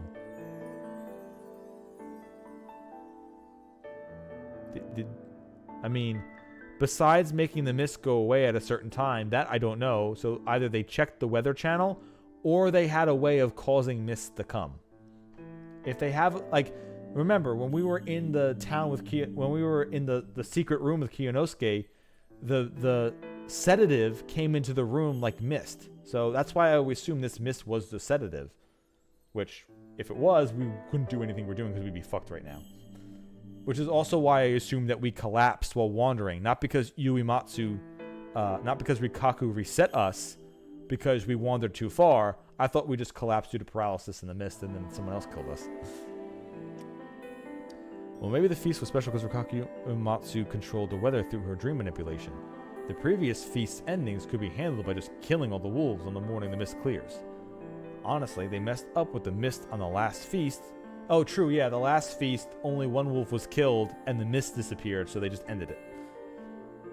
Honestly, they messed up with the mist in the last feast, so the system probably wasn't that reliable. Okay, so, no, they literally were just watching the weather channel, waiting for mist to come, and then pretending the game started. Okay. Then again, it could have been God pulling something weird, so maybe that was an exception. To them, all that mattered was that the people of Yasumizu killed each other at appropriate levels. They underestimated the situation, and this happened. I see. God would change. Human society shifted, and with that, so did the standards of right and wrong. There were changes that one had to accept, whether they were good or not. Thus, God would change, and so would personalities, dogmas, and perhaps even existences as a whole. That could be considered a kind of evolution. Of course, it could mix with other gods too, and it could be considered breeding. More than that, God was infectious. Righteousness was reflected in everything surrounding human life. Rightness was reflected in everything around human life. Words, ways of living, culinary traditions, and a lot more, construction styles, clothing, art, etc. Those who embodied a certain god, sense of righteousness, displayed it with every move they made. And they also gave this god to those who'd visited the place or were born there. It was like a living being, no? It was like a disease, a virus. I'm not afraid of this mist anymore. We have God on our side now. And both Shinai-sama and Okame-sama are gone now. Little Kemi doesn't have to be afraid of the corruption anymore. Do revere the new god, though. Don't want her to get all sulky. She's a bit too cute for that. Can I just pamper her instead? Sounds good to me. The rightness that seated itself in human minds and lives, then manipulated, mutilated, and spread to others. Thus, God was alive. It wasn't just a concept, it was actually alive. In my mind, it was like a mind-based organism. Though it could only suffice in such a dangerous manner because of Yasumizu and the Feast of the Yomi Purge. Two abnormal setups. But God was dangerous even if you ignored that. I mentioned before that there was a moment when God became dangerous. God was at its most dangerous when its name was forgotten. God was fine when it was revered. God was fine when it was acknowledged. But what if that God became forgotten? They would just recognize it as righteousness and stop questioning it ever again. When distressed, people invoked God even if there was no religion involved. That was kind of animals we were. Normally, such gods represented only the rightness and goodness within the heart of a single person, so it wasn't much of a threat. However, gods who had been forgotten only had their identities forgotten. They still retained the power to influence people. The forgotten gods, those who possessed nothing but the name God, would be willing to create situations that no one unfamiliar with the god would be able to comprehend. The Meguruma had planned a warped plot that clearly wasn't worth the effort and could even end them if exposed. And the people of Yasumizu had reluctantly accepted it and gone on to kill each other. That was all the fault of God. Of course, you could say it was directly done by Great Lord Shinai or the Snake, but at the core of it all, there was fear of death and darkness. The mountain was the darkness, and the darkness was Yomi. The mountain used to be a strange realm that birthed endless darkness and death. Thus, the people here had secrets, could readily murder others, and could hide that from the world. The truth behind the feast was the unforgettable loyalty to God. And that's the reason why you're so afraid of God. Looking back at it, maybe you did the right thing by not letting me eat the food here. In certain timelines, I definitely ended up infected by God. The feeling of having someone other than yourself control you is very scary. You could be controlled without realizing it, but it was actually way more scary if you did realize it. You just happened to realize that's why you were scared. I can't blame you. Well, luckily, you got to meet and talk to God in person this time. So all's good. Well, I guess you're right. In the end, people are still controlled by things, but a certain someone did a good job playing God. Since not everyone here could understand looping, that was the best option. I get it, but that kind of pisses me off. Just about everyone is influenced by others somehow. If you don't want that, you need to rebel like I do. It's something the person who realizes it must do by themselves. They had no business asking for help with it or having it forced on them. You've been free from the start, huh? It's why you're scared. It's why you're scary. You are the one who controls. You're on the same side as God, huh? Want to shoot me again? I only have real shells left, so I won't. But are we seriously walking in Kamafujiyoshi now? Where are we heading anyway? I actually don't know. Rah! Ha! Isaka Mamiya appeared out of nowhere and swung her bag at us, but we managed to jump back in time. Mamiya-san! You went back before noon today. What were you doing? Serizawa-san, and this is... Oh, sorry, I'm the local informant. So it's you. What's going on here? My life is in danger. Huh? What? What is this, Haruki-san? Explaining it would take a while. Sum it up. I didn't want outsiders present at the performance, so I informed them about a potential mystery scandal with the Meguruma and had them leave for Kamafujiyoshi. So it's your doing, huh? Everything is, isn't it? Actually, I had Misuji do some work, but I couldn't fit that into the summary. Now's not the time for that. What's with those masked people? They have sticks. This is a Sugisawa village. Is this a Sugisawa village or something? Huh? Is that the problem? To hear that blatant?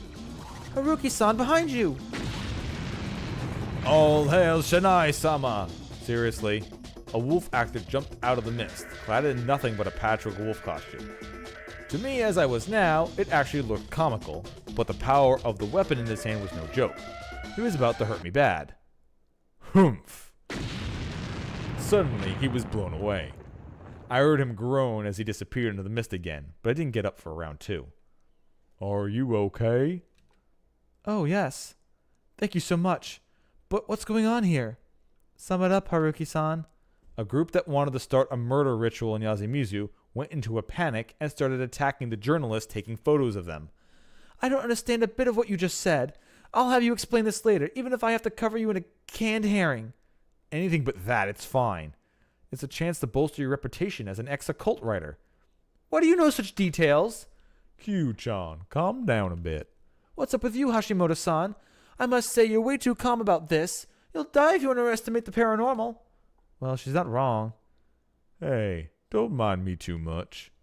Before we talk of the paranormal and whatnot, let's deal with the more mundane threat. Right as he finished those words, several wolf actors jumped out of the trees, making weird screams. Ah! In that case, You can't use a gun against an enemy with a stick. then what am I supposed to do? Duh. Eat this! A stick flew by her, messing up her hair. Ugh. Ah! A wall of flesh! As Kemi dodged, Hashimoto-san had moved into everyone's blind spot and blasted away 2 of the enemies. Don't falter, the other guy's scrawny, and the rest are women. Hey! Drop dead! This is the part where you fall down and bleed to death! Probably out of a sense of chivalry, they first went for the scrawny guy. That pissed me off. And hey, it was 2 against 1. Oh no, they beat me! Ah! Gah!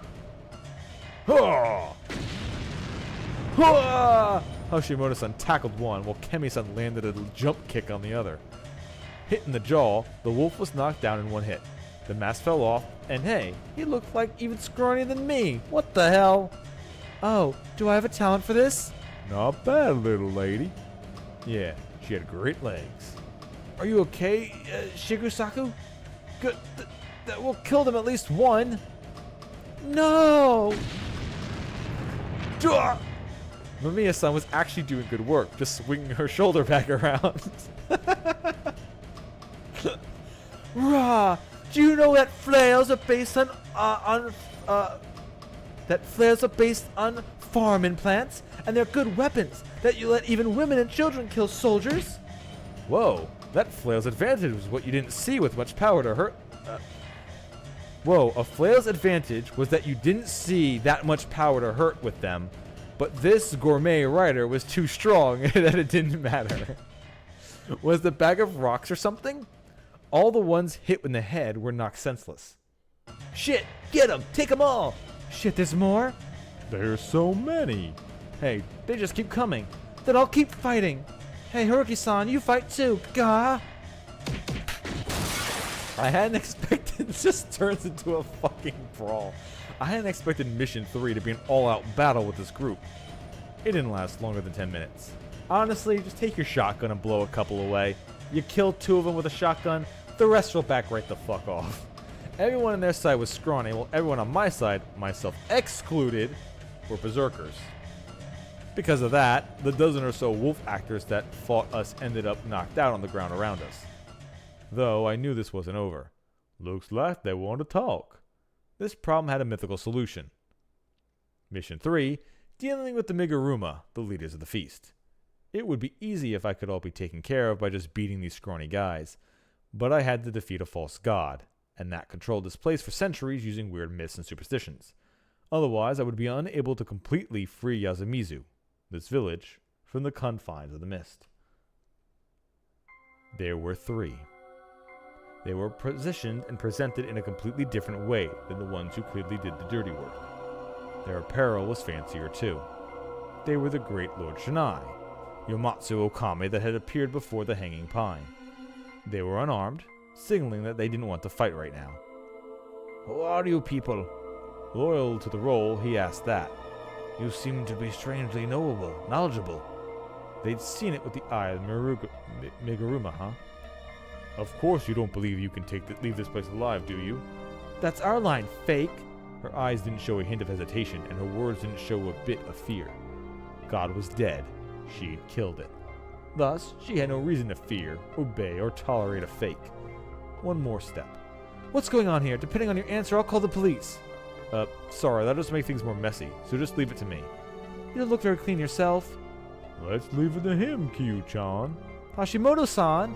"Well, if he does anything strange, I'll just crush him." I really can't ever beat you, can I? Now, I have a message for the Meguruma and the old god of the mountain. They were shaken. If you understand that, then you must be important members of the family.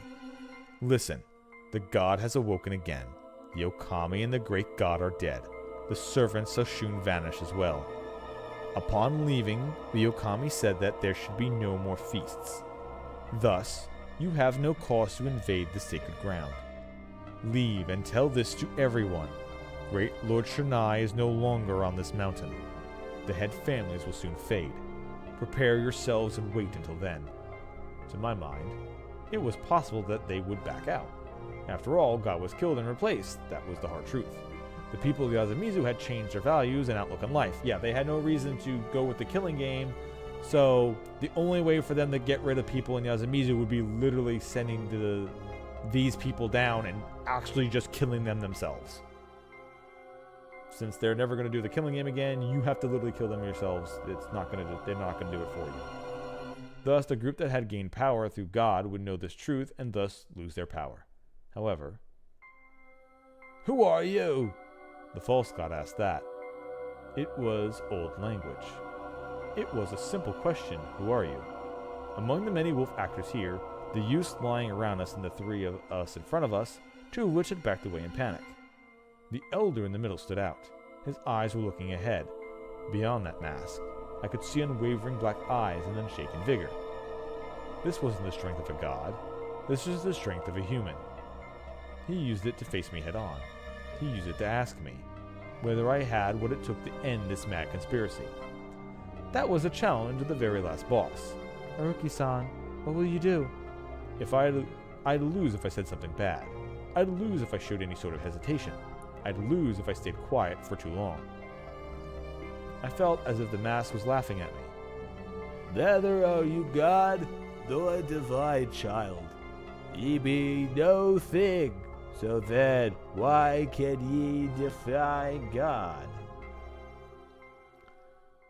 You are no god or divine child. You are no one. So why can you stand against God?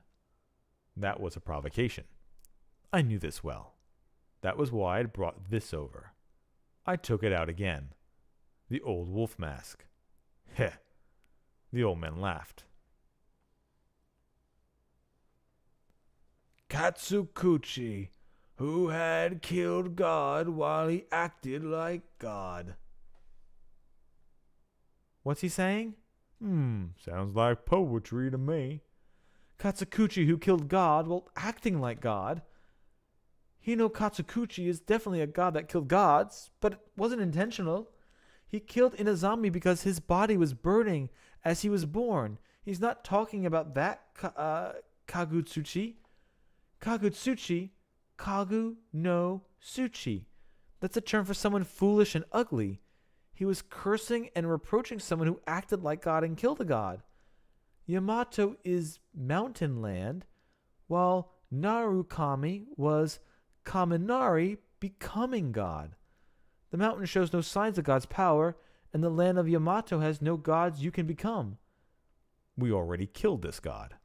After claiming that, saying we would take his place would be just wrong and self-contradictory. That was why the old man laughed. He knew he couldn't back out because of something like this. Well, that was the right idea, considering the Shinai faith theology. Well, that's very like a Japanese myth. After all, no god has ever died in this country. Exactly. Oh, is that why every JRPG is about killing God? They're making up for lost time? What do you mean, Mamiya-san? Indeed, this was the right time. The border between the land of the living and the land of the dead of this country itself. Is this country itself. That's how it was with Inazagi, you know.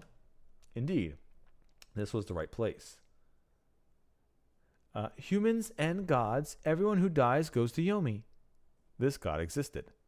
I had to thank Mamiya-san for the explanation later. I put on the mask. Fool, shut up and let me talk. It was a bit pathetic, but I would borrow your power again. My name is Yomatsu Okami.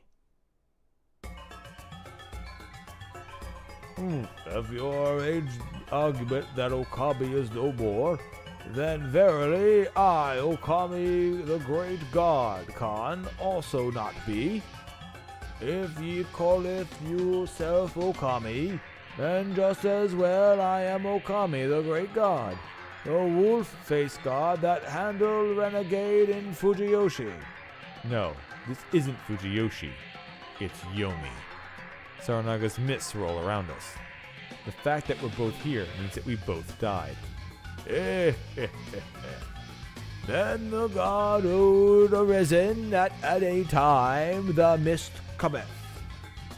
Then the god would resurrect whenever the mists come. What an appropriate thing to worry about. The solution was simple then. No, because the mists of Yomi will never come over this mountain again. And why is that? So he wasn't satisfied with the direct answer to his argument, huh? Then let me speak. This is the final story between us. The continuation of your story. After all, storytelling was my specialty. After the feast of the Yomi Purge, the wolves left the village. However, then came the Saranaga mists, and the wolves rose up from Yomi to kill people. The people were scared and killed more and more people until they thought to be the wolves' allies. The feast of the Yomi Purge had become a fearsome massacre. But then it was found out the wolves hadn't actually died. They had just fallen off a cliff, weakened, caught by someone, and locked up in a dark prison. That someone was the snake. Shinai-san had turned out to be the wolves. The snake was using the feast to create an uprising against the wolves. To the wolves, the snake said that the ones who went against God's will were the humans, and continued to tell people that the wolves were bad. The snake would then wear Shinai-san's clothing, appear before people, and control them completely using frightening words. However, the wolves weren't tricked after all. The badger, who'd come to the feast late, came to their prison and told the wolves the truth. With the badger's help, the wolves escaped the prison and returned to the village. Regrettably, a lot of blood had already been spilled in the name of the Okami.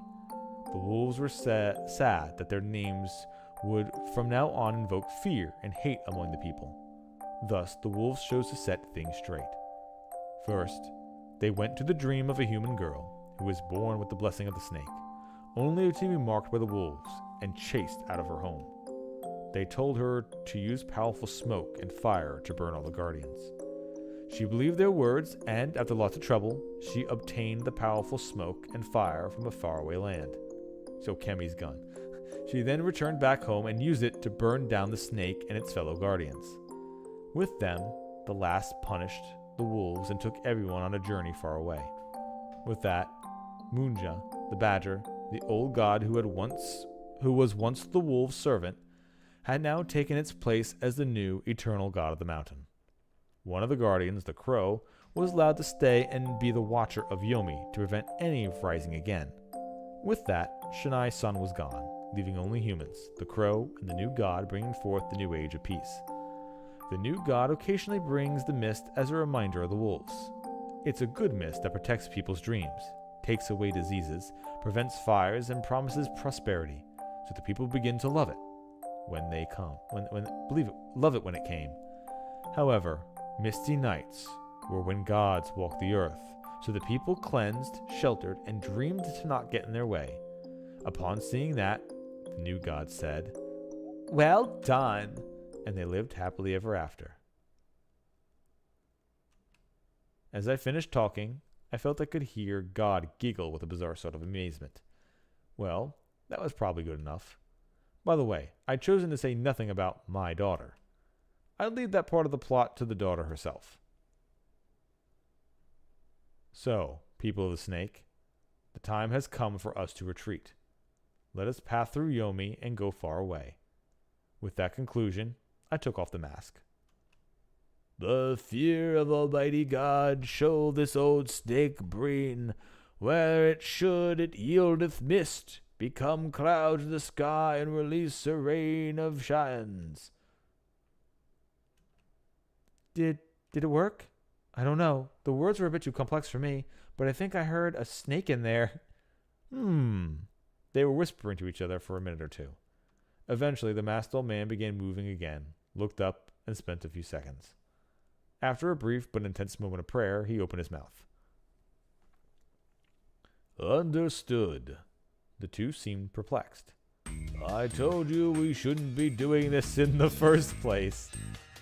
I know we were raised to not go against the head, but I can't stomach him any longer. My stupid son and late father should know the meaning of karma now. Young'un, sorry for making you act like that. You can go now. We'll take care of everything. Huh? Well, I wasn't sure how to respond. Should I report you? Things would be bad if the healthcare center came. Well, this village might disappear then. What would those without savings do then? I hope they don't go nuts. You're still looking down on Yasumizu. Kemi-chan, that's not it. Fujiyoshi people still need Fujiyoshi. Huh? Wait, are you saying we shouldn't report him? Well, yeah? Okay. I'm gonna hit the button. All right, we're hitting the button. We're hitting the button. It's a fucking screenshot. All right.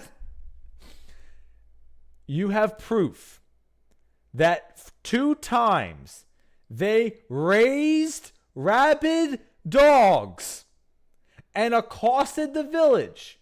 They put cameras and bugs and electronic locks and purposely mutilated people's bodies. In fact, there were times where we killed the dogs, but were still killed by something that resembled a wolf. So, did they just shoot us? How did we not survive those ones? What the fuck is that bullshit? These motherfuckers have caused many deaths constantly, and they were going to do it again, incredibly methodically, brutally, just smearing bodies in the fucking paste to make sure we stay here and kill ourselves. And we're just like, yeah, it's fine. They can go. There's 2 whole feasts before this, my dude. There's 2 whole fucking feasts before this. They've been doing this twice more. What the fuck?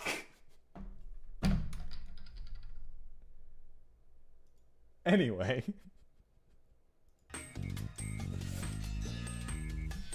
Wait, no, stop. Don't make me keep quiet about such a scoop. I don't know what's what, but why not do this? Let's watch if these people, the Meguruma, still keep doing bad things. And see if we can fix them. No! Hashimoto, you fell for it! You fell for the I can fix her! Kiyonosuke at least has a shot at that and has a reason to, but you fool! It's true. Murdered multiple times. And he's like, I'll still do her. Fuck's sake. But if it looks hopeless, let's investigate them ourselves. Hashimoto-san, what's with the sudden professionalism? It seems very fishy to me. To be a pro is a state. Also, how did they constantly get sedative everywhere? Where were they getting it?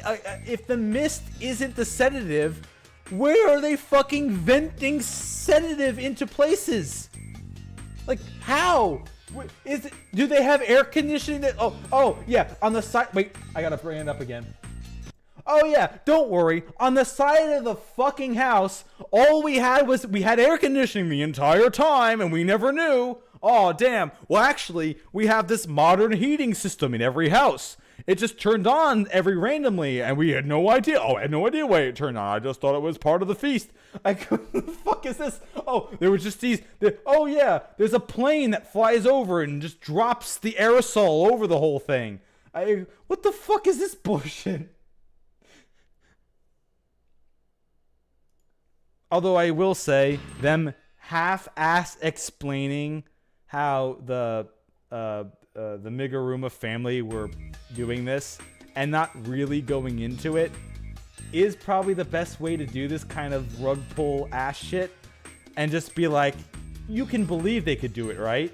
Yeah? Alright, cool. We're not going to go any deeper into it because it just would get really fucking weird, so don't worry about it. We're not gonna question it. You don't question it, we don't question it. Suspend your disbelief. Anyway. It seems very fishy to me. To be a pro is to stay calm. Don't worry so much and just watch. You'll see something in the paper a few days. Something about a strange event in a remote village. What's wrong with you all? Get up, all of you. He turned around and threw away his mask. I couldn't see his face, but his long gray hair, large neck, and defined jawline told me that he was really vigorous for his age. The fancy mask he dropped made a clattering sound on the wood and gravel. Once again, returned to the earth. God once again returned to the earth. As if he felt nothing about it, the old man didn't even need to turn around as he shouted at the wolf actors and left. Oji-sama? I looked at Kemi. The Miguruma have no granddaughters. The Miguruma have no granddaughters. Now retreat. We watched as the wolves left without showing a hint of divinity. Oji-sama? The current head should still be Kemi Migurama. The current head should still be Kemi Migurama's dad. So, I don't know. I was told that the previous head lives elsewhere. I never even met him. I heard that, after the first feast, they didn't have another one for about 40 years. Maybe it wasn't because there just weren't any mists? Let's stop there. At this point, I don't want to know if there were good people among the Migurama. Alright. You should think about it, what to do with the Migurama-san. She really wants to know what's going on. Oh, with Mamiya-san. She really wants to know what's going on here. Ah, Q Jose. I'm actually a fan of your articles. I saw the New Year's Scoop special report to January's Apple page. Oh, really? Oh, huh? Really? You're the first reader I've ever met. Wait, don't change the subject. Well, I just thought you as head of you... well, I just... God, my brain is fucking going. Well, I'll just tell you as we head to your car. It's probably safe now. It's hard to walk, isn't it? Well, it is a bit scary. Don't worry. We'll have a shotgunner with an illegal sawed-off here. Hey, stop. Oh yeah, that also reminds me. Because these two people went outside, they turned you two into pulp multiple times. Don't even try, multiple times! They turned you into pulp! Literal pulp! Shoot him with the fucking shotgun! That's all I asked, just one shot! Just one barrel! One barrel into him! Just boom! Blow the motherfucker away! Anyway. I see you're quite a character. Well, alright, I'll play along. And so, the misty night passed without any werewolves appearing. Not everyone made it out unharmed, but it seemed like a good ending to me. All missions clear. Now, I just had to return. I briefly told Mamiya-san about the feast and that they helped prevent it. Well, she did wonder how I knew about it. I considered telling her about the looping, mostly because it seemed interesting. But it was too tired to walk for that long.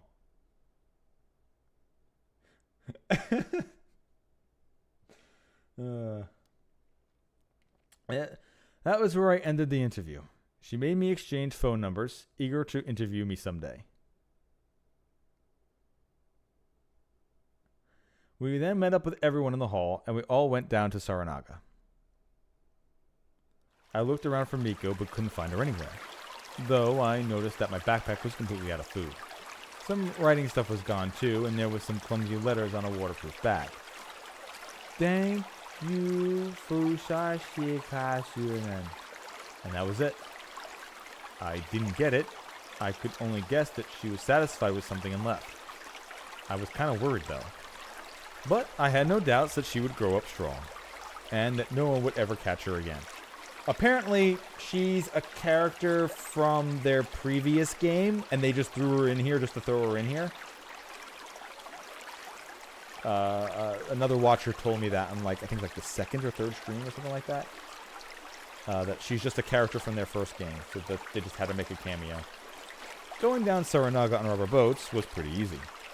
The fantastical mist surrounding us was very beautiful, enchanting, and I could totally understand why the people of the past thought this was Yomi. Eventually, the mist ended, and so did the forest. Yukaku-san was watching as the mist grew more distant. She was silently crying. Yeah, I might have taken her side if everyone in Yasumizu were irredeemable scumbags. The moment I thought that, Kemi and Haru-chan pinched my ass like they'd just read my mind. Haru-chan supposedly could read minds, but she actually sussed it out herself. Sussed it out herself this time. It'd be hard for anyone who's not Mochi to handle being her boyfriend. As we arrived at the crossroads and got out, I saw Mitsuji awaiting for us with 3 4-wheelers nearby. Fuck, you're slow. Sorry, the dream's over, right? Is your sheet back? Yeah, it's all good. Good. Were you worried? I was. Some of the others flipped their boats. I'm sorry. Okami-sama? Oh, she's just a sheep, so don't worry. Wait, what the hell are you saying? And what happened with the whole thing about being gods? You can reveal it to these people. Oh, really now? So that's why they're carrying the mask right in front of them? Oh, I almost forgot. Masada-san, I use this for the act, but it's actually a human sacrifice relic I dug up in a small wayside shrine in Yasumizu. I went grave robbing. Here you go. It is? There were bones there too. Clean it up. Give them a proper burial, display them, do whatever you want there. Understood. Well, I have no talent for archaeology. You'll probably have fitting people come sooner than later. Speaking of which, where's everyone else? They're in a hotel in Kachihara. They shouldn't go on a bus tour to Atami. Well, just leave them to me. You really are a part of that kind of... Oh, wait. So we're just hand-waving this by saying she's just Yakuza or something? Really? That's it? The pulling infinite bullshit out of your ass out of a convenience store? It's just, yeah, she's a Yakuza. You know what? Kiryu-san, thank you for your service. Are you really... Okay. I really need a Yakuza game to be Kiryu making deliveries to this lady, and that's one of his missions. He just keeps delivering weirder and weirder shit, and the final mission is him taking the townspeople around the tour bus. It's just going on a guided tour, taking everybody around.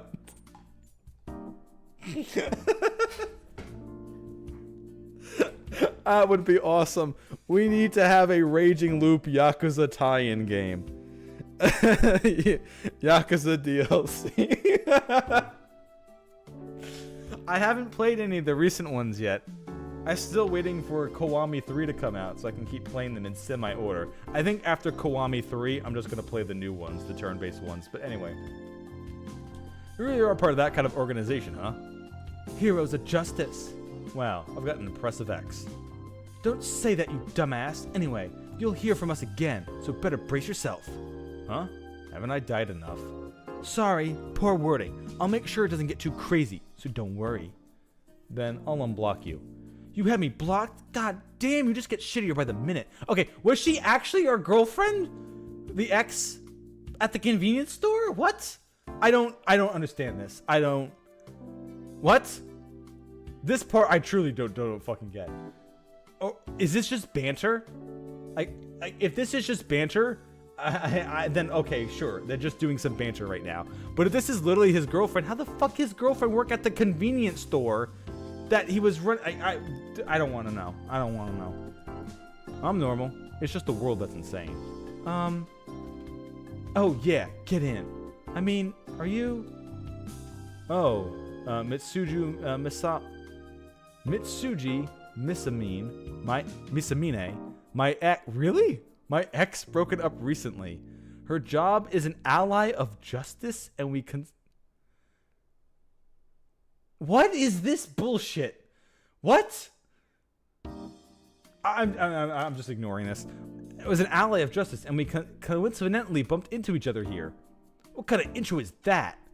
Mitsuji, this is Kemi Sarazawa-san. She got into a loop hell because of a certain someone, and we dated each other for a moment, so she's the rumored ex. She's also a casual murderer.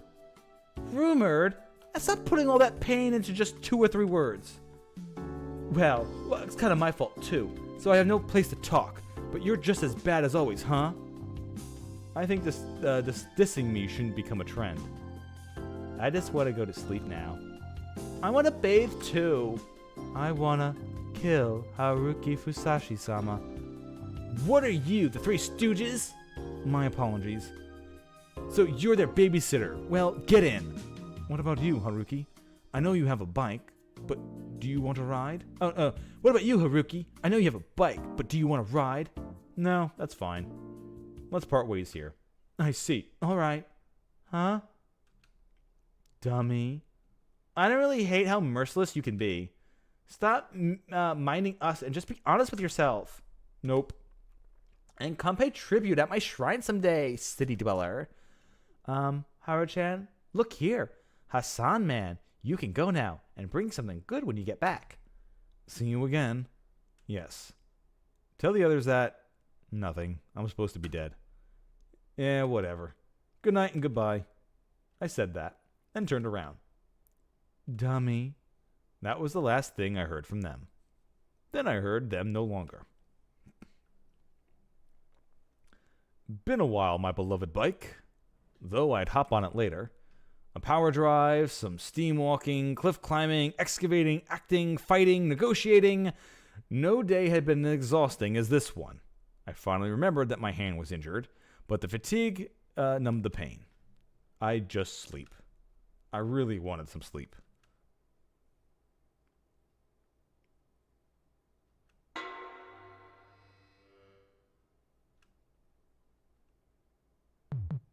I woke up surrounded by mist. I woke up next to a pile of corpses. As if, wake up already, Haruki-san, and take me somewhere far away. That kind of stuff wouldn't happen again. Nothing strange would happen in reality. There's absolutely no such thing as werewolves. I whispered to no one. Then I gathered my stuff and left. The place where the convenience store was supposed to be was empty. It was all just forest. Of course, that was just... So, okay.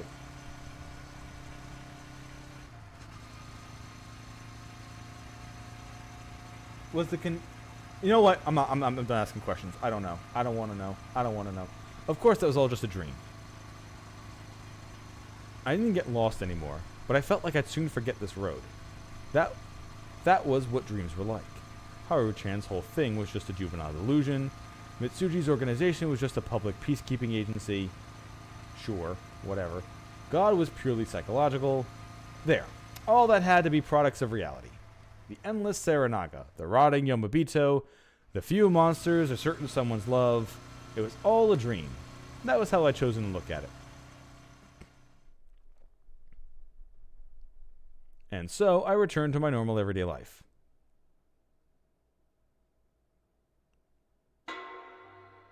One day,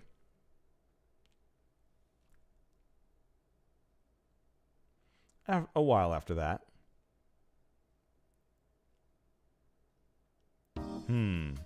Mayor of Fujiyoshi Village resigns due to corruption scandal. A pet company in the Kachihara area goes bankrupt, has to put down a lot of dogs. That's it? I expected more, considering he told me to read it.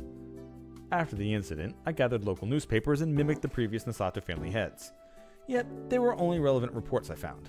Though it wasn't nothing, I would be rash to underestimate this. A village mayor, probably a Meguruma or someone related, resigning was something that simply couldn't have happened there before. Even if it had, it would be something that went unnoticed. The people would simply decide it through a secret power struggles. This could mean that there was something a lot worse than just corruption, and this made it out to the public because they simply couldn't hide it all. The same went for the pet shop. If the Meguruma had really used rabies for the corruption, it would be national news. After all, it was basically a form of bioterrorism. Hell, with all the rabid dogs they had, the disease must have spread to other mammals, like rats, according to what I looked up.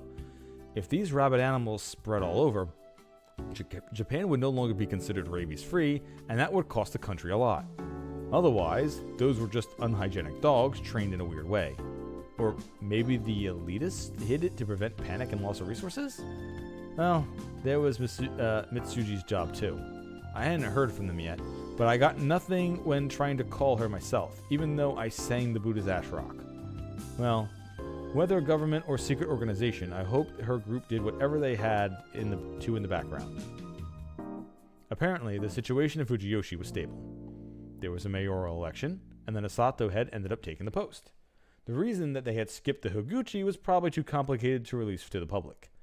I was informed of this through an email left by Kinosuke and Satoshi. He was outside the village right now, along with Rikako Uematsu-san. He rationalized this with his family by saying that he would seclude himself with her and keep the danger that was the Uematsu family away. Bold. He could easily contact his brother, current head and mayor, and get info from him, and I could probably learn more if I contacted them.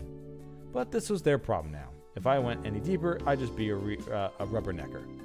I did find out that life in Yasumizu carried on as always, which was good enough for me.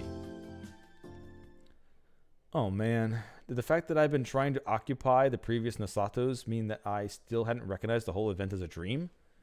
Or maybe I had some lingering feelings. I could still see her at the edge of my vision. Was that hard for me to end it? Weird. My flashback was extremely vivid and still failed to leave me. Yo, self-proclaimed Haruki-san. Yo. I almost screamed. Almost. Pretty good house you got there. Way above the other students have. Yeah, I guess. So here's a present. Oh, thank you. Sea Cucumber Manju? Where'd you get this treasure? I'm hyped as hell now. Kemi-sensei, how'd you get in? Lots of people left just now, so I slipped by as they went out. The auto lock didn't stand a chance. The front door is actually open, too. They always came in droves, so I just left the door open. Friends? Editors. I've been meaning to mention that pile of new books. Complimentaries. Huh? You're an author? Kinda. I saw this one on TV. Oh, and this one in the student co-op. The authors' names are all different. Which one's the real one? They're all fake, aren't they? And wait, Haruki Fusashi. Switch them and get Fusashi Haruki. Haruki can be read as Yomei. Fusashi Yomei. Fusashi Yomei, that's Japanese for alibi. You were just messing around, huh? I didn't. That's my pen name for when I am barely working.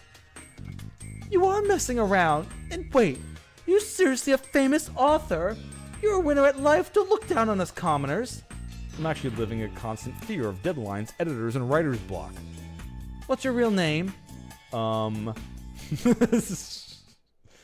She chased me around my office and studied for a minute. Then... Oh, well. Right. Why are you here? I asked for your address from Mi-chan. Meek-chan? Mitsu-chan. Why are you two friends now? She told me over and over and over to forget about you. Seriously? Why are you here? I've been rejected by 5 companies since then. Whoa, harsh. And there's a summer break at college. It's that season, huh? So I figured I needed to change the pace. That's when I remembered that there was a Casanova who said he'd be fine with me taking me in as a mistress. Yeah, in a dream. I don't think it was just a dream. You sure about this? You're talking to a real wolf who looped around and snagged 3 women along the way. Oh dear, I guess I better stay by your side so I can kill you again. Big words. Well, do you think I've become a better woman? I think you have poor taste. Pot, meet kettle. Denying that would have pissed me off, so I said nothing. Point for me, huh? You know what? First of 10 can make the other do whatever they want. Nope. What? I came here to break your rules. From now on, I want to give, not just get. Uh-oh. It's pagan season. You said that we'd become more and more insane if we're together, right? So I figured I'd be your enemy instead. I'll be your rival, or just a thorn in your side. What do you think, God? How bold of you, human. She always smiled, stuck out her tongue, and ran off ahead of me. A cheerful, insane, weird girl. That was very scary and interesting. I'd play along. I'd catch up to her. Put this on then. Is this me-chan's? I got the bike after we broke up. The helmet's new too. I see. What? Give me one before I put this on. I've been holding back for so long. Crap, what a surprise attack. If you're gonna say that, I guess I'll just do it. Just as she asked, I kissed her. Congratulations. You're the 13th woman to be kissed by this god. Congratulations. You felt defeated by a kiss for the first time ever and revealed your score to try to save face. Let's go. Okay.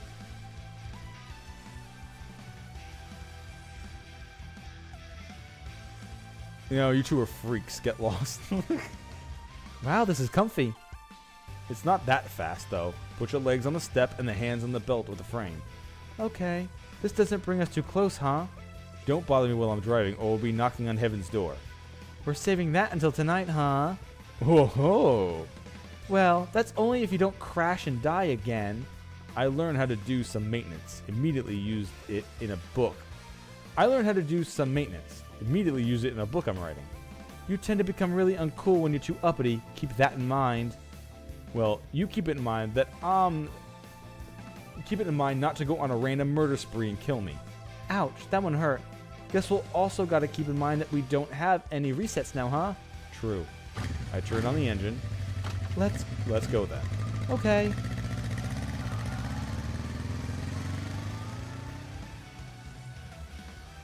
Just as a previous... So, man, Rio really had a really terrible life after the entire events of, Okay, he doesn't really look like Rio, but every time I see our main character with the brown jacket, I keep, and the motorbike, I keep thinking he's Rio. What's the fucking game series I'm thinking of? It started on the Dreamcast. They released the third one recently, and it kind of was still shit. The fuck was that game series called? Shenmue! Yeah, Shenmue! That's what I'm thinking of. Yeah. Just as the previous journey led to the dream we could no longer return to, this one would surely lead us to moments so great they could never be repeated. You sure about that?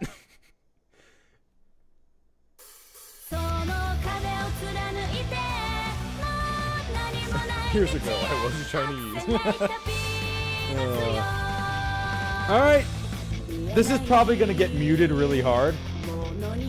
So, YouTube is probably going to get flagged, and, well, the VOD and Twitch will just be muted, so who gives a fuck?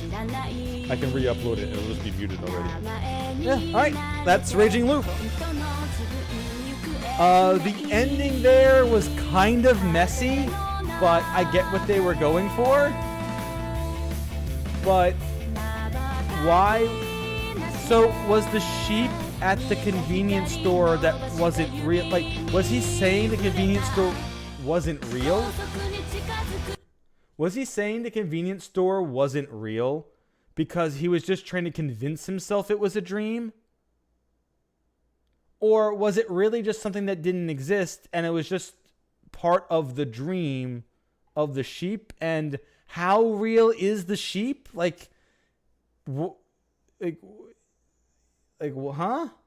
Also, if the convenience store was real and his ex literally worked there, was he driving to the place where she was because he wanted to talk to her?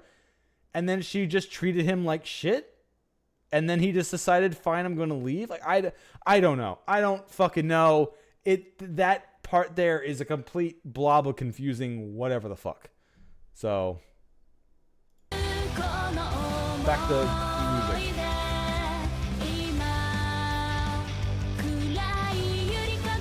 Anyway, this was good. I enjoyed reading through this.